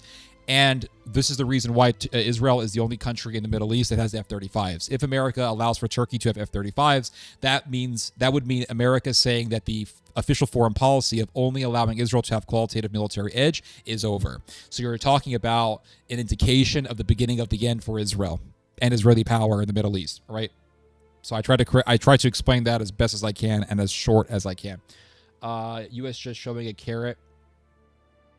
There can be no military without rare earths, and China supplies 90%. So what happens with the plans of Turks and other militaries? Where is China and all this? So I already explained all this. I explained that's where Central Asia comes in. That's why they want to go into Central Asia. That's why they want to use Turkey as a transit route. I explained that. I'm not sure if you were here. But yeah, Kazakhstan has a lot of tungsten, so they want to use Kazakhstan as a source tungsten. Thank you, great explanation. No problem. Yeah, but yeah, as I've already explained, so China produces like 85% of the world's tungsten. America wants to compete with the Chinese, so recently America made this deal with Kazakhstan, $1.4 billion deal or whatever it is with Kazakhstan to mine for tungsten. Turkey is the natural trade route from which you could bring the Kazakh tungsten into America / Europe. You need tungsten to make fighter jets and missiles, so it's very important.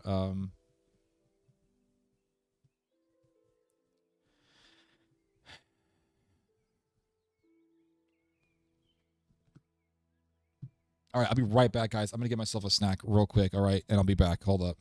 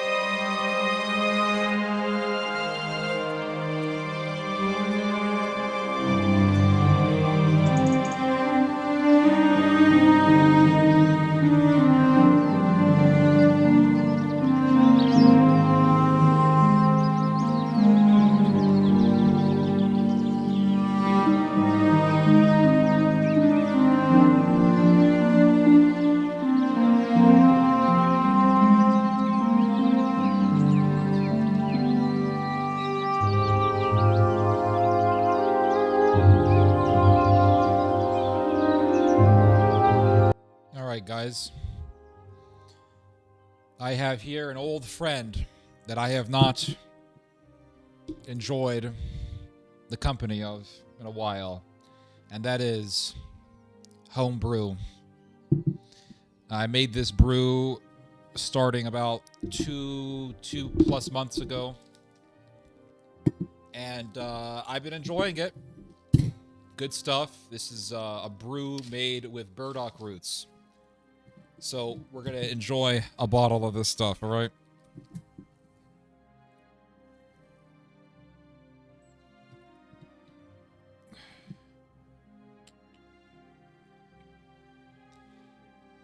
All right. Good carbonation. And we're going to enjoy a shot of this stuff. This stuff has a lot of alcohol, so I'm not going to drink a lot of it. But I've been making burdock beer for years now. It's really good stuff. Let me see here. I want some good drinking music. I got to have some good drinking music, guys. Let's play some Irish music. Play me some Irish music.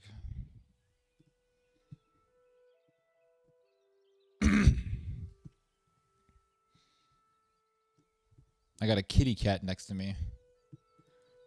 Oh, we're gonna play some Irish music. The Irish got the best drinking music. Let's play The Bushes and the Briars by Susan McCohen, which is a beautiful piece of music that I've been listening to for most of my life.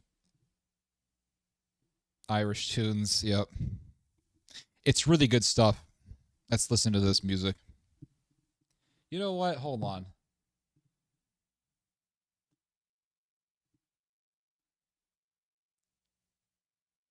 Let's play... Oh, let's play this one. This is an older song. Let's play this one. Let's play this. We're going to play this one.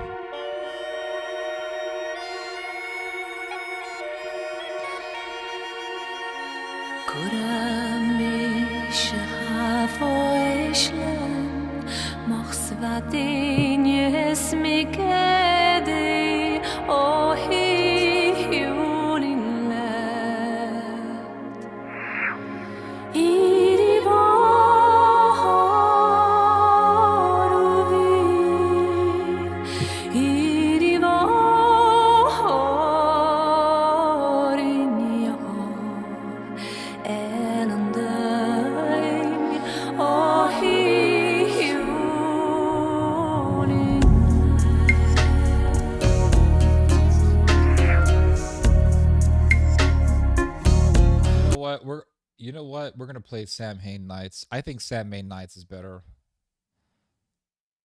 This is a classic of Irish music. Just a classic. Listen to this one. Oh, you can't beat this one.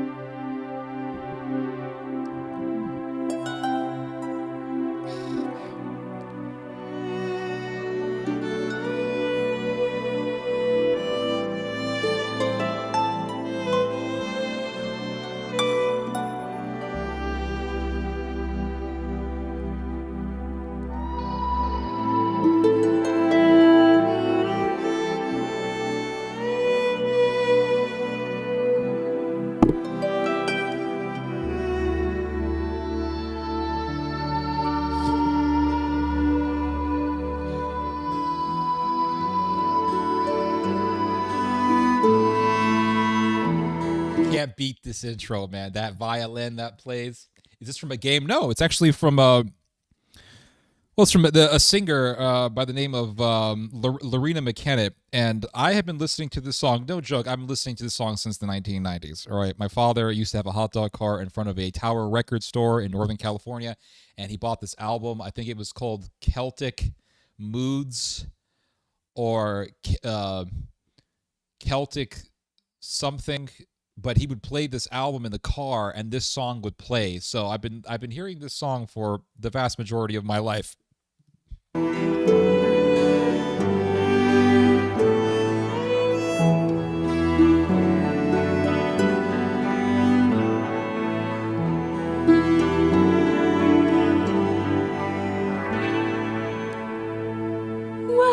the moon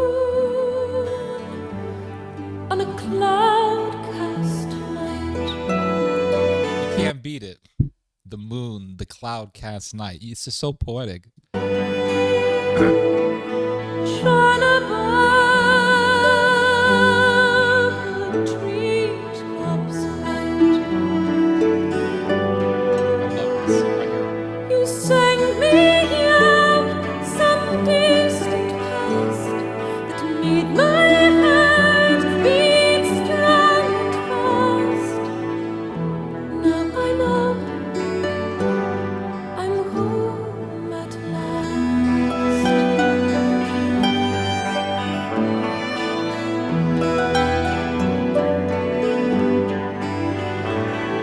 You offered me an eagle's wing,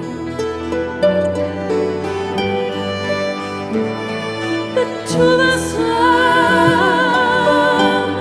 might soar and sing. I'm telling you, I make myself so proud about the fact that I'm able to make this shit. Like, this is good shit, guy. Oh my god. It's made from pure raw burdock root. So burdock is a plant. It's in the sunflower family, believe it or not. It's part of the Asteraceae family of plants, which it's a really big family of plants. Grew the burdock in October of last year, harvested it in the first week of May of this year, and harvested the burdock root. So you take burdock root, water, sugar, molasses, lemon juice, brewer's yeast, you mix it all up together, and then you let it brew for a week, and then you bottle it, and you can drink it 1 week after bottling it, or you can start drinking it 1 week after bottling, and it's going to taste good. If you open it a week later, it's going to taste really good. It's going to have a good texture, a good body. It's going to have a little bit of alcohol, but it's going to be more of a sweet, refreshing drink. The longer you let it sit in the bottle, the more alcoholic it's going to become, and then less sweet it's going to be. So this has been in the bottle for over 2 months. All the sugar is gone, and all you taste is the lemon juice and the earthiness of the burdock and the fizziness. And it comes together really well. Now, I'm not going to say that this is a perfect brew. What I will say is that my only criticism of this brew is that it's got a tad bit too much lemon in it, which makes it a little bit more sour. It's not a deal breaker. I'm still going to drink it, still going to enjoy it. But the next time I make this stuff, instead of using lemon juice, I'm just going to use lemon zest. That way I get enough tardiness, just enough and not too much. So I want to limit the amount of tardiness that it has for the next brew. So that's the one criticism I have for this drink. Other than that, it's a good brew. But damn, I surprised myself like how good this is. I mean, this is some good stuff, guys. By the way, Europeans, I didn't make up this idea. Europeans started making burdock brew as far back as the Middle Ages. You can look into this. It's really fascinating stuff. First song was by Capercaillie, yeah, but can't remember the song name. Cheers to Health, absolutely. Celtic Pride. Does Theodore belong to any church? Oh, God, don't get me started, please. I don't want to go down that road, man. My friend, I don't want to go down that road, Mr. Danish. Just watched Findlay McConnell perform at my local Highland Games. Wow, that's really cool. I used to go to Highland festivals. They're really fun. Sounds like really nice. Can you give me a link to the song? Sure. Hold on. I'll put a link to this song here. It's a beautiful song. It's such an amazing piece of music. Here. Here's the link. I put it in the URL. I love the violin. Yeah, it's really good. Why can't I super chat? I don't have super chats on, my friend. Every time I tell myself I'm going to do super chats, I don't do it because doing super chats is a kind of a long process. And the problem with oh God, I should do super chats.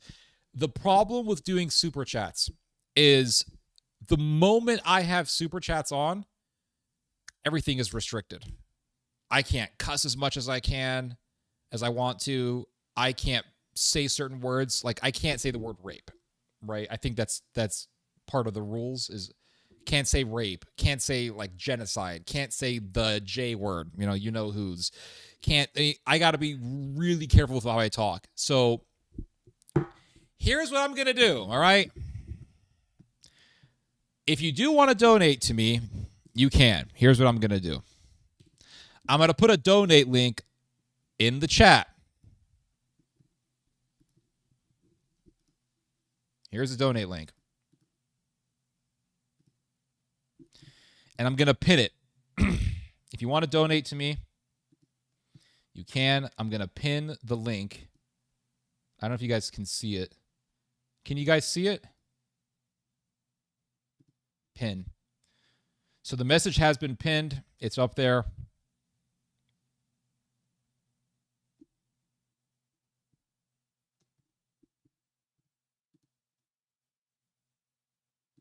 I don't know if you guys can see the link, but that is the link. If you want to donate, you can. It's not going to be a super chat, but you can donate to me on there. It is a nonprofit, so it is tax deductible. So if you live in the United States, you can classify that as tax deductible. All right, just letting you know that. You can see it. Yeah, so that is a donate button to donate to the nonprofit that I work for. I do all this work for a nonprofit, which is an educational / charitable nonprofit. We do help people in different countries, and we are an educational organization. So these streams are for educational purposes. I am a teacher, technically. And even though I don't have a degree to teach, but I do like to teach, and I do try my best to educate people. These streams are both fun. They're fun for me to do. They're a lot of fun, and I try to make these streams as fun as I can, because part of being a good teacher is being fun. I think if you're not fun, you can't be a good teacher. You got to be fun, and by fun I mean you got to be funny. You got to crack jokes. You gotta make people laugh. You gotta play music, drink a little alcohol. You got to make this. I want these streams to be as relaxing as possible, and I want these streams to be sort of like, this is going to sound kind of cringe, but it's sort of like a bar, like a pub, where people can get together and drink and talk and all this stuff. So yeah, I pinned the donate button. Thank you for offering. Sorry, I just haven't seen you for years, so haven't kept up. Yeah, I understand, Mr. Danish. No problem. It's just that if I start talking to you about my history in a religious institution, I will talk for hours, or at least an hour on the topic, because it's a long story, and I had a very strange experience with the Roman Catholic Church. I'll just put it to you that way. Hold on a second. All right, we're safe. I'm just making sure that we're safe, because sometimes you drink alcohol and you can get a headache, and I don't want any headaches. That's terrible. I'm gonna crack this open and drink a little bit more, just a little bit more. I don't want to drink too much, because drinking too much, man, it can be dangerous. But we're gonna play some more of this good Irish music. Hold on. And if I heard the owls cry, into the forest I would fly, and in its darkness find you by.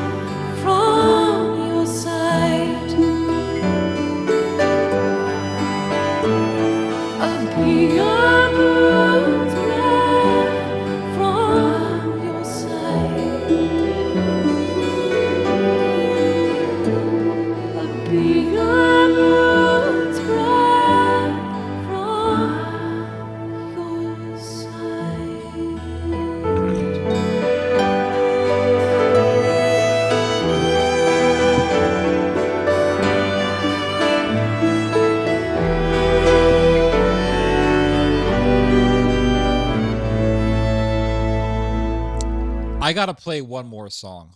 Last night I was drinking. All right, not a lot. I was drinking, a couple shots of Burdock, and I was listening to this Turkish song. Oh my gosh, this music is so good. It's a beautiful Turkish song. Just listen to this. Listen to this. Listen to this. Listen to this. Listen to this real quick.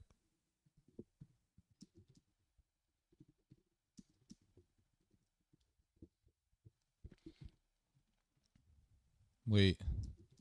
Oh, wait. Hold up. No, we good. I know we're good. We're good. We're good. We're good. Never mind. Never mind. Never mind. Never mind. Oh, wait. Hold up. No, we good. Sorry about that, guys. Internet got cut off there. My mistake. Yeah, the internet just got cut off. So, but we're good. I restarted it and we're good. So last night I was drinking a little Burdock and I was listening to this Turkish song and I was like, this song is so beautiful. I couldn't stop listening to it. It's so good. I'm gonna play it. I gotta play this song because it's so good. Hold on, here we go.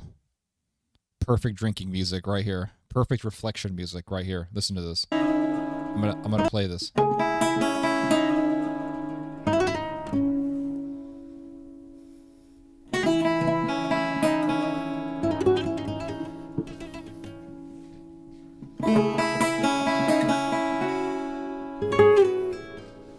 Right here.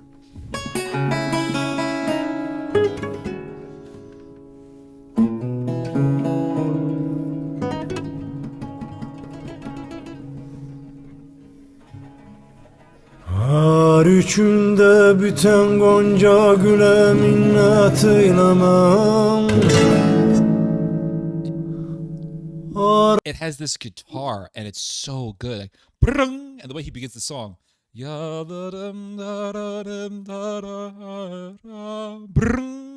I gotta find the lyrics, man. What are the lyrics for this?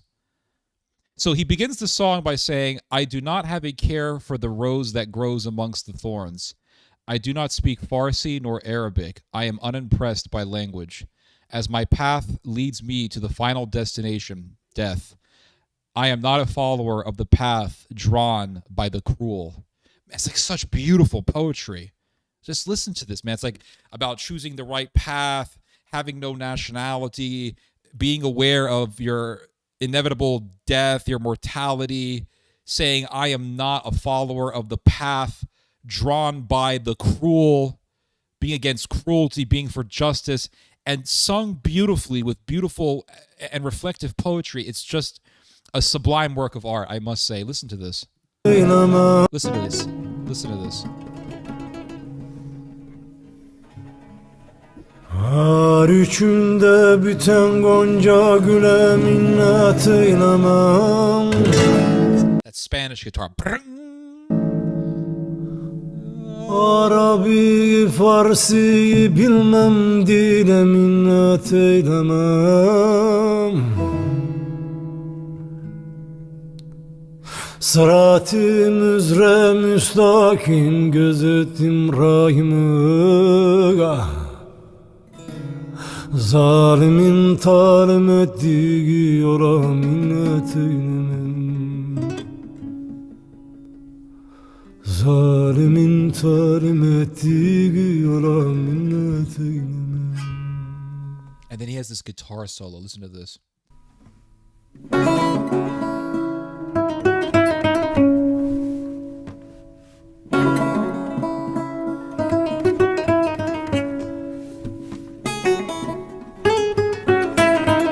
And then he has his little expressions. Bah! Watch this.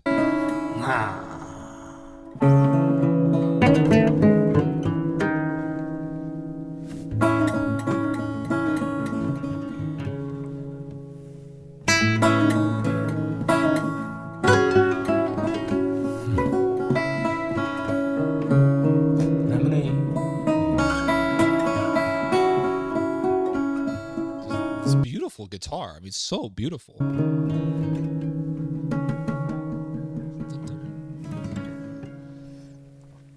And then he says, a strange sorrow has befell me.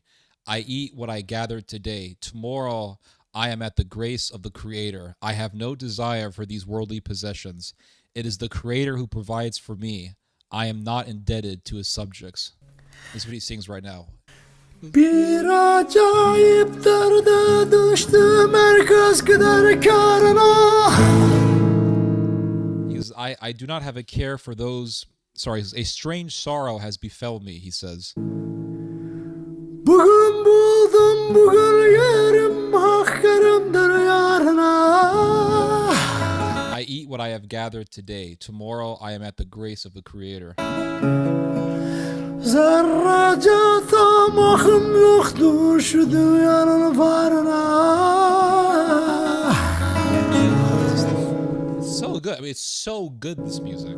Rızkımı veren hüdadır kulağım minnet eylemem. Rızkımı veren hüdadır kulağım minnet eylemem. And then this little guitar solo comes up.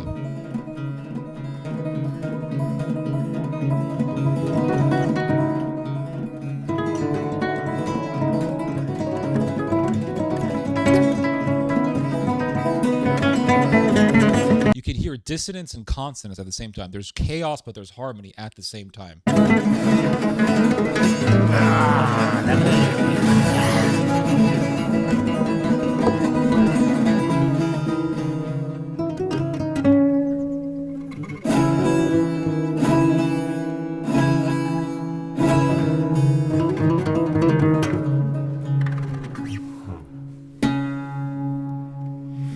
Ey nesimi can nesimi ol garip ihmal iken. Find wealth here while you are a guest. The most righteous one is still a guest here. Yarın şefalar atılır Ahmet-i Muhtar iken. He says, even as Ahmed and Mukhtar, I will seek grace. So even though I'm a Mukhtar, I will still seek grace.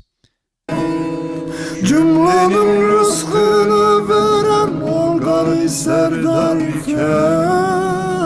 It is the benevolence that provides sustenance for all. Yeryüzünün halifesi hünkârım minnet eyleme. And he says, I will not plead to the Sultan, the ruler of this earth. Yeryüzünün halifesi hünkârım minnet eyleme. It's such a good piece of music. I listen to this music so much. It's beautiful music. It really is. But anyway, let's get back to some articles here. Let's see here.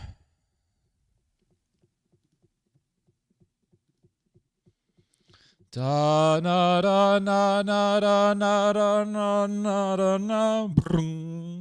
Da da na na da na da na da na. Da na da da na na. It's just beautiful music. It really is. So let's see here. Let's talk about the decline of the Israel lobby, shall we? Let's get the music back up here. Hold up.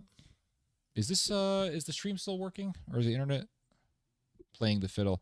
Are we still, like, is this thing still functioning? Hold up. All right.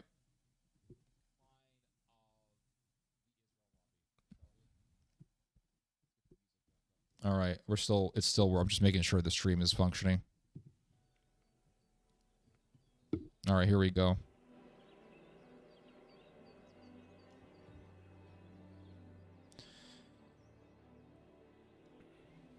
Let's play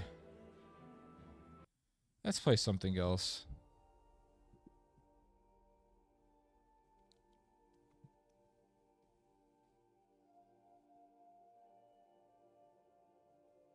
Let's play something else. Let's play some good Skira music. Hello, Francis. Hello, Susan. Philip. Glad you guys are still with us. All right, so let me know if the music is too loud or too low. I think we're good. Hold on. Let me just make sure it's not too loud. Hello,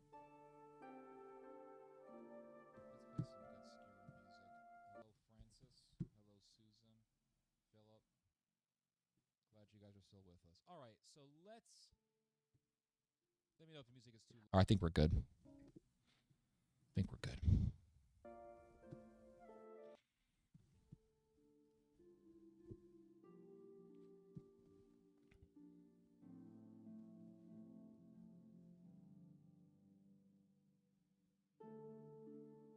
It's very low.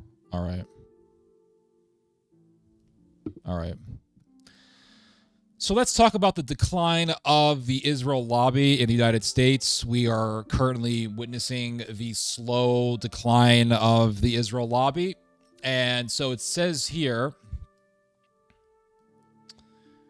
a House vote makes it clear Israel's support among Democrats is starting to buckle. More than 100 Democrats voted to cut military aid to Israel as U.S. public opinion shifts. Republicans are noticing too. And so it says here, somewhere in the days before Wednesday's vote, Hakeem Jeffries, the House Minority Leader, sat down and wrote his caucus a letter urging Democrats to reject an amendment that would strip security assistance to Israel. So somebody proposed a bill that would block the annual billions of dollars that America gives to Israel from being given over to the Israelis. And Mr. Jeffries said, hey, my fellow Democrats, do not vote in favor of this bill. And it says here, for most of his tenure as Democratic leader, that kind of internal whipping operation would have been unnecessary. So why does Hakeem Jeffries feel the need to write a letter to his fellow Democrats to say, hey, don't vote for this bill that will prevent billions of dollars from being sent over to Israel? Why does he feel the need to write this letter? Because he sees the writing on the wall. He sees that public opinion is shifting tremendously against the Israelis, against supporting Israel. And so he knows that a lot of Democrats are starting to recognize this, and they're saying, it's advantageous for me to be against Israel. So Mr. Jeffries knows this, and he was afraid because he's backed by a lobby of some sort. Mr. Jeffries is afraid that his fellow Democrats will go against the interest of Israel, the interest of AIPAC, and the rest of the Israel lobby. And so it says here, for most of his tenure as okay, I already read this. So Catherine Clark, the House Minority Whip, broke publicly with the position Jeffries had spent days defending. The significance isn't that one senior Democrat defected, but instead that the party's chief consensus builder, Mr. Jeffries, and more than 100 other Democrats, not Mr. Jeffries, someone else, and more than 100 Democrats broke ranks on one of Washington's and America's most defining and confounding policy questions, and one that exposes a caucus divide that can no longer be managed behind closed doors.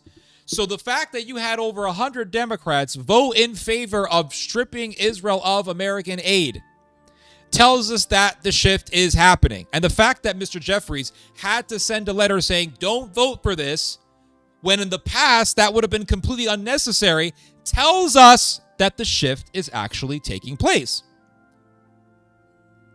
That's what that means. And so it says here, the amendment itself offered by the Kentucky Republican Thomas Massie, who just lost his re-election bid after a flood of pro-Israel lobby support boosted his rival, would have eliminated $3.3 billion in security assistance to Israel from the State Department appropriations bill. As expected, it failed 314 to 104. But the fact is, over 100 representatives voted in favor of ending aid to Israel. And Mr. Hakeem Jeffries, who has been backed by AIPAC for many years, this guy used to go to Israel every year and bow down to the Wailing Wall. The fact that Mr. Jeffries had to send a letter saying, don't support this, tells us, all right, the shift is happening. The decline is taking place. Now, it's not happening as much as a lot of us would like it to, but you have to understand, we are just now beginning to transition away from the pro-Israel narrative, the pro-Israel position that we have become so accustomed to for decades. So since the late 1960s, America has been very pro-Israel. So we're just now leaving that position. And I've said this before, but for the vast majority of America's history, Americans have not been pro-Israel. Now you could say, well, there was no Israel 100 years ago. I know that. I don't want to use the J word. I just don't. All right. But if you go back to American history, before the state of Israel was formed, America didn't like Israel, if you know what I mean. It just didn't like it. It didn't like Israel. And so when Israel was a brand new state, still a lot of Americans didn't really support Israel. It wasn't until the late 1960s when Israel won the 6 Days War that America began to think, okay, we should be supporting Israel because Israel beating all these Arab countries at once means that God must be on Israel's side. So Americans started supporting Israel. So we have been accustomed to that way of thinking, the pro-Israel narrative, since the late 1960s. So the fact is that we are just now starting to wake up out of it. That's the thing. We're just now starting to transition away from the pro-Israel position. So you have to give it time. You can't just expect all this stuff to happen tomorrow. It's going to take time for this thing to eventually come to pass and eventually manifest itself. But we are seeing the shift. It's happening. And I think that if America gives F-35s to Turkey. Now remember, the whole F-35 thing is not exactly America selling F-35s to Turkey. It's to a great extent America giving the F-35s that Turkey paid for. Turkey paid a whole lot of money to America to purchase 6 F-35s. America has not given those 6 F-35s to Turkey. Now, part of this is due to the fact that Turkey purchased Russian S-400s, and that is against the rules. So when Turkey purchased Russian S-400s, America said, you're off the F-35 program. But to a great extent, this has to do with the lobby. The Israel lobby does not want Turkey to have F-35s.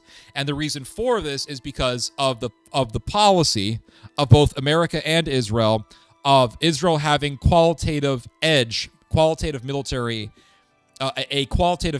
edge over its neighbors.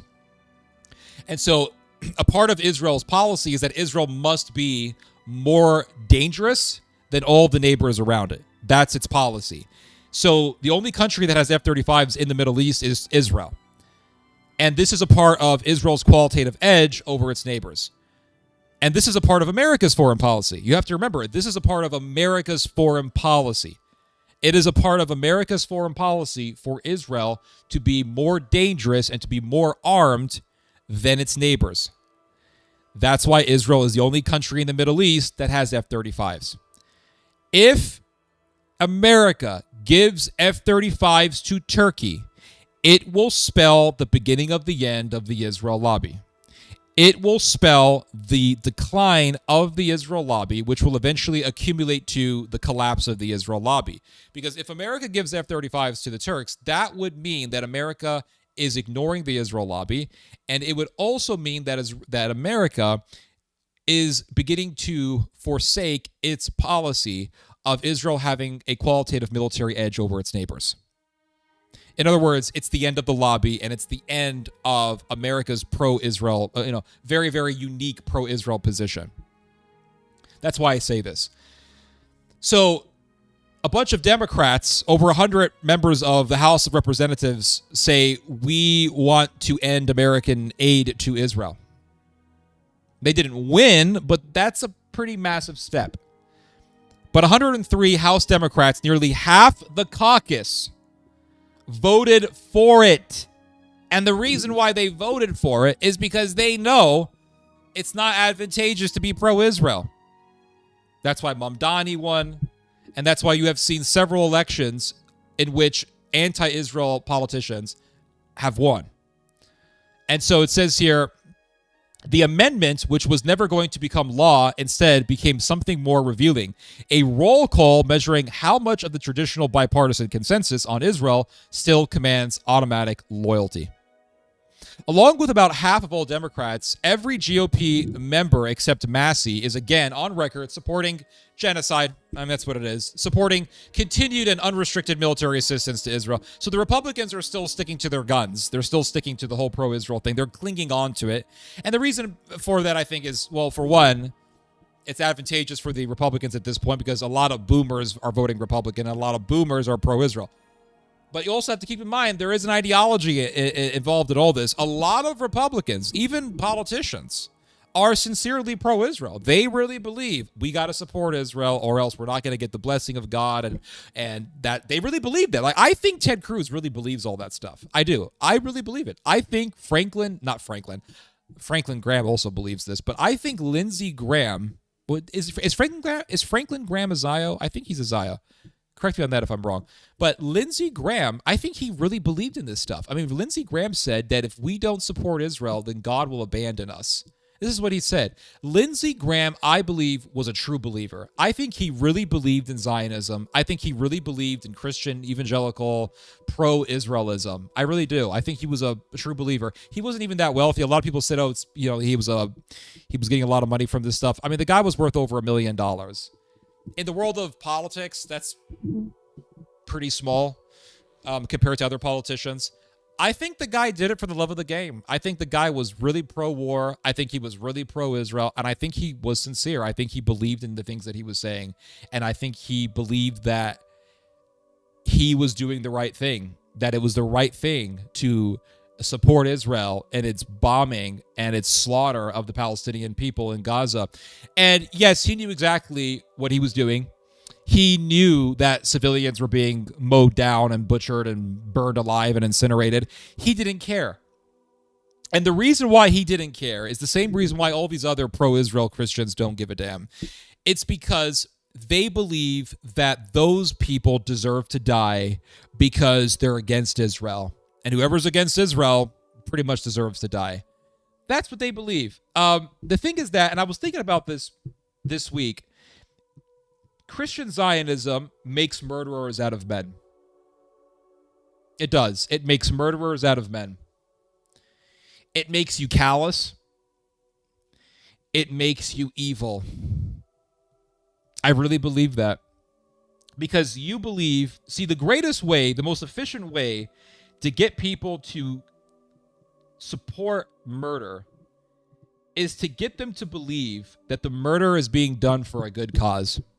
All right, that's the easiest, most simple, most efficient way, most expedient way to get people to accept and to support mass murder and to embrace it, is if you can convince them that all this killing is being done for a good cause, then you get them to bypass their conscience and to support mass murder. And that's the thing. So because it's very difficult to beat your conscience unless you're really in deep with the devil, okay? But it's really difficult to beat your conscience. Your conscience will tell you that you're doing wrong. And you can try to ignore your conscience as long as you want. Eventually your conscience will win. Your conscience will make you physically ill from the guilt. Your conscience will give you actual physical pain because guilt is painful psychologically and physically. You feel it in your body. Guilt is very painful. And most people, I think, won't be able or wouldn't be able to endure long enough with that. And so how do you get people to just shut down their conscience or bypass their conscience and get people to accept mass murder? Well, what you do is you get their minds to think that it's all for a good cause. Oh, it's all for a good cause. Oh, okay. So I don't feel bad. It's good. It's for a good cause. And that gets them to no longer contend with their conscience. And so you see the children starving. Even Donald Trump had to acknowledge that children were starving. Like, he himself said, hey, I've seen the pictures of these children and they're all skin and bones. And Donald Trump said, you can't make that up. I mean, he himself had to acknowledge this. You see the people starving. You see elderly people starving. You read about hantavirus and Ebola spreading around within Gaza because of the lack of medical attention. You read about Israeli snipers deliberately shooting people, deliberately shooting children. You read about an infant being breastfed.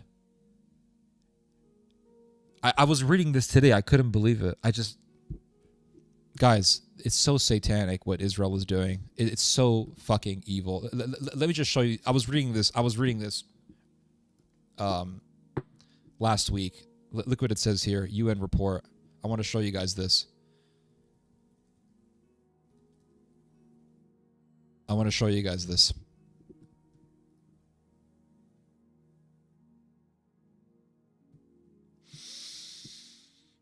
It's so evil. Look at this.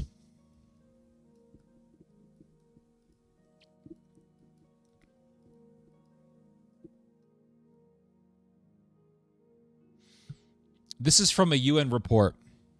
Look at what it says here. On January 24th, 2024, Israeli soldiers shot dead a 15-year-old boy in Khan Yunis while he held a white flag, stepping out of his family home following an Israeli evacuation order. So there was an evacuation order. This young man is holding a white flag. Israeli soldiers shoot him dead. They don't care. When his 20-year-old brother ran to help him, Israeli soldiers shot him too. The commission found the 98th Division was operating in the area and concluded the shooting was deliberate. On April 12, 2024, an Israeli quadcopter operator shot a 10-day-old baby boy in the head while his mother was breastfeeding him inside a tent in Nuseirat. The baby survived but now suffers from seizures. The commission concluded the operator had a clear view inside the tent before firing. So an Israeli officer shoots a 10-day-old infant while it is being breastfed in the head. And they want to say there's no genocide. Oh, there's no genocide. Oh, no. Now you see, here's the thing, and you can see this in my channel. But when 10/7 happened, when Hamas attacked Israel on 10/7, I did many videos on it saying this is wrong. I did many videos on it. I said this is wrong. And I was right. I don't take what I said back. Hamas did wrong. Hamas murdered civilians. Hamas executed civilians. That is true. You can see it. There's actual video footage of it. And a lot of people were saying, Ted, don't do this. You shouldn't be supporting Israel. Blah, blah, blah. Listen, I wasn't doing it in a Zionistic way. I wasn't saying it from a place of Zionism or being pro-Israel. I was simply saying it from a sense of justice. But then you see stuff like this. Now, if you're a pro-Israel person and you're a Zionist and all this stuff, Christian Zionist, and you think, well, I'm doing this for God and all this, and you want to say, God wants me to be pro-Israel and all this. How do you read these stories and ignore the reality? How do you read these stories and then say, well, I don't care. I don't believe it. I don't believe the media. It's all bullshit. It's all garbage. This is why I say Christian Zionism makes murderers of men. It makes men into murderers, makes women into murderers, because you got women Christian Zionists as well. Because you can read these stories, and I've seen this firsthand. I have friends who are Zionist, Christian Zionists, and you can show them these stories, and I've tried. They don't give a damn. They're like, God is still with them. I don't believe the media. It's all lies. So because it's critical of Israel, it's all lies. But if the UN puts out a report on what Hamas has done, and the UN has done this, the UN is all of a sudden a legitimate organization. But when it talks about Israel, they're all liars. Yeah, they're all brainwashed. It's brainwashing. It's a cult. It's an absolute cult. And that's why you see people like, what's his name? Musab Hassan Yusuf, the son of Hamas guy.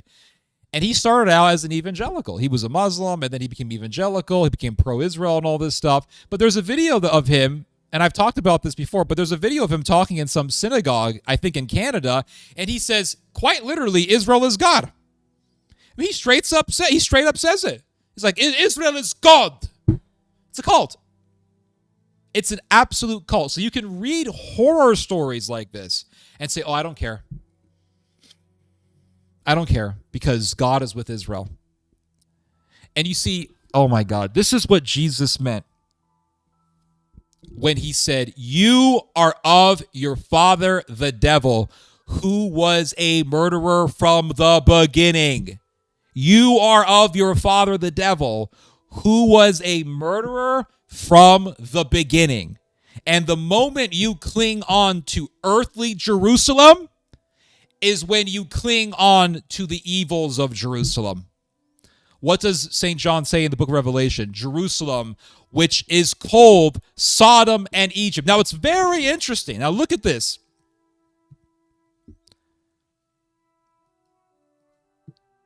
I want to show you guys something. Look at this. Look at this. Look at this. Revelation. The book of Revelation, Sodom and Egypt. I want to show you guys this here. Look at this. Revelation chapter 11, verse 8. Look at what it says.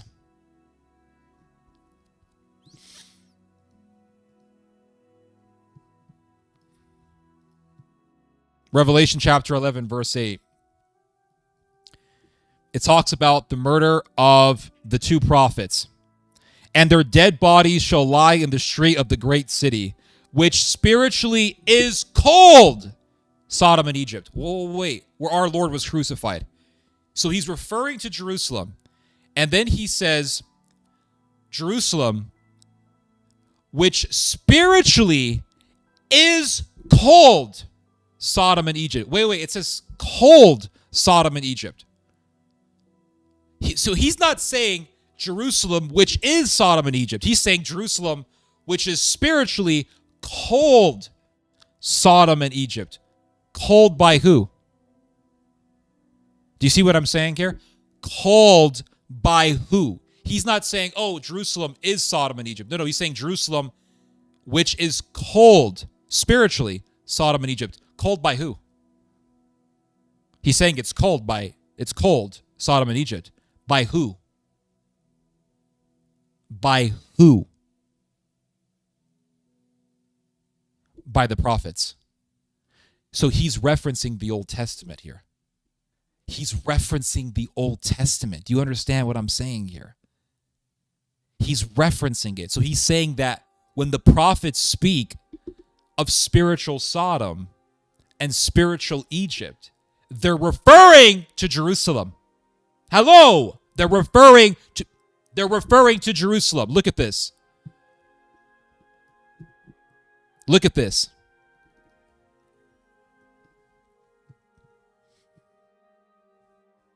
Let's go to the Old Testament. Hold up. Hold on.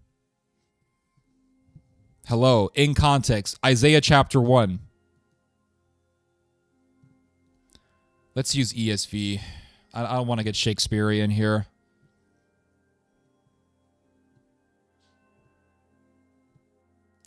Isaiah chapter 1.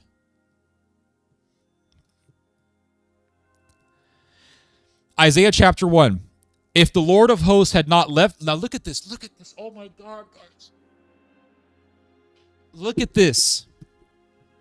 If the Lord of hosts had not left us a few survivors, we should have been like Sodom and become like Gomorrah.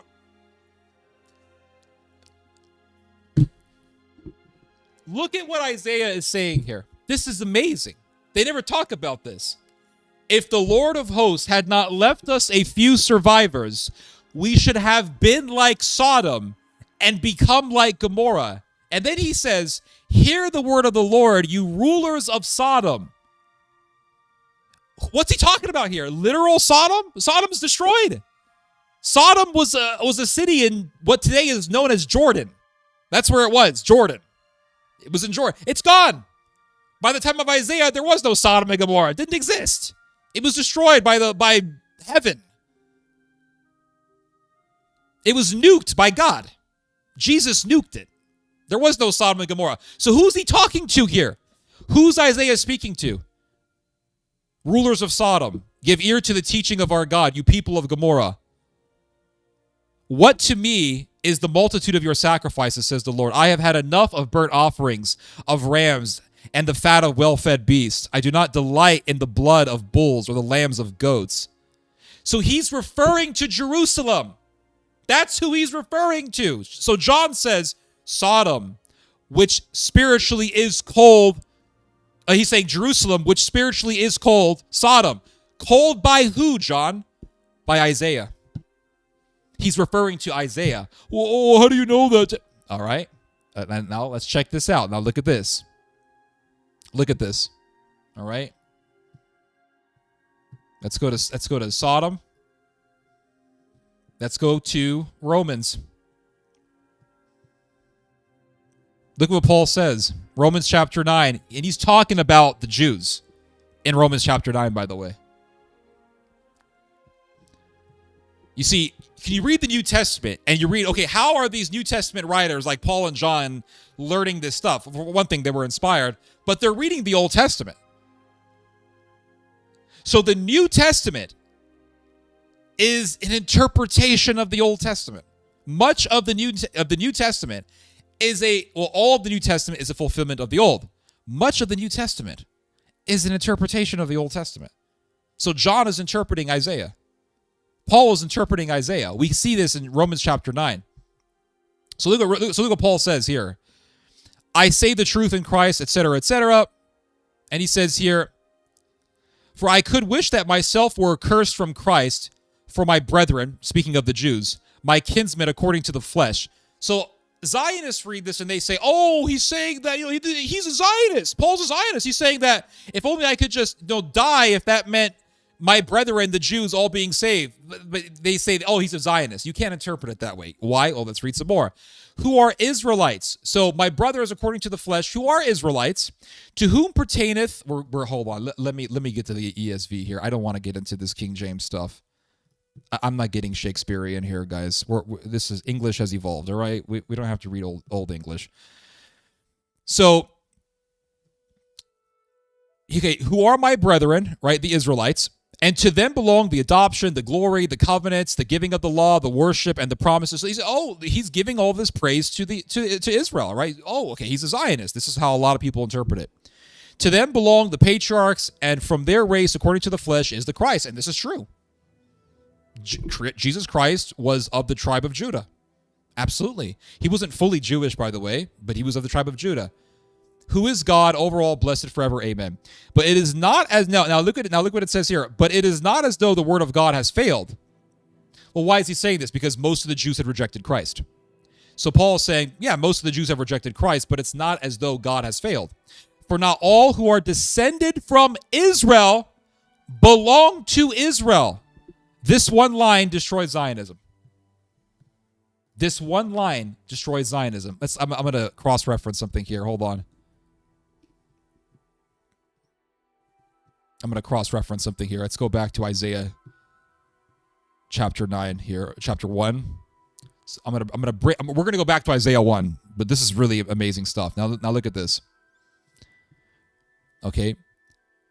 For not all who are descended from Israel belong to Israel, and not all are children of Abraham, because they are his offspring.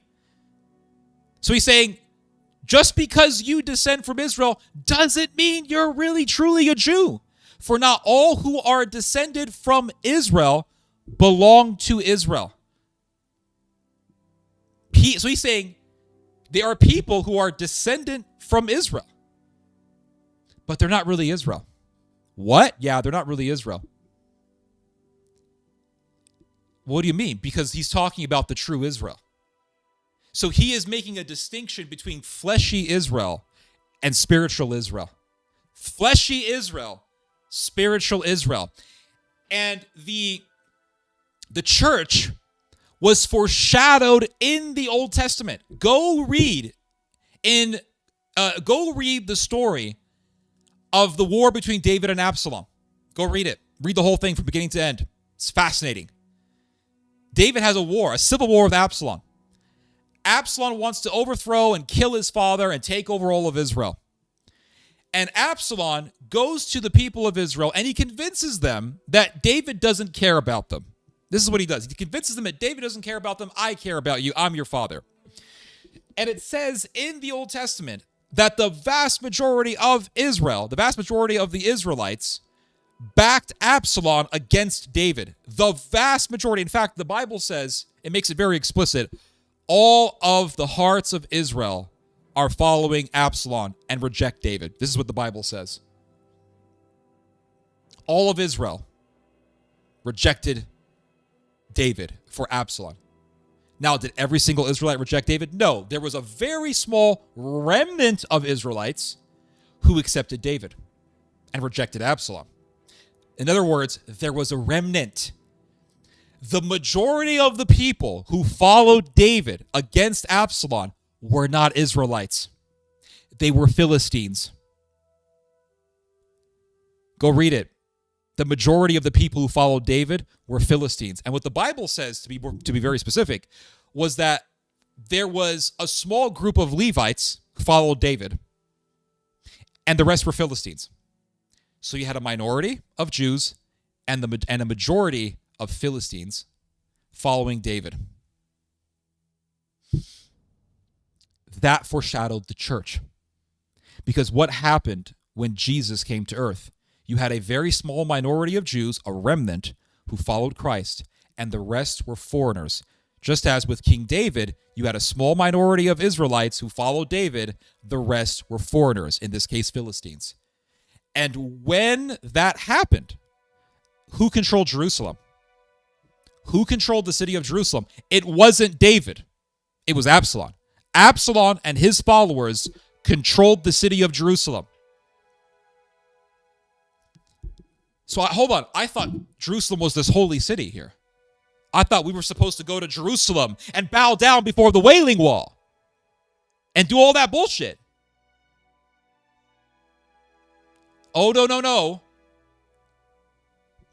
When Jerusalem was under Absalom and it was against David,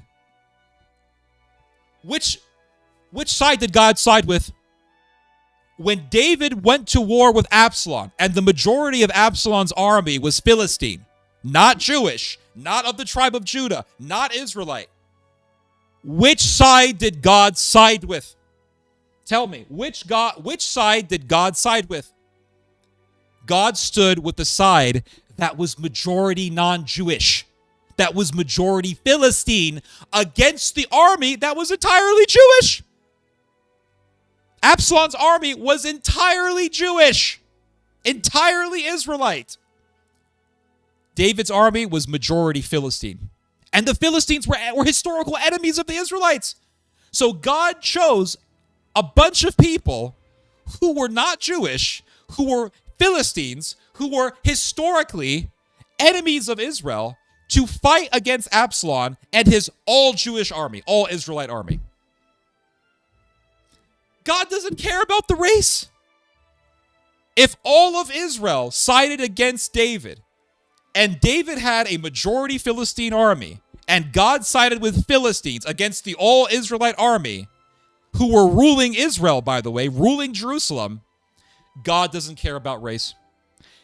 To be Jewish is spiritual.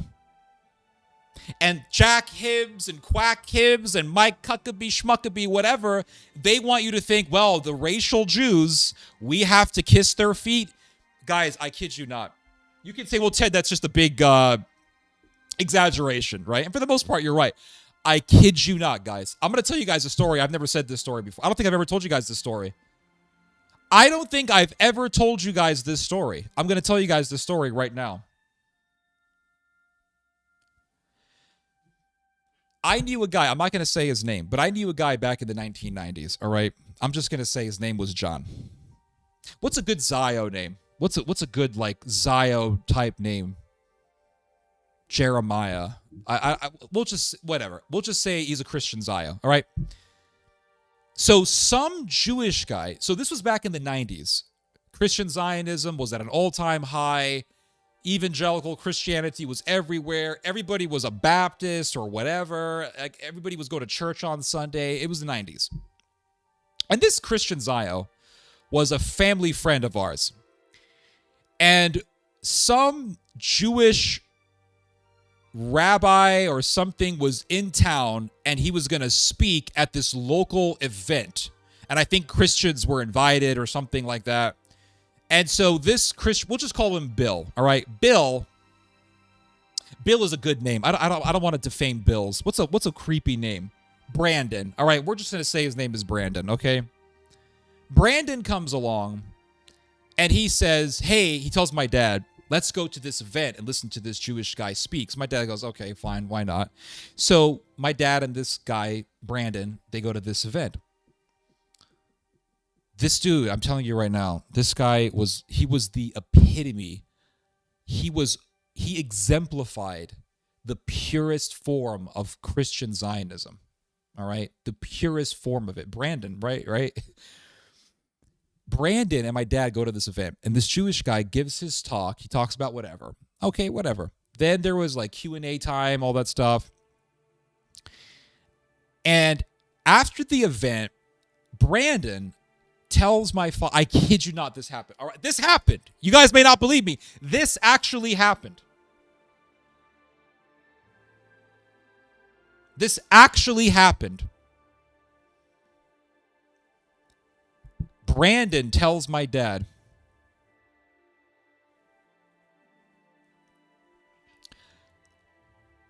I want to kiss this man's feet. I kid you not. You can't make this shit up. This actually happened. And my dad goes, what? He says, I want to kiss this man's feet because he's Jewish. You don't have to believe me. You don't have to believe me. But Christian Zionism makes slaves out of men. All right? It does. It makes good goy slaves out of men. He says, I want to kiss this man's feet. This actually happened. You can talk to him. You can ask my dad about it if he ever, whenever he comes back on here. This actually happened. So Brandon goes up to this Jewish guy.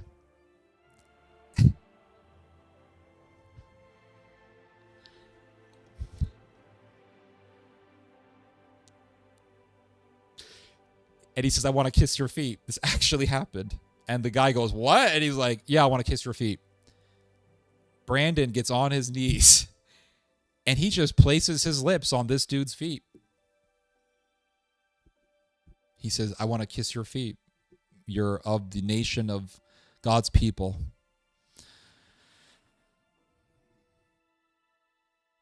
That guy, years and years later, back in like 2023 or 4, he actually contacted me.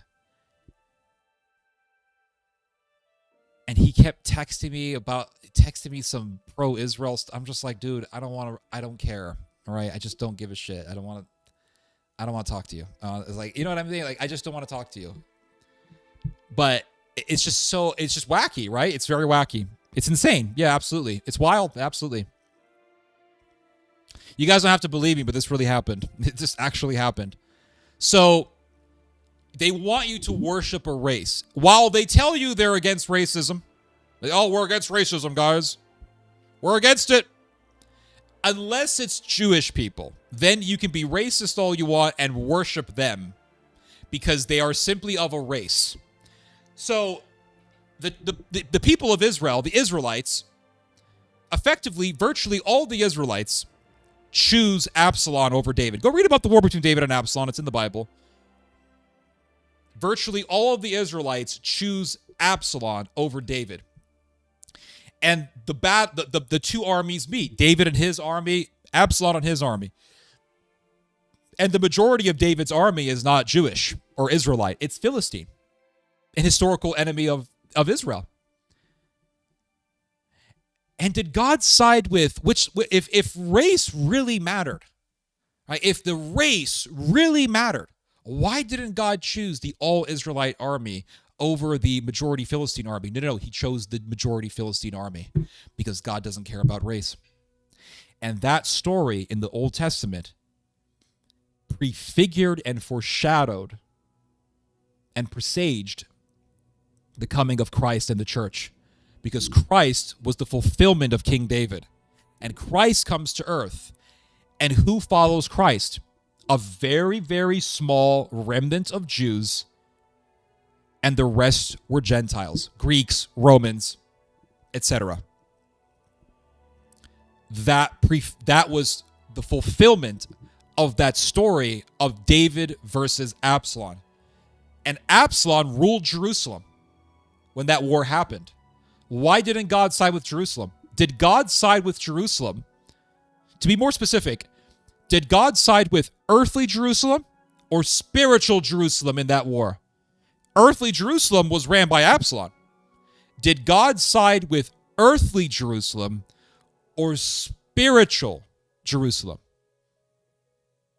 He sided with spiritual Jerusalem. And what was spiritual Jerusalem? David, his minority, his remnant of Israelite followers, and a whole bunch of Philistines. And what is spiritual Jerusalem today? It's a remnant of Jews, and the rest are Gentiles. And so going back to this chapter in Romans, Paul says, "For not all who are descended from Israel belong to Israel." In other words, they are Israelites who aren't from Abraham. Why not? Because it's about spirit. It's not about a race. It's not about a tribe. But and then he says here, "But through Isaac shall your offspring be named." This means that it is not the children of the flesh who are the children of God. Now, I just want to address something here because there is a chance of somebody bringing this up. There is a chance of somebody bringing this up. You have evangelical Zios who will try to twist Paul's words to make it seem like he's not saying what he's actually saying. So, for example, all right, I've actually heard this before. When Paul says, "For not all who are descended from Israel belong to Israel, and not all are children of Abraham because they are his offspring," the evangelical Zios, they know this verse. They try to twist it and manipulate the sentence. What they say is, "Oh, no, he's still referring to the Jews. But what he's saying here is that not all of the Jews were actually descendants of Abraham, because remember, many of the Jews were descendants of converts. Later on, during the time of Esther, there were many people who converted who weren't actual Hebrews, and they converted to Judaism and they became Jews." That's what he's referring to. So you have Ashkenazim Jews today who are not necessarily Semitic, but they're still Jews. So these are the people that Paul's referring to. Yes, they actually make this argument. All right, I've heard this before. It's very dishonest. It's very bad faith. It's very manipulative and sophistic. But if you read the full chapter, you can clearly see that this is not what Paul is saying. Because look at what Paul says. "Through Isaac shall your offspring be named." This means that it is not the children of the flesh who are the children of God, but the children of the promise are counted as offspring. So he is deliberately saying it's not about genetics.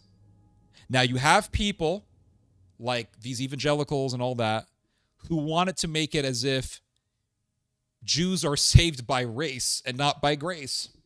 That's what they're saying. That's why John Hagee doesn't preach to Jews. That's why a lot of these evangelical Zios refuse to preach to Jews, because they think that, well, God will save them in the end anyway. And what they're saying is that the Jews are saved by race and not by grace. Now, for the rest of us, we all have to be saved by grace. But there's an exemption for the Jews in the warped perception of the Christian Zio. But Paul says, it is not the children of the flesh who are the children of God. So he's saying it's not about race, but the children of the promise are counted as offspring. For this is what the promise said: "About this time next year I will return, and Sarah shall have a son." And not only so, but also when Rebekah had conceived children by one man, our forefather Isaac, though they are not yet born and had done nothing either good or bad, in order that God's purpose of election might continue, not because of works, but because of him who calls. She was told, the older will serve the younger. As it is written, Jacob I loved, but Esau I hated. What shall we say then? Is there injustice on God's part? By no means. For he says to Moses, I will have mercy on whom I shall have mercy, and I will have compassion on whom I have compassion. And so he says here, now I just want to fast forward something here. Now look what it says here. He references the Old Testament. He references the prophet Hosea. And it says here, as indeed he says in Hosea, now look at what God says through the prophet Hosea. Those who were not my people, I will call my people. So the Zios will try to say, oh, well, it's about the Jews and the Jews, and this is what Paul is focusing on. It's about being a Zionist. But he references and quotes the prophet Hosea, through whom God says, those who were not my people, I will call my people. And her who was not beloved, I will call beloved. So God is saying, a people who I did not call my people, will become my people. What's he referring to? The Gentiles.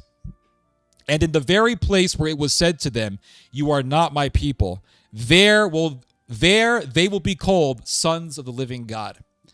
And Isaiah cries out concerning Israel. Now this is where Isaiah 1 comes in. Though the number of the sons of Israel be as the sand of the seas, only a remnant of them will be saved. This is reflected in the story of Absalom.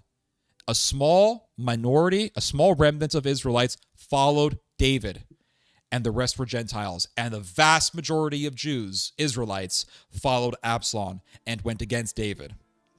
Now, what happened after the crucifixion? What happened decades after the crucifixion? Because the Jewish apologists, they will say things like, well, the reason why we rejected Christ is because he didn't fulfill the prophecies.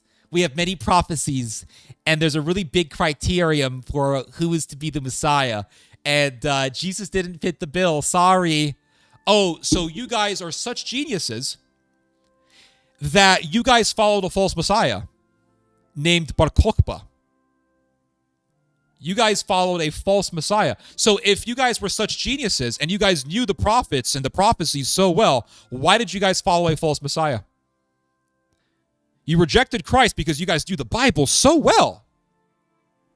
But you rejected Christ, but then you followed a false Messiah named Bar Kokhba, who led you into perdition. And so what happened? Bar Kokhba had an all-Jewish following. Jesus had a remnant of Jews who followed him, and the rest were Gentiles. What happened with David? It was an all-Jewish following for Absalom. A small minority, a small remnant of Jews followed David, and the rest were Gentiles. So the story of Christ is parallel to the story of David. The story of Bar Kokhba is parallel to the story of Absalom. Bar Kokhba had an all-Jewish following. So did Absalom. David had a majority Philistine/Gentile following. So did Jesus. And this is why we are not to focus on race. And it says here, and Isaiah cries out concerning Israel, though the number of the sons of Israel be as the sand of the sea, only a remnant of them will be saved. For the Lord will carry out his sentence upon the earth fully and without delay. And as Isaiah predicted, now he's quoting Isaiah chapter 1, if the Lord of hosts had not left us offspring, we would have been like Sodom and become like Gomorrah. So what is Isaiah talking about here? It's very clear what he's talking about here. The Gentiles entering the fold of spiritual Israel. In other words, the vast majority of the Jews, through their rejection of Christ, left the fold of spiritual Israel. They left the fold of spiritual Israel. And they became Sodom.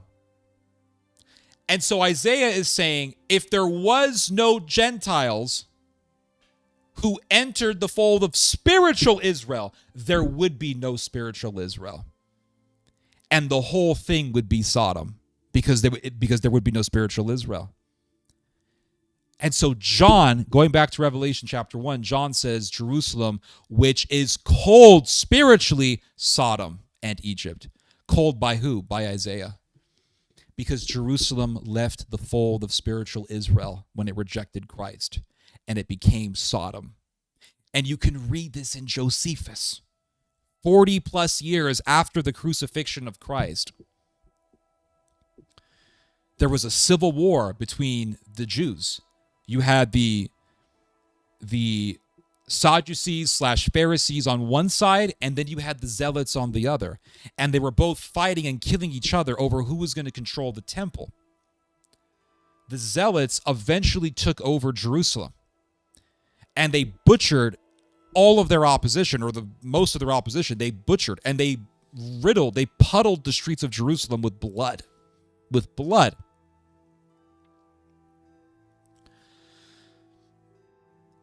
And what does Josephus tell us in his history on the Roman-Judean War? I'll read it to you guys. Josephus describes when and how Jerusalem became Sodom. I'm going to read it to you guys right now. Check this out. They never tell you guys this stuff. They never tell you guys this stuff. I'm going to read it to you guys right here.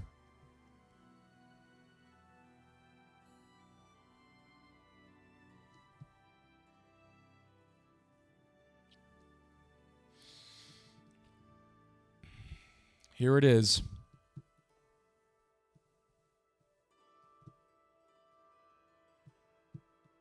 Look at what it says here. This is Josephus right here. So here is from Josephus Wars, Book 4, Chapter 9, Part 10 of Chapter 9. And it talks about the leader of the Zealots. His name was Simon. And how he took over Jerusalem and what they did, what he and his followers did after they took over Jerusalem. Now, this Simon, who was without the wall, was a greater terror to the people than the Romans themselves. So they were complaining, oh, the Romans are so bad. Let's side with the Zealots. The Zealots took over, and they were worse than the Romans. Not surprisingly. And so it says here, Simon was a greater terror to the people than the Romans themselves, as were the Zealots, who were within it more heavy upon them both of the other. And during this time did the mischievous contrivances and courage of John corrupt the body of the Galileans. So John was another rebel leader. For these Galileans had advanced this John and made him very potent, who made them suitable requital from the authority he had obtained by their means. For he permitted them to do all things that any of them desired to do, so they could do whatever they want. While their inclination to plunder was insatiable, as was their zeal in searching the houses of the rich, so they wanted to rob people, and for the murdering of the men and the abusing of the women, so they were just sacking, killing, raping in Jerusalem. The abusing of the women, it was sport to them, so they were killing for fun. They also devoured what spoils they had taken, and together with their blood, and indulged themselves in feminine wantonness. Feminine wantonness. Without any disturbance, till they were satiated therewith. So they indulged in the evils of Sodom. While they decked their hair, these are men we're talking about here. While they decked their hair and put on women's garments, and were besmeared over with ointments, and that they might appear very comely, they had paints under their eyes. They began to put mascara under their eyes. They were transgender, right? They became trans. And imitated not only the ornaments, but also the lusts of women. They were homosexual. They indulged in the evils of Sodom. And were guilty of such intolerable uncleanness, that they invented unlawful pleasures of that sort. And thus did they roll themselves up and down the city. Which city? Which city? Jerusalem. They rolled themselves up and down Jerusalem as in a brothel house. They made all of Jerusalem into a gay bathhouse. So what does John say? Decades before this even happened, Jerusalem, which is called spiritually Sodom. And the people who rejected Christ made Jerusalem into a gay bathhouse. Now, they never talk about this. I don't hear historians talking about this. I don't hear evangelicals talking about this. I don't hear rabbis talking about it. I don't hear nobody talking about this stuff. The only way I found this out was by reading the book from beginning to end. Years ago, 2021, I said, I'm going to read the whole book. So I picked up Josephus's Wars, and I read it from beginning to end. And I'm reading it. I'm like, oh, shit, I didn't know that. Oh, I didn't know. I didn't know this. So they made it into a gay bathhouse and defiled it entirely with their impure actions. Nay, while their faces looked like the faces of women, they killed with their right hands. So they became Buffalo Bill. And when their gait was effeminate, meaning they walked like women do. You see this sort of thing in Tel Aviv today. They presently attacked men and became warriors and drew their swords from under their finely dyed cloaks and ran everybody through whom they alighted upon. They made Jerusalem into Sodom. Jerusalem quite literally became Sodom. Because while it was spiritually Sodom, that spiritually sodomite nature manifested itself in the physical world and translated eventually into the physical world, and it was seen. It manifested physically. It was there. And what do you see, Israel today? It's one of the, if not the most pro-Sodom country on earth. And I know I've talked about this several times, and I know a lot of you guys already know this, but now you have the New York Times writing about this, Haaretz writing about this, multiple reputable media outlets talking about this. And they are referencing Israeli prison guards. They're referencing Palestinian prisoners. They're interviewing former Palestinian prisoners. They're interviewing Israeli prison guards who have seen these things. And they're showing how it is now official policy in Israel to sodomize men. They take Palestinian men and sodomize them. They shove carrots up their anuses.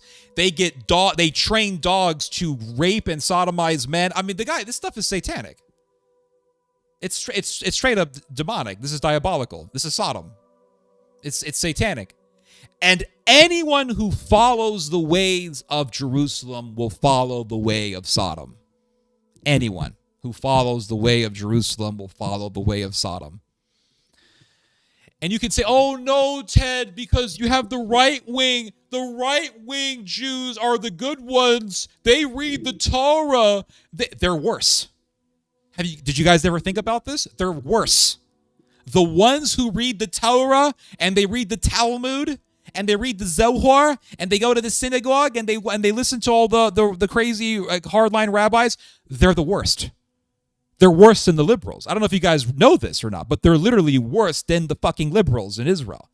Because at least some of the liberals in Israel will write articles exposing this sort of stuff and say, hey, we're doing some evil stuff here. The hardliners, they don't want to admit to a damn thing. And here's the thing. The people who are sodomizing Palestinians are the hardliners.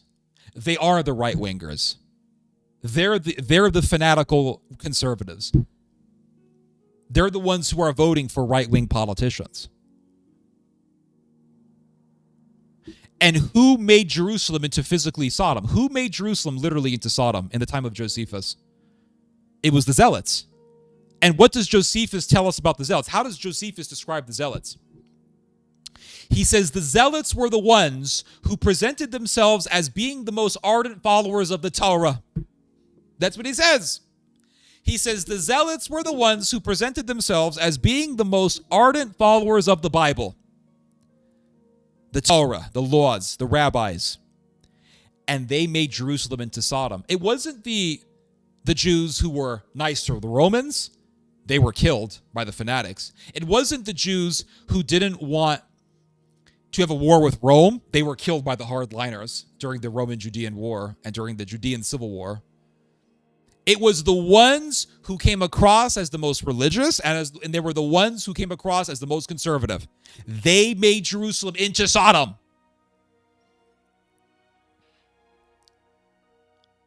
And who killed Christ? Who killed Christ? Was it liberals who killed Christ? Was it pagans who killed Christ? Conservative religious leaders who were leading the Institute of the Temple, which was followed by God himself, which was created by God himself, killed Christ. They're the ones who framed Christ. They're the ones who went to Pilate and said, kill him, or else we're going to report you to the authorities as a person who is in cahoots with a rebel.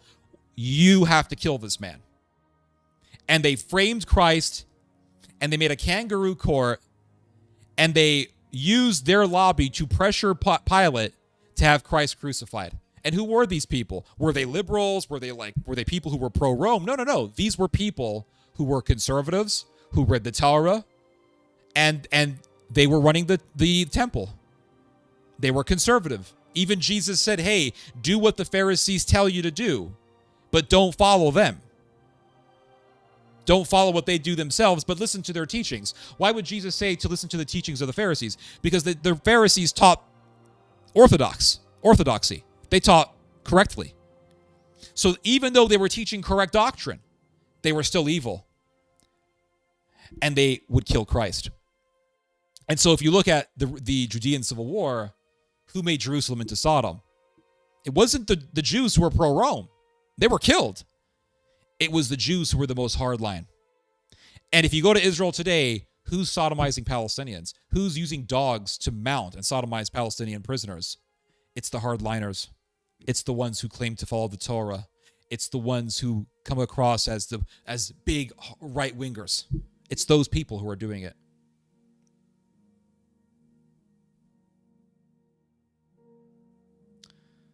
So, there you go. And so you look at the evils of Israel, how they mass murder, how they rape, all these things. The Christian Zionists, quiet.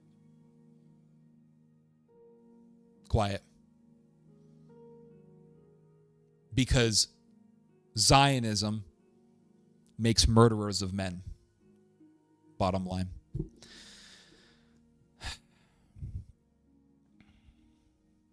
I'll read your comments. Hold on.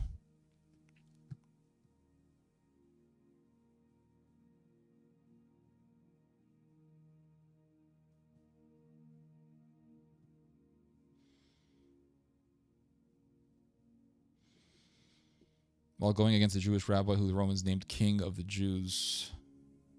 WTF. That's a true story. The story about the guy kissing feet, guys, that's a true story. I wouldn't make that up.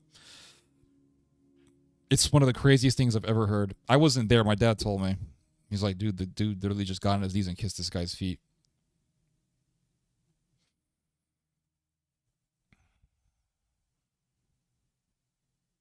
Sounds like this hinders at influence. Why you can get into legal trouble for criticizing Israel and being anti-Semitic. True.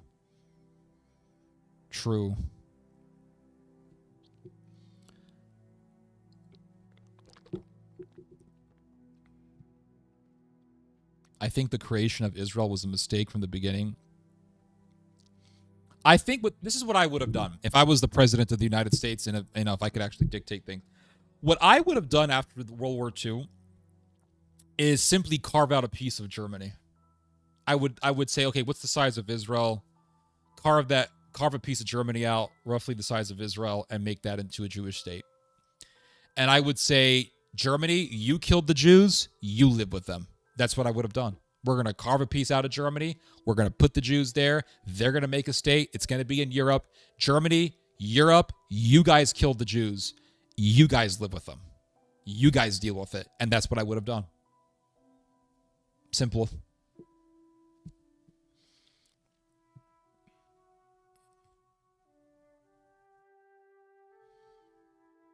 The establishment of Israel as a state is a fulfillment of a biblical curse. True. The evil Rothschild family had a lot to do with forming this modern-day Israel, taking radicalized faith and adding mass destructive weapons. Exactly. Yup. And that's why you see, what's his name, Lindsey Graham, and he's in Ukraine, and he's like, we're going to kill Russians. Yeah, kill all the Russians, guys. The Bible made mention of Israel. And see, the sad thing is they bring their spiritual wickedness to the rest of the world. True. The Bible made mention of the Israel becoming desolate and empty. True. Is the King James Bible, is this King James? Nope.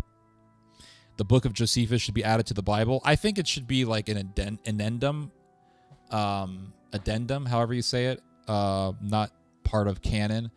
But I think all Christians should definitely read Josephus. Scripture is clear about where the effeminate will go. Yup. I think they have the largest alphabet parades. Yup. Talk about making Abu Ghraib look like Sesame Street. I mean, at least with the United States, to give credit to the United States, at least with America, you had a ton of people who were outraged by Abu Ghraib.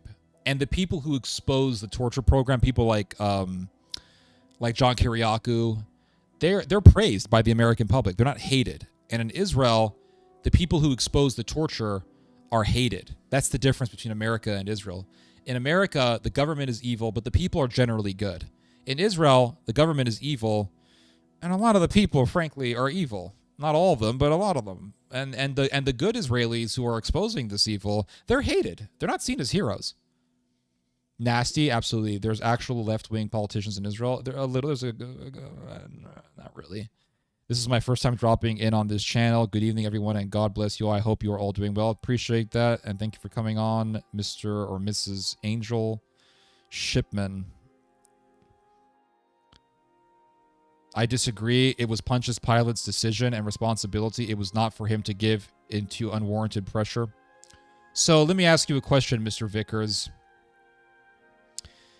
If I accused you of murder and I presented some manipulated evidence to prove that you're a murderer, and I say this man is a murderer, and I went to the court and I said, here's the evidence, and the judge sends you to death and killed you, would I have responsibility for your death? Or would you say, well, the judge shouldn't have listened? Or do I have responsibility for your death? Would I have responsibility for you being executed? Yes or no? The pro-Israel pack is now reverting to calling Gaza a propaganda war. I know. It's disgusting. Why would Jewish nationalism be any different from any other type of nationalism? I don't know. You tell me, man. Great idea. That's what I would have done too. Germany is responsible. Yeah, they killed the Jews. Other Europeans were involved in that. Have the Europeans deal with Israel. Straight up. They're the ones who did the Holocaust. It was Germany and Croatia and Ukraine, all these other countries. Freaking carve out a piece of Ukraine. The biggest massacre of Jews wasn't done in the Middle East. The biggest massacre of Jews was done in Ukraine, where they killed like 35,000 Jews or whatever in one single massacre. Baba Yar, go look it up. Biggest single massacre of Jews during the Holocaust. They should have carved out a piece of Ukraine and made it into Israel and say, you guys deal with it. That's it. Just only the really evil psychopathic fanatics. Yeah, I feel like it's a truly American pastime to hate the government. True, it is. It goes back to the origin of America. Like, you're not American if you don't hate the government. That's true. That is actually true. Yeah, if you are really sycophantal towards the government in the U.S., you're not really seen as purely American. You're seen as sort of as a tool. What's your ethnicity? I'm pretty much everything, man. White, Middle Eastern. So, like, my grandfather on my dad's side, so my dad's dad was mixed with Arab and Turk and Circassian. And then my grandmother on my dad's side, so my dad's mom was white American. She was of Scottish and Welsh origin and Swedish origin, a little bit of Irish. My mom is from Mexico. So, like, the whole thing is all really mixed up. Pilate gave them an option between letting Jesus go. Exactly. Very, very good observation, Holly. Yes. So Pontius Pilate said, okay, who do you want me to go for? Who do you think should be killed? And the whole crowd said, kill Jesus. So if you were falsely accused of murder and you were sentenced to death and the judge said, okay, And the judge looked at me and said, Ted, who do you think we should kill? You, Mr. Vickers, or somebody else? And I said, Mr. Vickers, even though I know for a fact that you don't deserve death. You're not going to say that I have a hand in your death. You're not going to blame me. You're going to say I'm innocent. Am I an innocent person? If I falsely accuse you of murder and you get executed because of my accusation, am I innocent or am I a murderer? You tell me. I want to hear your answer. I want to hear your answer. Yeah, so Pilate was trying to stop an uprising. So if I accused you of murder, and I tell the judge you're a murderer, and I tell the judge if you don't kill this guy, I'm gonna start a riot in your city, and I'm gonna cause millions upon millions of dollars in damage, and you get executed, you're gonna tell me that I'm innocent? Oh, I'm just innocent. I'm as clean as rain. Is that what you're going to tell me? Right? Seriously?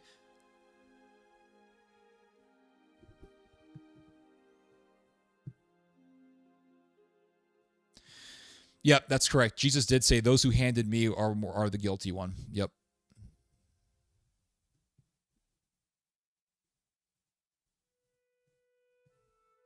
Free Palestine. Thoughts on Islam? What are your thoughts on Islam, man? You tell me. What are your thoughts on the Islamic religion? Give me a whole essay on Islam. I don't know. I don't agree with Islam. I think Islam is a Christian heresy. I think it's wrong about the Trinity, and for that reason I call it a Christian heresy. That's my thought on Islam. I think that there are good teachings in Islam, but that's because it's very much so influenced by Christianity.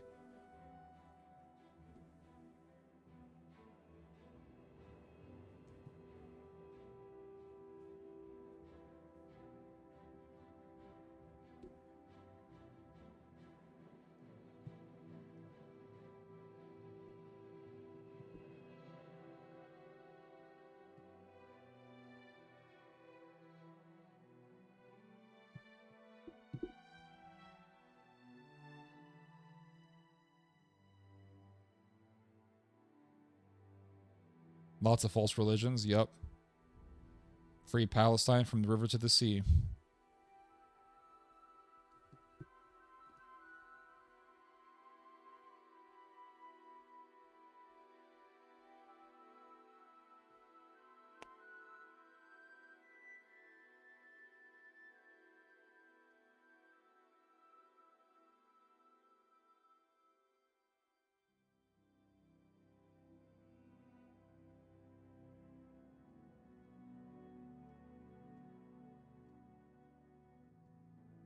Respect for Jesus. That's true. Islam has respect for Jesus, and I think that respect for Christ, I think, is leading a lot of Muslims on the right path. I think a lot of Muslims are good people. I think to a great extent Muslims are better than a lot of Christians. I totally believe that.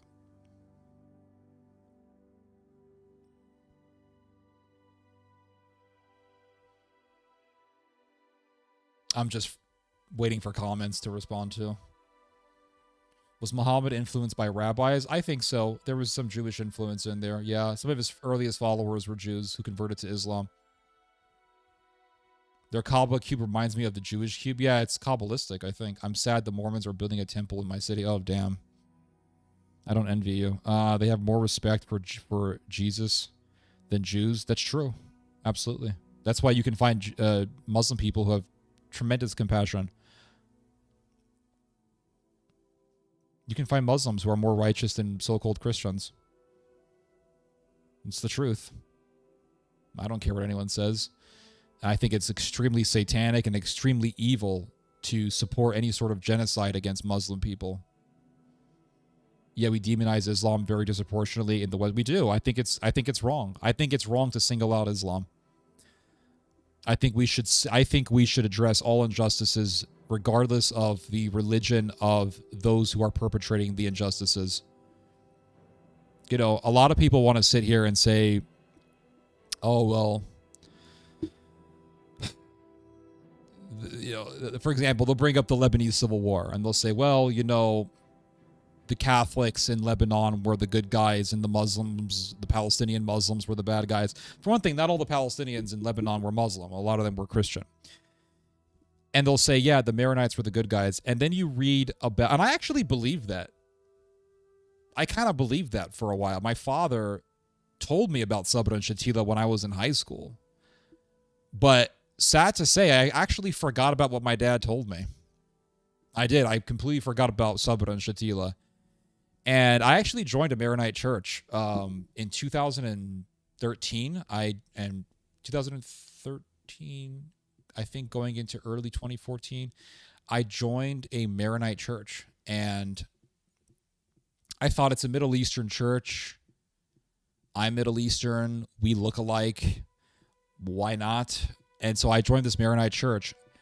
And one thing I noticed about the Maronite church is that Maronites don't talk to people who aren't Maronite. I mean, that was just my experience. My experience from the Maronite church was that Maronites are very cliquish. They have a very cliquish culture. And there were non-Lebanese people at this church. There was an African-American woman who was in this church, and there were a few white people that were in this church, non-Lebanese. And I noticed that people just didn't really talk to you. And the Lebs would talk to Lebs, I shouldn't say that, but the Lebanese would talk to each other. But nobody would come to you after Mass and start talking to you. It wasn't a very social, friendly place. You just go to Mass and then nobody would talk to you. It wasn't like in a typical American church. You know, you go to a typical American evangelical church and everybody wants to talk to you, especially if you're new. For that, I will say, I would say that that's one thing that I miss from evangelical churches. One thing that I miss from evangelical churches is that people talk to you. When you go, just seriously, walk into any non-denominational church in America, especially if you're new, people will just randomly start talking to you. It's the craziest thing. Like, they're just, hey, are you new here? What are you doing? And it's really easy to make friends in the evangelical world. It seriously is. Like, it's really easy to make friends. And you go to Bible studies, and it's just very social. And I remember at the Maronite church that I was going to, they had this event for the youth. And they said, oh, if you're young, you should come to this event. And at that time, I was like 22, 23 years old. And I was young, right? So I said, oh, I'm going to go. So I went to this event, and there was a bunch of young people, and it was just all a bunch of Middle Eastern youths. And we all looked alike. That's the funniest thing about it, is like we all looked alike. And I'm thinking, okay, whatever. So they had some food there, and of course I was helping myself to the free food. It was good. And this I sit down at this table, and these priests, like 4 or 5 priests, come over, and they all sit around the table with me. And they start talking to me. And one of them says, where are you from? I said, oh, I'm from California. And one of them says, no. Where are you really from? Like, don't give me this American bullshit. Like, where are you from, buddy? All right. We know that you're not white. Where are you from? And I said, and I really didn't think this would be a big deal. Again, I forgot what my dad told me, but I said, my dad's from Israel. And they said, oh, which part? And I said, the West Bank. Oh my gosh, dude. The looks on their faces, they didn't look happy. And just the whole mood changed. And I remember we had a Q&A time, and people asked their questions, and they asked just the most typical questions that you hear in the Catholic world. You know, like, well, tell us about the liturgy. Is there going to be a change to the liturgy? Is there going to be a change in the liturgy? Are they gonna do anything with the incense? Are they gonna change the type of incense that we use, Father? Are we gonna change the incense? And I'm like, man, at that time I was thinking to myself, man, these questions are so obnoxious. Like, they're just so obnoxious. Because I'm thinking to myself, it's 2013. There's a massive civil war happening in Syria. Christians were being butchered in Syria by the Sunni fanatics. And so I raised my hand and I said, I have a question. I said, what's the thoughts of the church on the fact that Christians are being butchered in Syria. And you have Christians who are trying to defend themselves, and they're raising arms to defend themselves against Muslims who are killing them. And the whole room was like, what? Like, I heard all these little, I heard these people, different people, just expressing their annoyance at me. Like, what are you talking about? What's he talking about? What are you talking about? And I was like, what's wrong with my question? And the priest goes, it wasn't a priest, by the way, it was a bishop. Bishop Abdullah Elias was his name. You can look him up. Bishop Abdullah Elias, he said, he just totally shrugged off the question. I forgot what he said, but he just didn't address anything that I said, and he made it very political, and he said something, I don't remember what he said. I just don't remember what he said, but I remember there was this nerdy Maronite guy next to me with glasses. He looked like, that meme of the Redditor who's like, the nothing ever happens. Have you guys ever seen the nothing ever happens meme?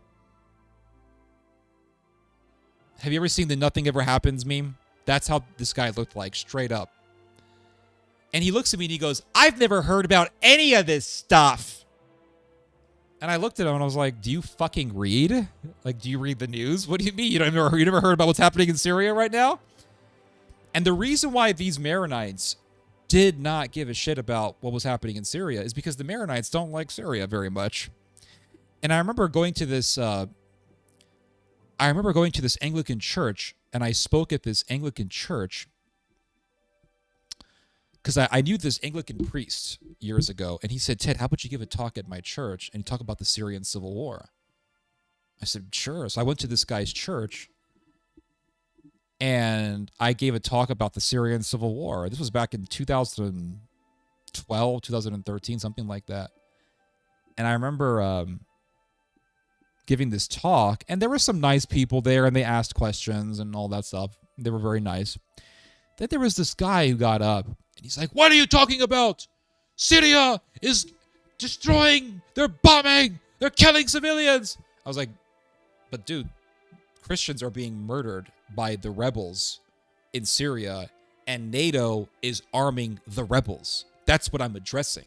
That's what I'm talking about here. And this guy looks at me and he says, those Christians, that's what he does. He goes, those Christians,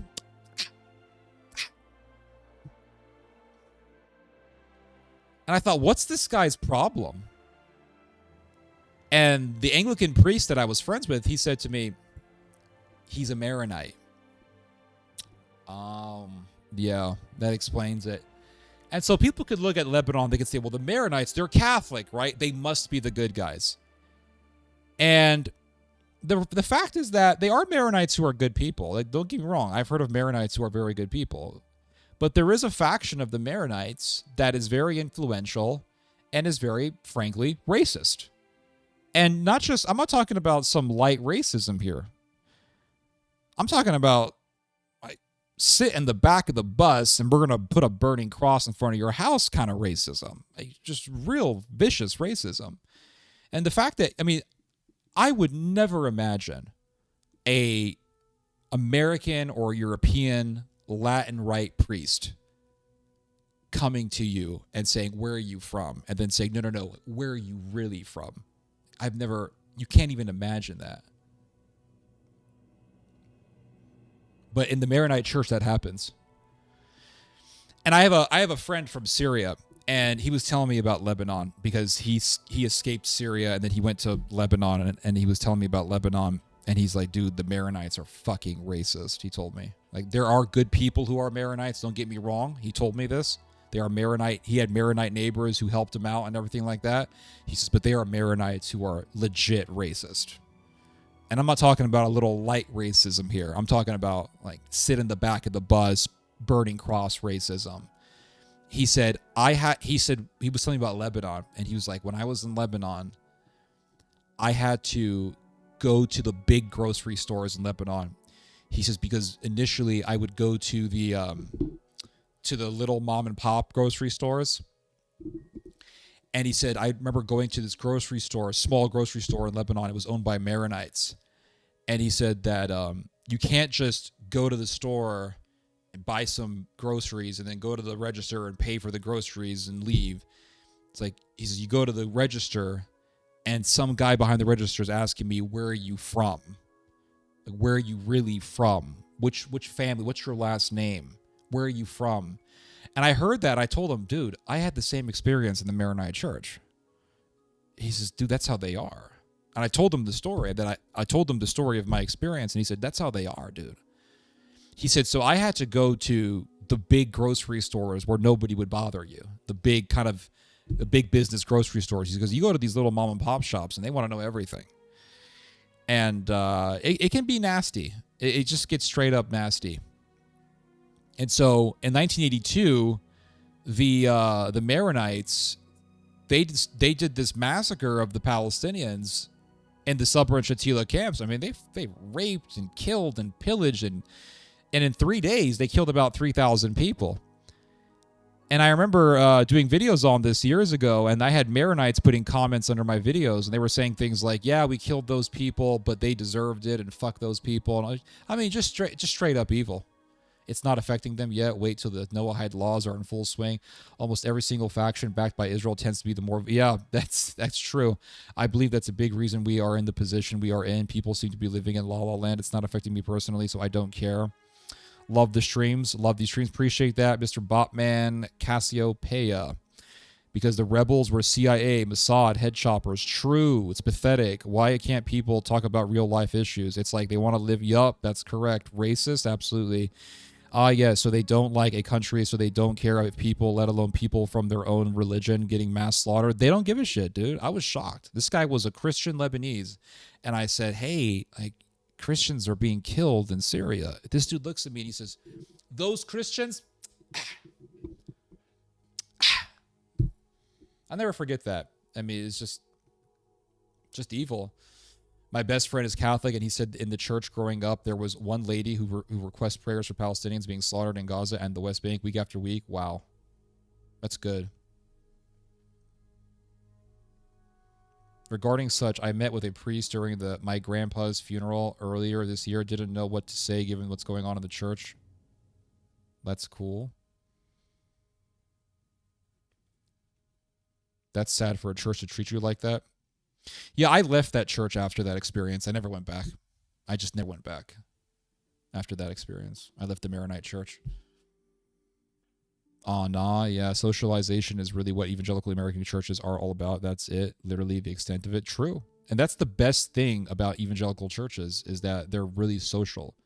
And you never feel a cold shoulder. Usually, you don't feel cold shoulders in evangelical churches. People talk to each other. And that's a good thing. I think that's really healthy for people. I think it's very unhealthy to treat the church as a cliquish social club where outsiders are given the cold shoulder. I don't like that. You know what's funny is when I was going to the Latin Rite church, the Latin Rite church is way more social than the Middle Eastern church, the Maronite church. And the most social Catholic church that I ever went to was an SSPX church. I spent like 4 or 5 years going to an SSPX church. More like maybe 3 years. I don't remember. But for a number of years, I was in an SSPX church. And you can find a lot of I'm not exaggerating when I say this. You can find a lot of Hitler sympathizers in the SSPX church. What was so weird, though, this is the weirdest thing. And don't take me the wrong way. I don't like Hitler, right? I don't like Nazism. But this is the weirdest thing ever. Is... even though these people were Hitler lovers, and I would talk to them about the Holocaust. I would talk to them about Hitler and all this stuff, and they would disagree with me. The weirdest thing, though, is that even though they were Hitler lovers, they were more social than any Catholic people I ever dealt with. Straight up. You go to an SSPX church, they're social people. They are. They're social people. Straight up. I went to for years. I spent in because I was so sick and tired of all the Sodom stuff at the Vatican churches. I said, fuck it. I'm gonna go to SSPX church. Fuck it. I don't care. Fuck the Vatican. I'm tired of this bullshit. So I went to the SSPX and I stayed there for a number of years, and they were Hitler lovers there, and there were people who were there were Holocaust deniers there, and I would disagree with them. We would argue and all this stuff. And the thing is that was the most social church the most social Catholic church I ever went to. Like, yeah, we disagree on the Holocaust, but we're cool. We're friends. And that's how it was. It was insane, guys. It really was. Sad what's going on with SSPX Church now. Yeah, they should not be excommunicated. I think that's just absolutely wrong.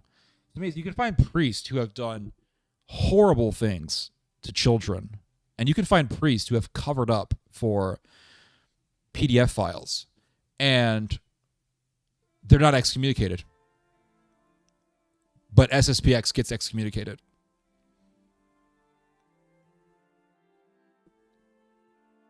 Is this Maronite behavior? I mean, I don't know if it's... I wouldn't call it Maronite. I don't want to say all Maronites are this way, but there is a faction of them that are.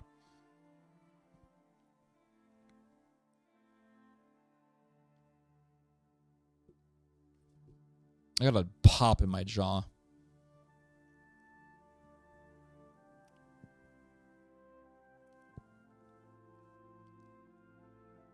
SSPX is social. Yep, it is. Most definitely. Most definitely. Anyway, guys, I got to get going. I've been here for 6+ hours. We had a really good stream today. We covered a lot of ground. I had a lot of fun with you guys.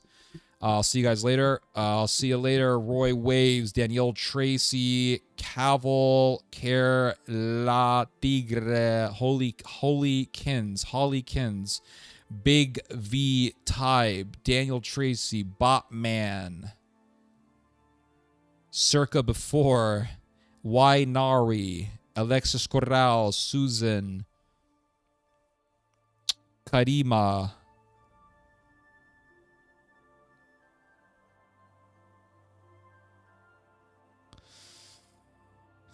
Master Driver,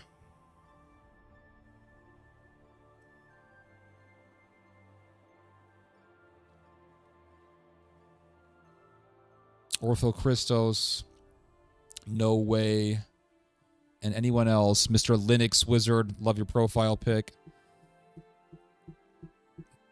God bless you. God bless you too, Daniel. Good night. Good night to you, Mr. Linux. Good night, Holly. Good night, Circa Before. Rest your jaw. Yeah, man. Jozusk. See you later.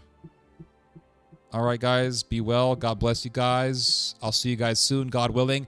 You guys just heard some theology. God bless.